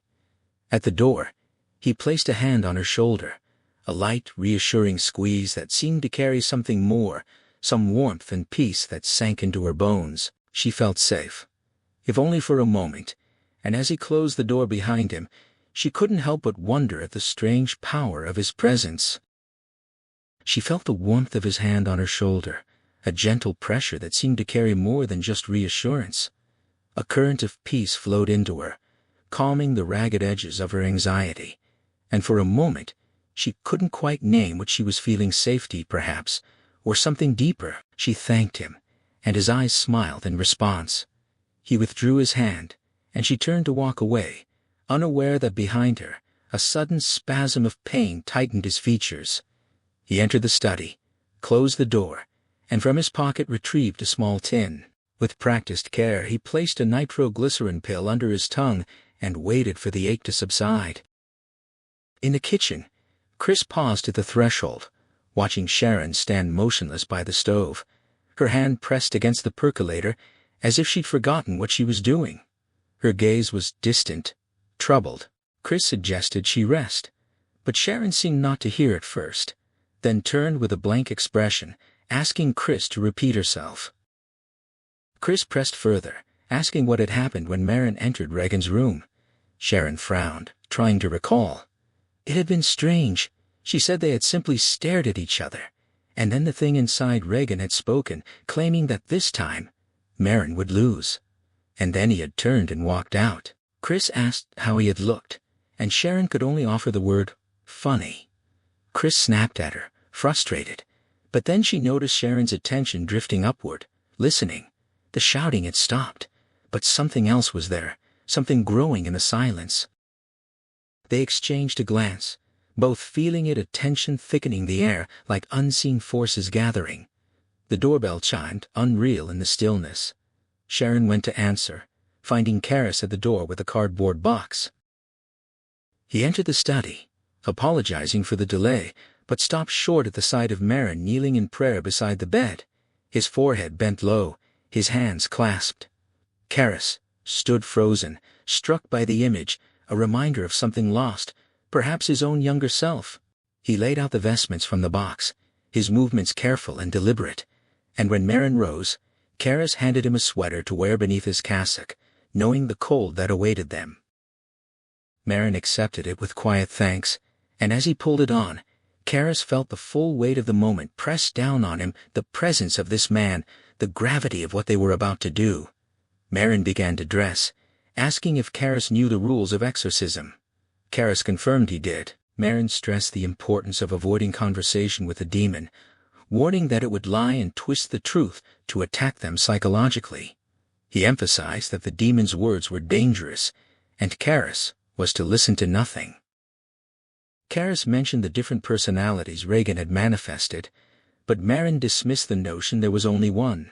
He took the holy water from Karis and directed him to lead the way. Upstairs, Chris and Sharon waited by the bedroom door, bundled against the cold that seeped from within. They watched the two priests ascend the stairs, Merrin tall and commanding, Karis following with a white surplice over his dark cassock. Despite her skepticism, Chris felt something stir in her, a hope she couldn't quite name. At the door, Karis urged her not to enter, and Merrin agreed. She leaned against the wall, resigned, and answered Merrin's question about Regan's middle name, Teresa. He smiled, offered reassurance, and turned toward the door. Chris felt the tension coil again, the darkness behind it pressing outward. Karis opened the door and was hit by a wave of stench and cold. Carl sat huddled in the corner watching. The demon's eyes gleamed, fixed on Merrin. The creature spoke, its voice a croak of contempt, welcoming Merrin with mockery. The old priest traced the sign of the cross, then prepared the holy water. The demon jeered, calling it urine, the semen of saints. Merrin began to sprinkle it, and the demon recoiled, its rage erupting in a torrent of blasphemy. Then Marin's voice cut through like a whip. "Be silent." The command struck the room, and the demon fell quiet, its eyes wary, blinking. Marin capped the vial, returned it to Karis, and knelt beside the bed, beginning the Lord's Prayer with quiet reverence. The creature's contempt took physical form, a globe of yellow mucus that struck Marin square in the face and began to ooze down his cheek. He didn't flinch. His head remained bowed, his voice steady as he continued the prayer, one hand reaching into his pocket for a handkerchief. With unhurried movements he wiped the spittle away and finished the line, then waited for Karis's response. Karis answered, but his attention was caught by the girl's eyes rolling upward until only the whites showed, giving her an unsettling, sightless stare. Unease prickled at him. Something in the room felt heavy, congealing. He forced himself back to the text, following Marin's lead as the older priest prayed with quiet authority, calling on God to protect the girl from the ancient enemy. Then came the hissing. Regan sat bolt upright, her head weaving, tongue flickering like a serpent's. Marin continued the ritual, his voice unwavering, but Karis heard a gasp from behind him. He turned. Sharon stood frozen, staring at the bed with wide eyes. He looked back, and his breath caught. The bed was rising. Front legs first, lifting clean off the floor, then the back, until the entire frame hovered 4, 6 a foot in the air. Carl's whispered curse went unheard. The bed drifted upward, bobbing gently as if suspended in water. Karis's mind reeled, struggling to deny what his eyes were showing him. Marin's calm voice broke through, calling him back to the ritual, and Karis fumbled for the response, his heart pounding. The exorcist continued the prayers, and Karis felt a surge of elation. This was real, undeniable, right in front of him. But the moment shattered as Chris burst in, gasping at the sight. Marin traced the cross on Regan's brow, and the hissing gave way to a lowing that seemed to come from something far larger than the frail body on the bed. The sound grew, tearing through the room, and then Marin pressed the stole to her neck, his voice rising against the bellowing. The noise ceased. A putrid green vomit began to pump from her mouth, spilling over Marin's hand. He didn't move it. The bed pitched and yawed, but he kept the stole in place, his prayer unbroken. Karis was vaguely aware of Chris fleeing the room. The bed dipped and swayed violently, then slowly, feather-like, settled back to the floor with a dull thud. Marin's voice lashed out, commanding the unclean spirit to depart. Karis's mind, however, had begun to churn with doubt. Poltergeists, psychokinesis, the shaman's accelerated pulse. He stepped to the bedside and grasped Regan's wrist, finding what he feared, her heart racing at an impossible speed. He counted the beats, each one an argument against the supernatural. Marin continued, his voice a hammer against the darkness, but Karis felt the room grow colder, the air thickening. The lights flickered and dimmed to an eerie amber. Then came the pounding, muffled at first, then growing, shuddering through the walls like the beat of a diseased heart. The creature's head turned with a slow, creaking motion, fixing its sightless gaze on Karis before swinging back to Marin. The exorcist's words rang out, calling on God to drive the monster out, and the pounding accelerated, deafening, until Sharon cried out and pressed her hands to her ears. Across the bed, Marin reached out calmly and traced the cross on Regan's chest, and Karis felt the pulse drop suddenly. Dramatically, the pounding ceased, and the room fell into a ringing silence. Marin's voice continued, calling on the God of heaven and earth, as Karis felt the pulse beneath his fingers slacken further. But the demon's rage erupted anew, hurling accusations at the old priest, calling him a prideful bastard, a heretic who would lose, who would watch the girl die. The creature spat in Marin's face again, mocking him with vile suggestions about how he should perform his ministry. Marin, unruffled, wiped the spittle away and resumed the prayers. The demon's taunts grew more personal, accusing Marin of caring nothing for the girl, of turning her into a contest between them. It mocked his humility, his desert retreats, his isolation from the flawed and suffering. Marin pressed on, unmoved. even as the creature produced a grotesque parody of the Eucharist, claiming the girl's excrement as its body and challenging the priest to consecrate it. Karis tried to focus on the text, on the gospel passage about Legion and the swine, but the demon seized the moment to target Willie, who had appeared in the doorway with towels. It called out to her, revealing the secret of her daughter alive, but a drug addict, hopeless, and Carl rushed to drag her away, shouting for her not to listen. The demon's laughter echoed, offering to tell her where Elvira lived, to surprise her on Mother's Day. Then the creature turned its attention to Karis. He had checked Regan's pulse again and was instructing Sharon to prepare another injection. The demon leered, offering Sharon to him, describing her fantasies with crude, explicit detail. Sharon's face burned with shame, but Karis stayed focused, ordering the medication. As she passed the bed, the demon flung vomit in her face, and the Dennings personality surfaced, hurling abuse. Sharon fled. Dennings grimaced at the stench, asked for a window to be opened, then quickly withdrew the request, hinting darkly at what might happen if it were done. The creature laughed and vanished, replaced by the demon again. Marin continued the adjurations, but Karis worried the fit was lasting too long. Chris appeared with a syringe, and Karis took it from her trembling hands, telling her to swab Regan's arm. The demon's abuse shifted to her, blaming her career, her divorce, for driving the girl to madness and murder. Chris froze, unable to proceed, but Karis forced her to finish and ordered her out. As she fled, the demon turned on him, invoking his mother with a cruel precision that made him blanch.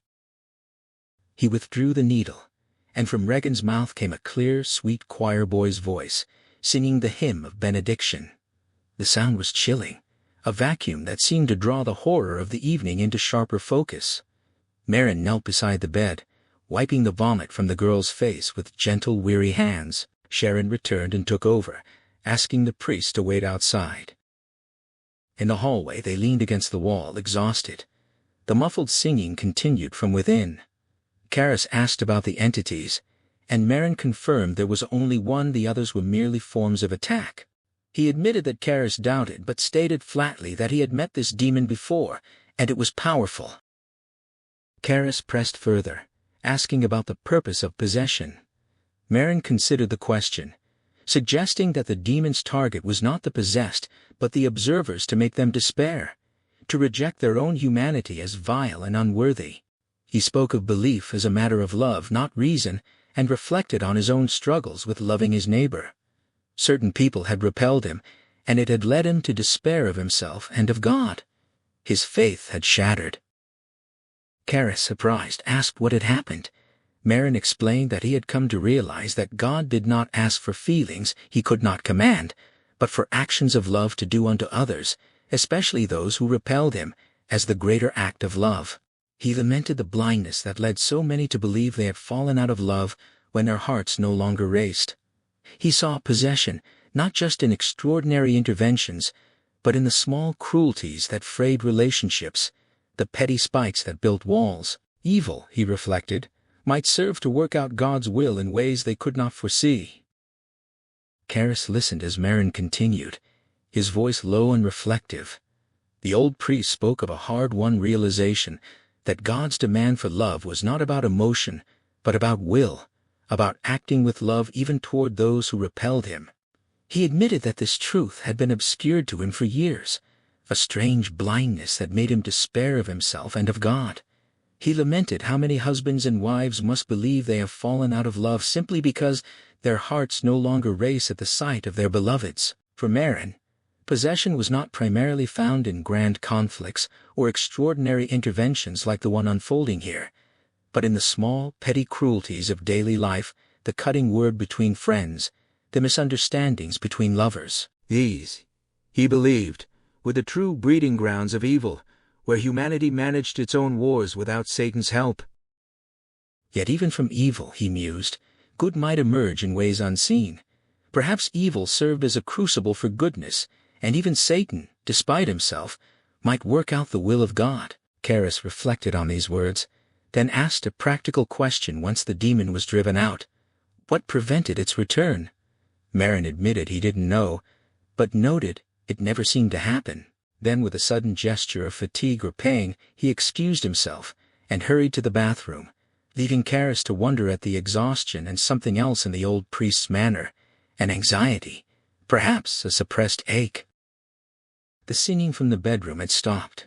Moments later, Sharon emerged with soiled bedding, announcing that Regan was finally asleep.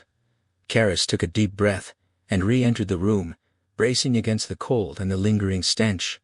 He moved to the bedside, relieved to see the girl resting at last. He reached for her wrist to check her pulse. But before he could count the beats, a voice cut through the silence, his mother's voice, accusatory and tearful, asking why he had done this to her, why he had left her, why he was chasing her away. Karis froze, refusing to look, his heart pounding. He told himself it wasn't her, but the voice persisted, growing more frightened, more pleading. He shouted back, denying her, but the words only seemed to invite more torment. Then the Dennings personality surfaced, whining about the injustice of being driven out, claiming that Regan had killed him, that she had pushed him out the window. Karis challenged the entity, asking how Dennings' head had been turned around, but the personality grew evasive, dismissing the question as trivial. Karis tried to focus on Regan's pulse again, but his mother's voice returned, pleading with him not to leave her alone, blaming his priesthood for her poverty and loneliness. He shouted her down, but the demon took over, seething with contempt for Marin, declaring that the old priest was not holy but proud and unworthy. It vowed to prove this by killing Regan, blaming Karis's incompetence and the librium he had given her. Karis checked her pulse and found it weakening. The demon mocked him, noting the feebleness of the heartbeat. He fetched his stethoscope and listened, hearing distant, inefficient tones. The demon crowed that it would not let the girl sleep, and Karis realized the mortal danger without rest. Her heart would fail. Marin returned, and Karis explained the situation, the demon's refusal to let her sleep, the cardiac exhaustion that threatened her life. He suggested calling a specialist, and Marin agreed, offering to pray. Karis found Chris in the kitchen, hearing Willie's sobs from the pantry. He explained the need for a consultation without revealing the full extent of the danger. Chris gave permission, and Karis called a cardiac specialist, waking him and briefing him briefly. The specialist arrived within half an hour, entering the bedroom to find the cold, the stench, and the girl's condition deeply unsettling. As he examined her, she croaked gibberish, then sang, then made animal noises. The Dennings personality appeared, and the specialist witnessed the bizarre manifestation firsthand. The entity wearing Dennings' voice poured out a pitiful, self-serving plea to the specialist, bemoaning its fate and the lack of housing for displaced spirits, all the while casting blame on Karis, calling him a stubborn fool who should know better than to rely on religious mumbo-jumbo when the girl clearly belonged in an asylum. The specialist, his eyes wide with a mixture of horror and clinical shock, kept his attention on Regan's blood pressure. He remained expressionless as he finished, gave Karis a brief, bewildered nod, and stepped out into the hallway. Karis followed, pulling the bedroom door closed behind him. The specialist turned and fixed him with a probing stare, demanding to know what was really happening in that room. Karis couldn't meet his eyes. He murmured that he couldn't say. The specialist pressed him, asking if that was an inability or a refusal. Karis lifted his gaze, admitting it was probably both, and then turned the question back to the girl's heart. The specialist's answer was grave and sobering. The relentless activity had to stop. She needed sleep, and soon, before her blood pressure collapsed. When Karis asked if there was anything he could do, the specialist offered only a single hopeless word: pray. Karis watched him walk away, feeling the crushing weight of exhaustion and the bitter sting of his own self-recrimination. His mind replayed the demon's taunt about the librium, and a soft, convulsive sound of regret escaped his throat. He forced himself to breathe deeply, steadied himself, and pushed the door open again, his hand moving as if through water.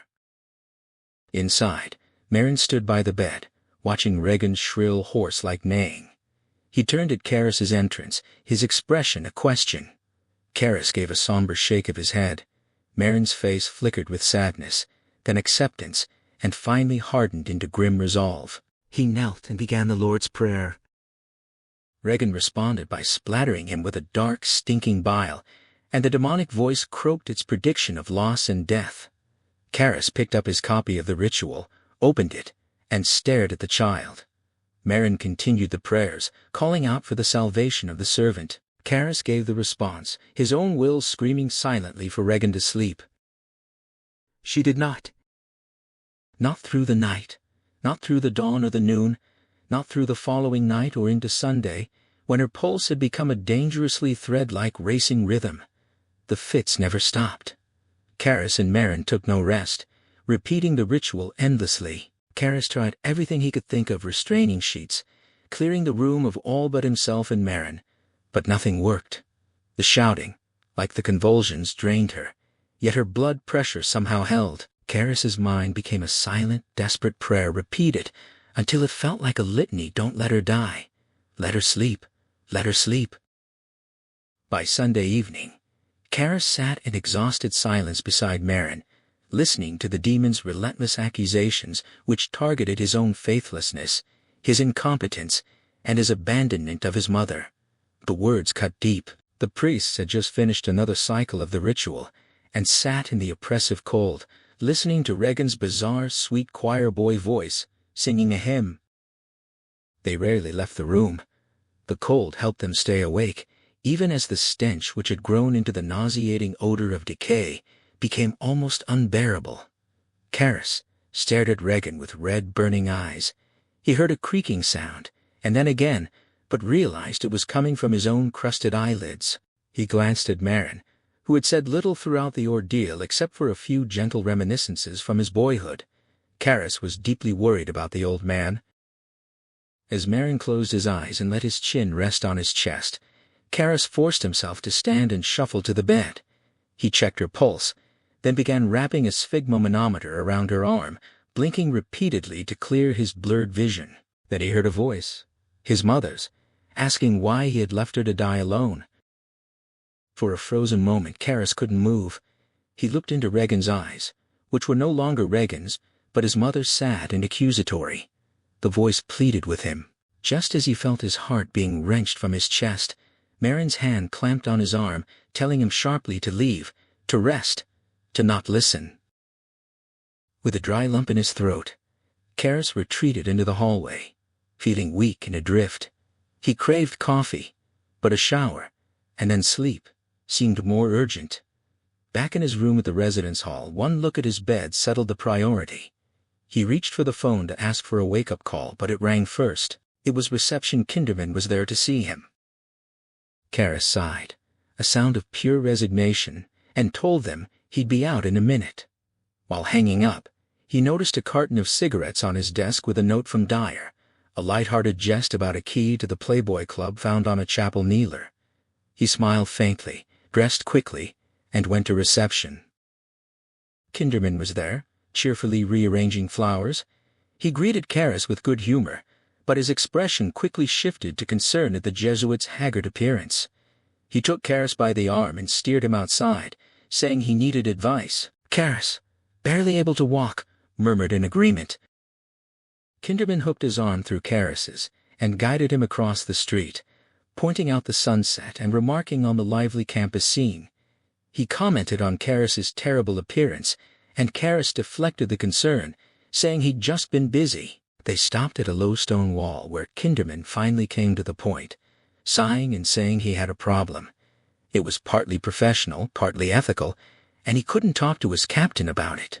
He mentioned an aunt who used to shout her frustrations in a closet, a joke about good therapy, and then made it clear that Karras was his closet now. But the matter was far more serious. The detective hesitated, then confessed it was largely an ethical dilemma, a question he couldn't take to his captain.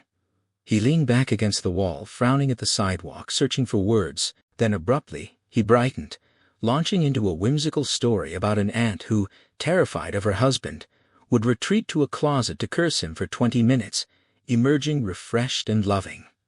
He asked Karras if that wasn't good therapy. Karras, with a wan smile, agreed it was very good, and asked if he was now playing the role of that closet. Kinderman confirmed it was something like that, but far more serious. The closet needed to speak. Karras asked for a cigarette, but the detective stared at him in disbelief, citing his own poor health. Karras murmured he wouldn't smoke either, and turned to face the river, clasping his hands on the wall to hide their trembling. The detective chided him for his grim mood, urging him to smile. Karras remained silent, then finally gave permission for the detective to ask whatever he needed to. Kinderman sighed, faced the river, and began. He sketched a hypothetical homicide case, a ritual witchcraft murder. He stated with flat emphasis that he knew, as a fact, 1 of 5 people in a house must be the killer. The problem was that all the evidence pointed to a child, a little girl. It sounded fantastic, he admitted, but it was true. He then revealed that, in his hypothetical scenario, a famous Catholic priest had once cured a very special mental illness. The illness involved Satanism and incredible strength, the kind that could twist a man's head around. The detective paused, then continued. The girl was not responsible. She was insane. Just a child. Yet her illness was dangerous. She could kill again. He asked Karras, hypothetically, what the right thing to do was. A surge of weary anger rose in Karras at the sheer weight of the burden being placed on him, but he let it settle into calm. Meeting the detective's gaze, he answered that he would place it in the hands of a higher authority. Kinderman agreed, saying he believed it was there at that very moment. Karras affirmed he would leave it there.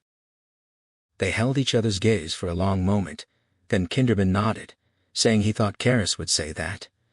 He turned back to the sunset, musing on beauty and mysteries, and then glanced at his watch, citing the need to get home.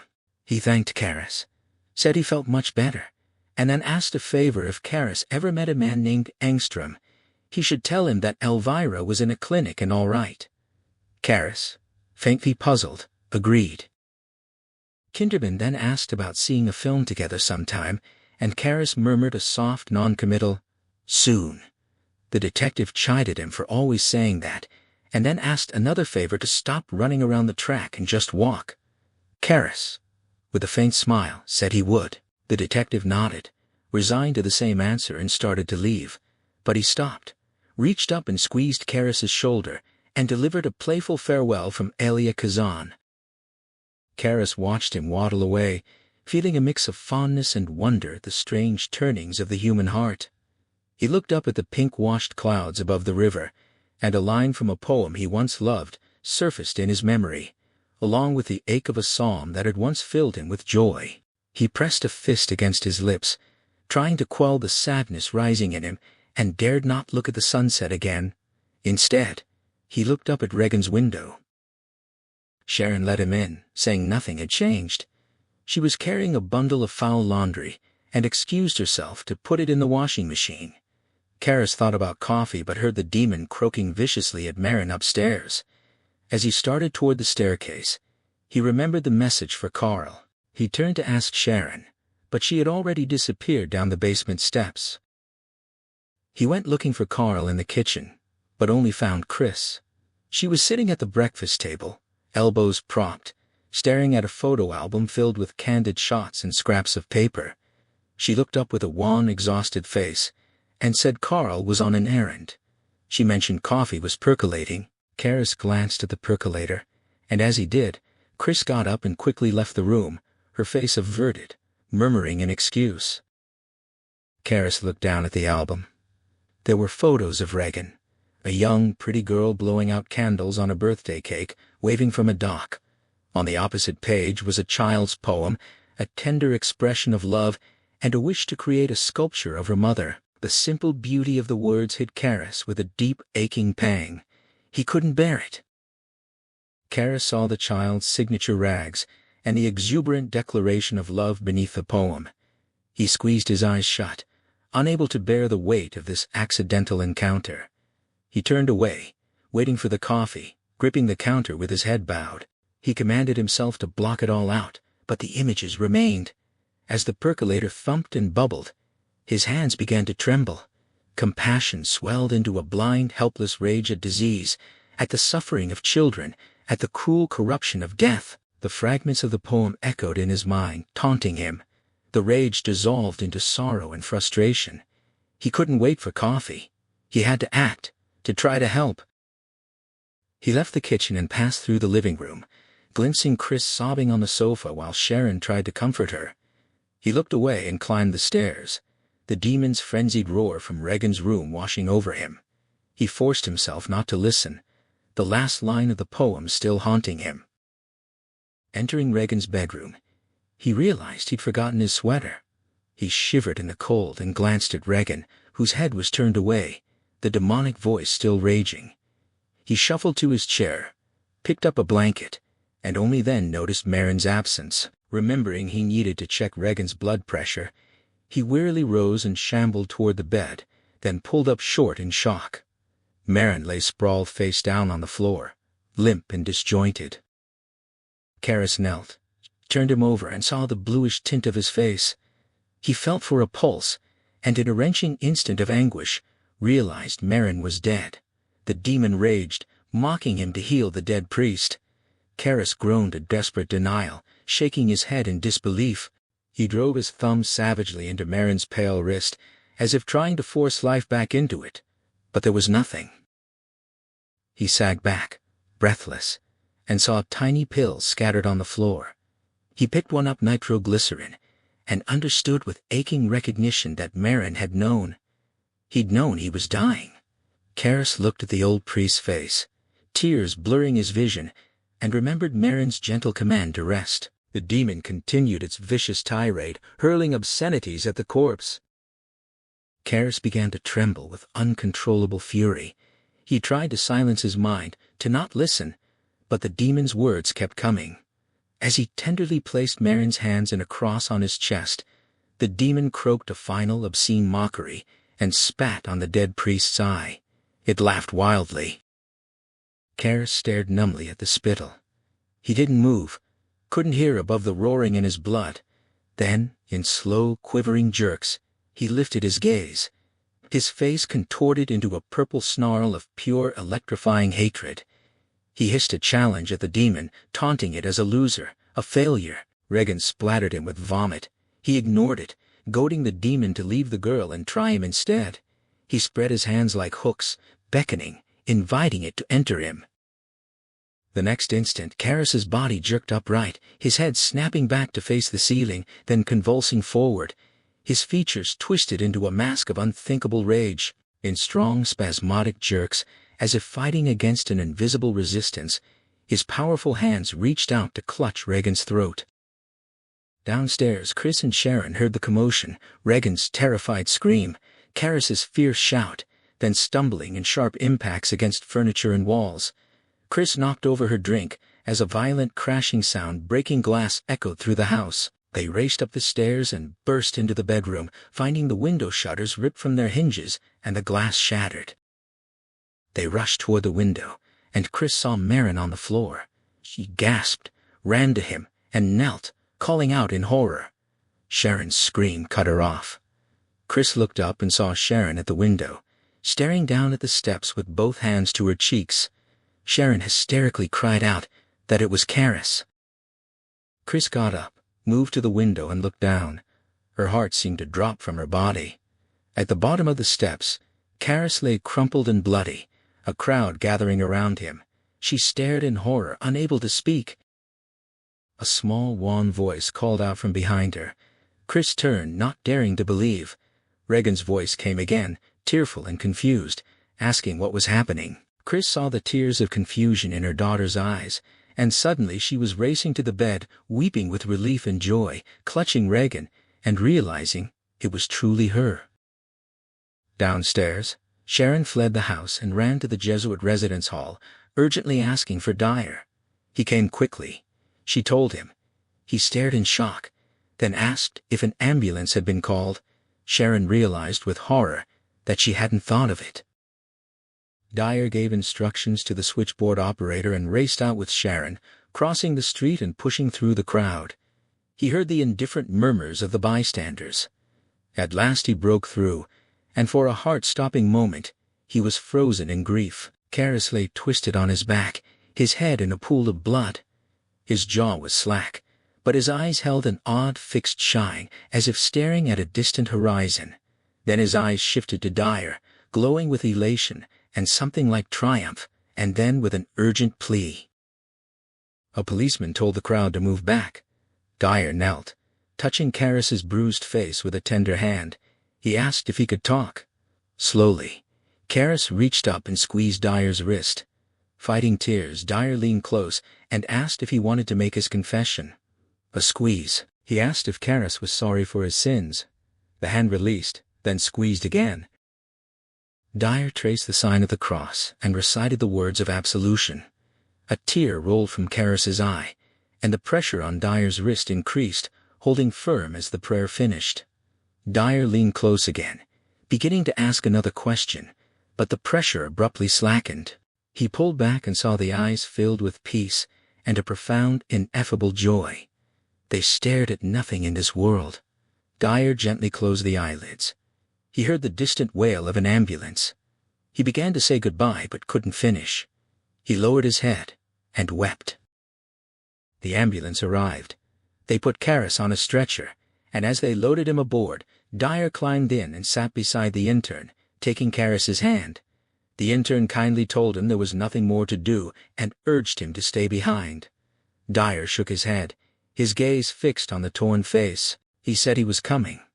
The intern looked to the driver, who waited with raised eyebrows, and gave a mute nod. The rear door was raised and locked shut. On the sidewalk, Sharon stood numbed, watching the ambulance recede. The crowd's murmurs faded, the siren's wail rising shrill over the river before abruptly cutting off. The driver had realized time no longer mattered. 6 weeks passed.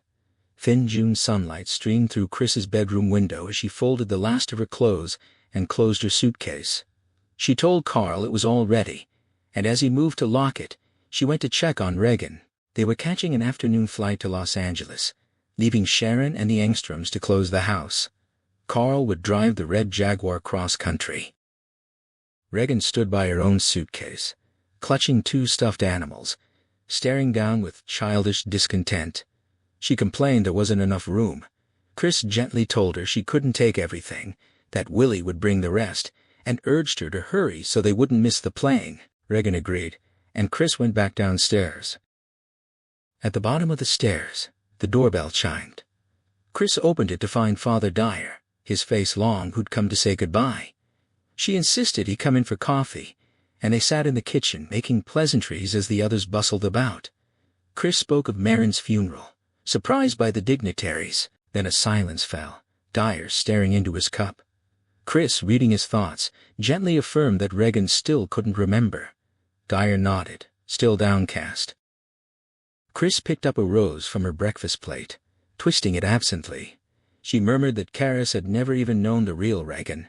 Dyer asked her softly, as a non-believer, what she thought had really happened, whether Regan had truly been possessed. Chris pondered, toying with the rose. She admitted she didn't know.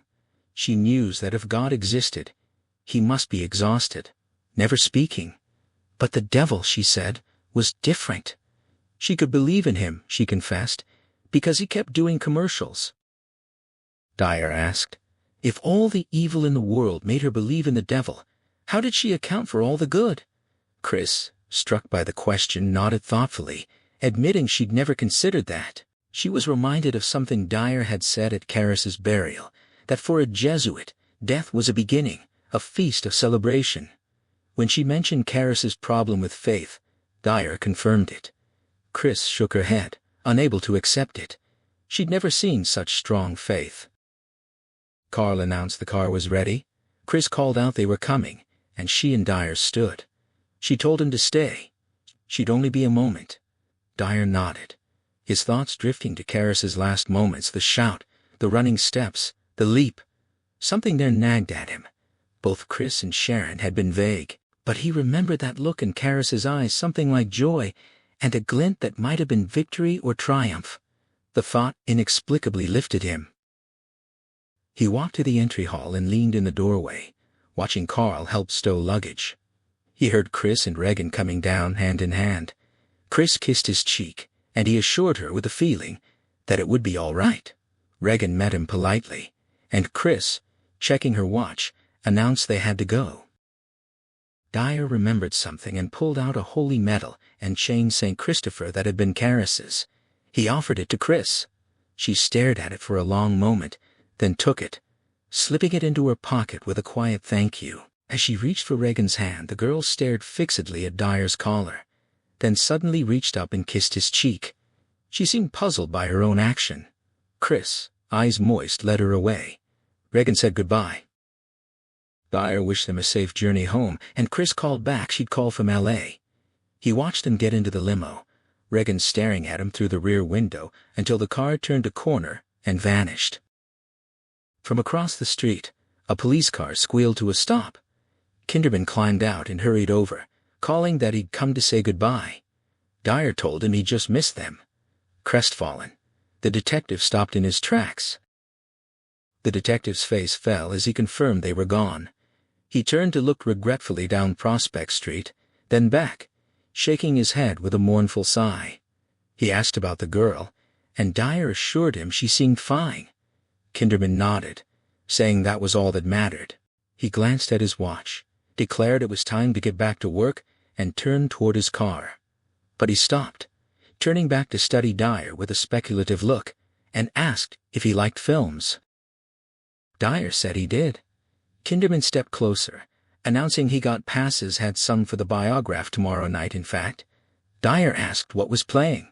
When Kinderman said Wuthering Heights, Dyer asked who was in it. The detective, with gruff mock outrage, announced a ludicrous cast and challenged Dyer to come. Dyer declined, saying he'd already seen it. Kinderman stared at him limply, then muttered ruefully, "Another one." He turned back with a smile, hooked his arm through Dyer's and started walking him up the street. He fondly quoted a line from Casablanca about the beginning of a beautiful friendship. Dyer remarked that he looked a little bit like Bogart. Kinderman, with quiet satisfaction, replied that Dyer had noticed. In forgetting, they were trying to remember. The end. Thank you for sharing this journey. Every unforgettable story leaves something behind, and The Exorcist has never truly stopped haunting the people who encounter it. Long after its final page, and long after the credits roll, it continues to spark conversations about fear, belief, and the mysteries we cannot easily explain. Its influence reaches far beyond horror. Countless films, television series, novels, and even video games have borrowed its visual language and emotional tension. The image of a lone priest standing beneath a glowing street lamp became one of the most recognizable scenes in cinema history, while the spinning head, the levitation, and the haunting voice of Regan have become part of popular culture around the world, even among people who have never seen the film itself. One of the lesser-known stories behind the novel is that William Peter Blatty spent years quietly researching religious texts, eyewitness accounts, and interviews connected to reported exorcisms. He wanted the supernatural elements to feel grounded in reality rather than fantasy. At times he questioned whether anyone would believe the story at all, constantly revising the manuscript to make every emotional reaction feel authentic before asking readers to accept the impossible. The film carried that same pursuit of realism. William Friedkin avoided treating the story like traditional horror.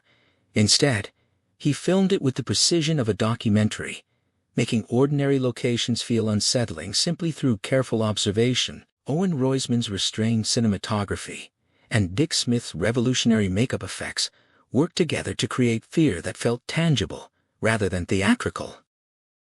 Many of the movie's most unforgettable moments were achieved with practical effects instead of visual tricks. The bedroom set was refrigerated to well below freezing so the actor's breath would naturally appear on camera. Linda Blair often spent 4 to 5 hours each day in the makeup chair before filming even began, while mechanical rigs hidden inside the bed created the violent shaking that audiences still remember decades later. Some scenes demanded remarkable dedication from the cast. Ellen Burstyn suffered a real back injury when a stunt harness pulled her harder than expected, and William Friedkin kept the genuine reaction in the finished film because of its emotional honesty. Jason Miller, who played Father Karras, was sometimes caught off guard by Friedkin's directing methods, including unexpected sounds just before filming, all in pursuit of authentic performances that couldn't be rehearsed. There are fascinating details hidden throughout the film that many viewers never notice. Mercedes McCambridge, whose voice became the terrifying sound of the demon Pazuzu, pushed herself to extraordinary lengths during recording sessions, even swallowing raw eggs and using chains to alter the texture of her performance. Composer Mike Oldfield's Tubular Bells became forever linked with the film, despite being used only briefly, proving how a few carefully chosen notes can shape cinematic history. The famous Georgetown staircase has since become a destination for film lovers from around the world, and the silhouette of Father Merrin arriving beneath the street lamp remains one of the most studied compositions in film schools. Decades later, directors from David Fincher to Mike Flanagan have spoken about the film's influence on psychological storytelling, proving that its legacy extends well beyond the horror genre. Perhaps the greatest achievement of The Exorcist is that every generation discovers something different within it. Some see a story about evil, others see a mother's unconditional love, many find a profound meditation on doubt, sacrifice, and the fragile hope that survives even in overwhelming darkness. If today's retelling inspired you, I warmly encourage you to experience William Peter Blatty's original novel. Its quieter moments, deeper conversations, and philosophical reflections reveal another side of this remarkable story that complements the film beautifully. And if this story left you thinking, I'd love to hear your interpretation. Share your thoughts, your favorite scene, or even the moment that unsettled you most. If you enjoy these cinematic retellings, your like, subscription, and sharing help keep these stories alive for more listeners who love exploring the worlds behind the words. Some stories end with an answer. The greatest ones leave us with a question that quietly follows us home. And perhaps that is why, after all these years, The Exorcist still refuses to let go.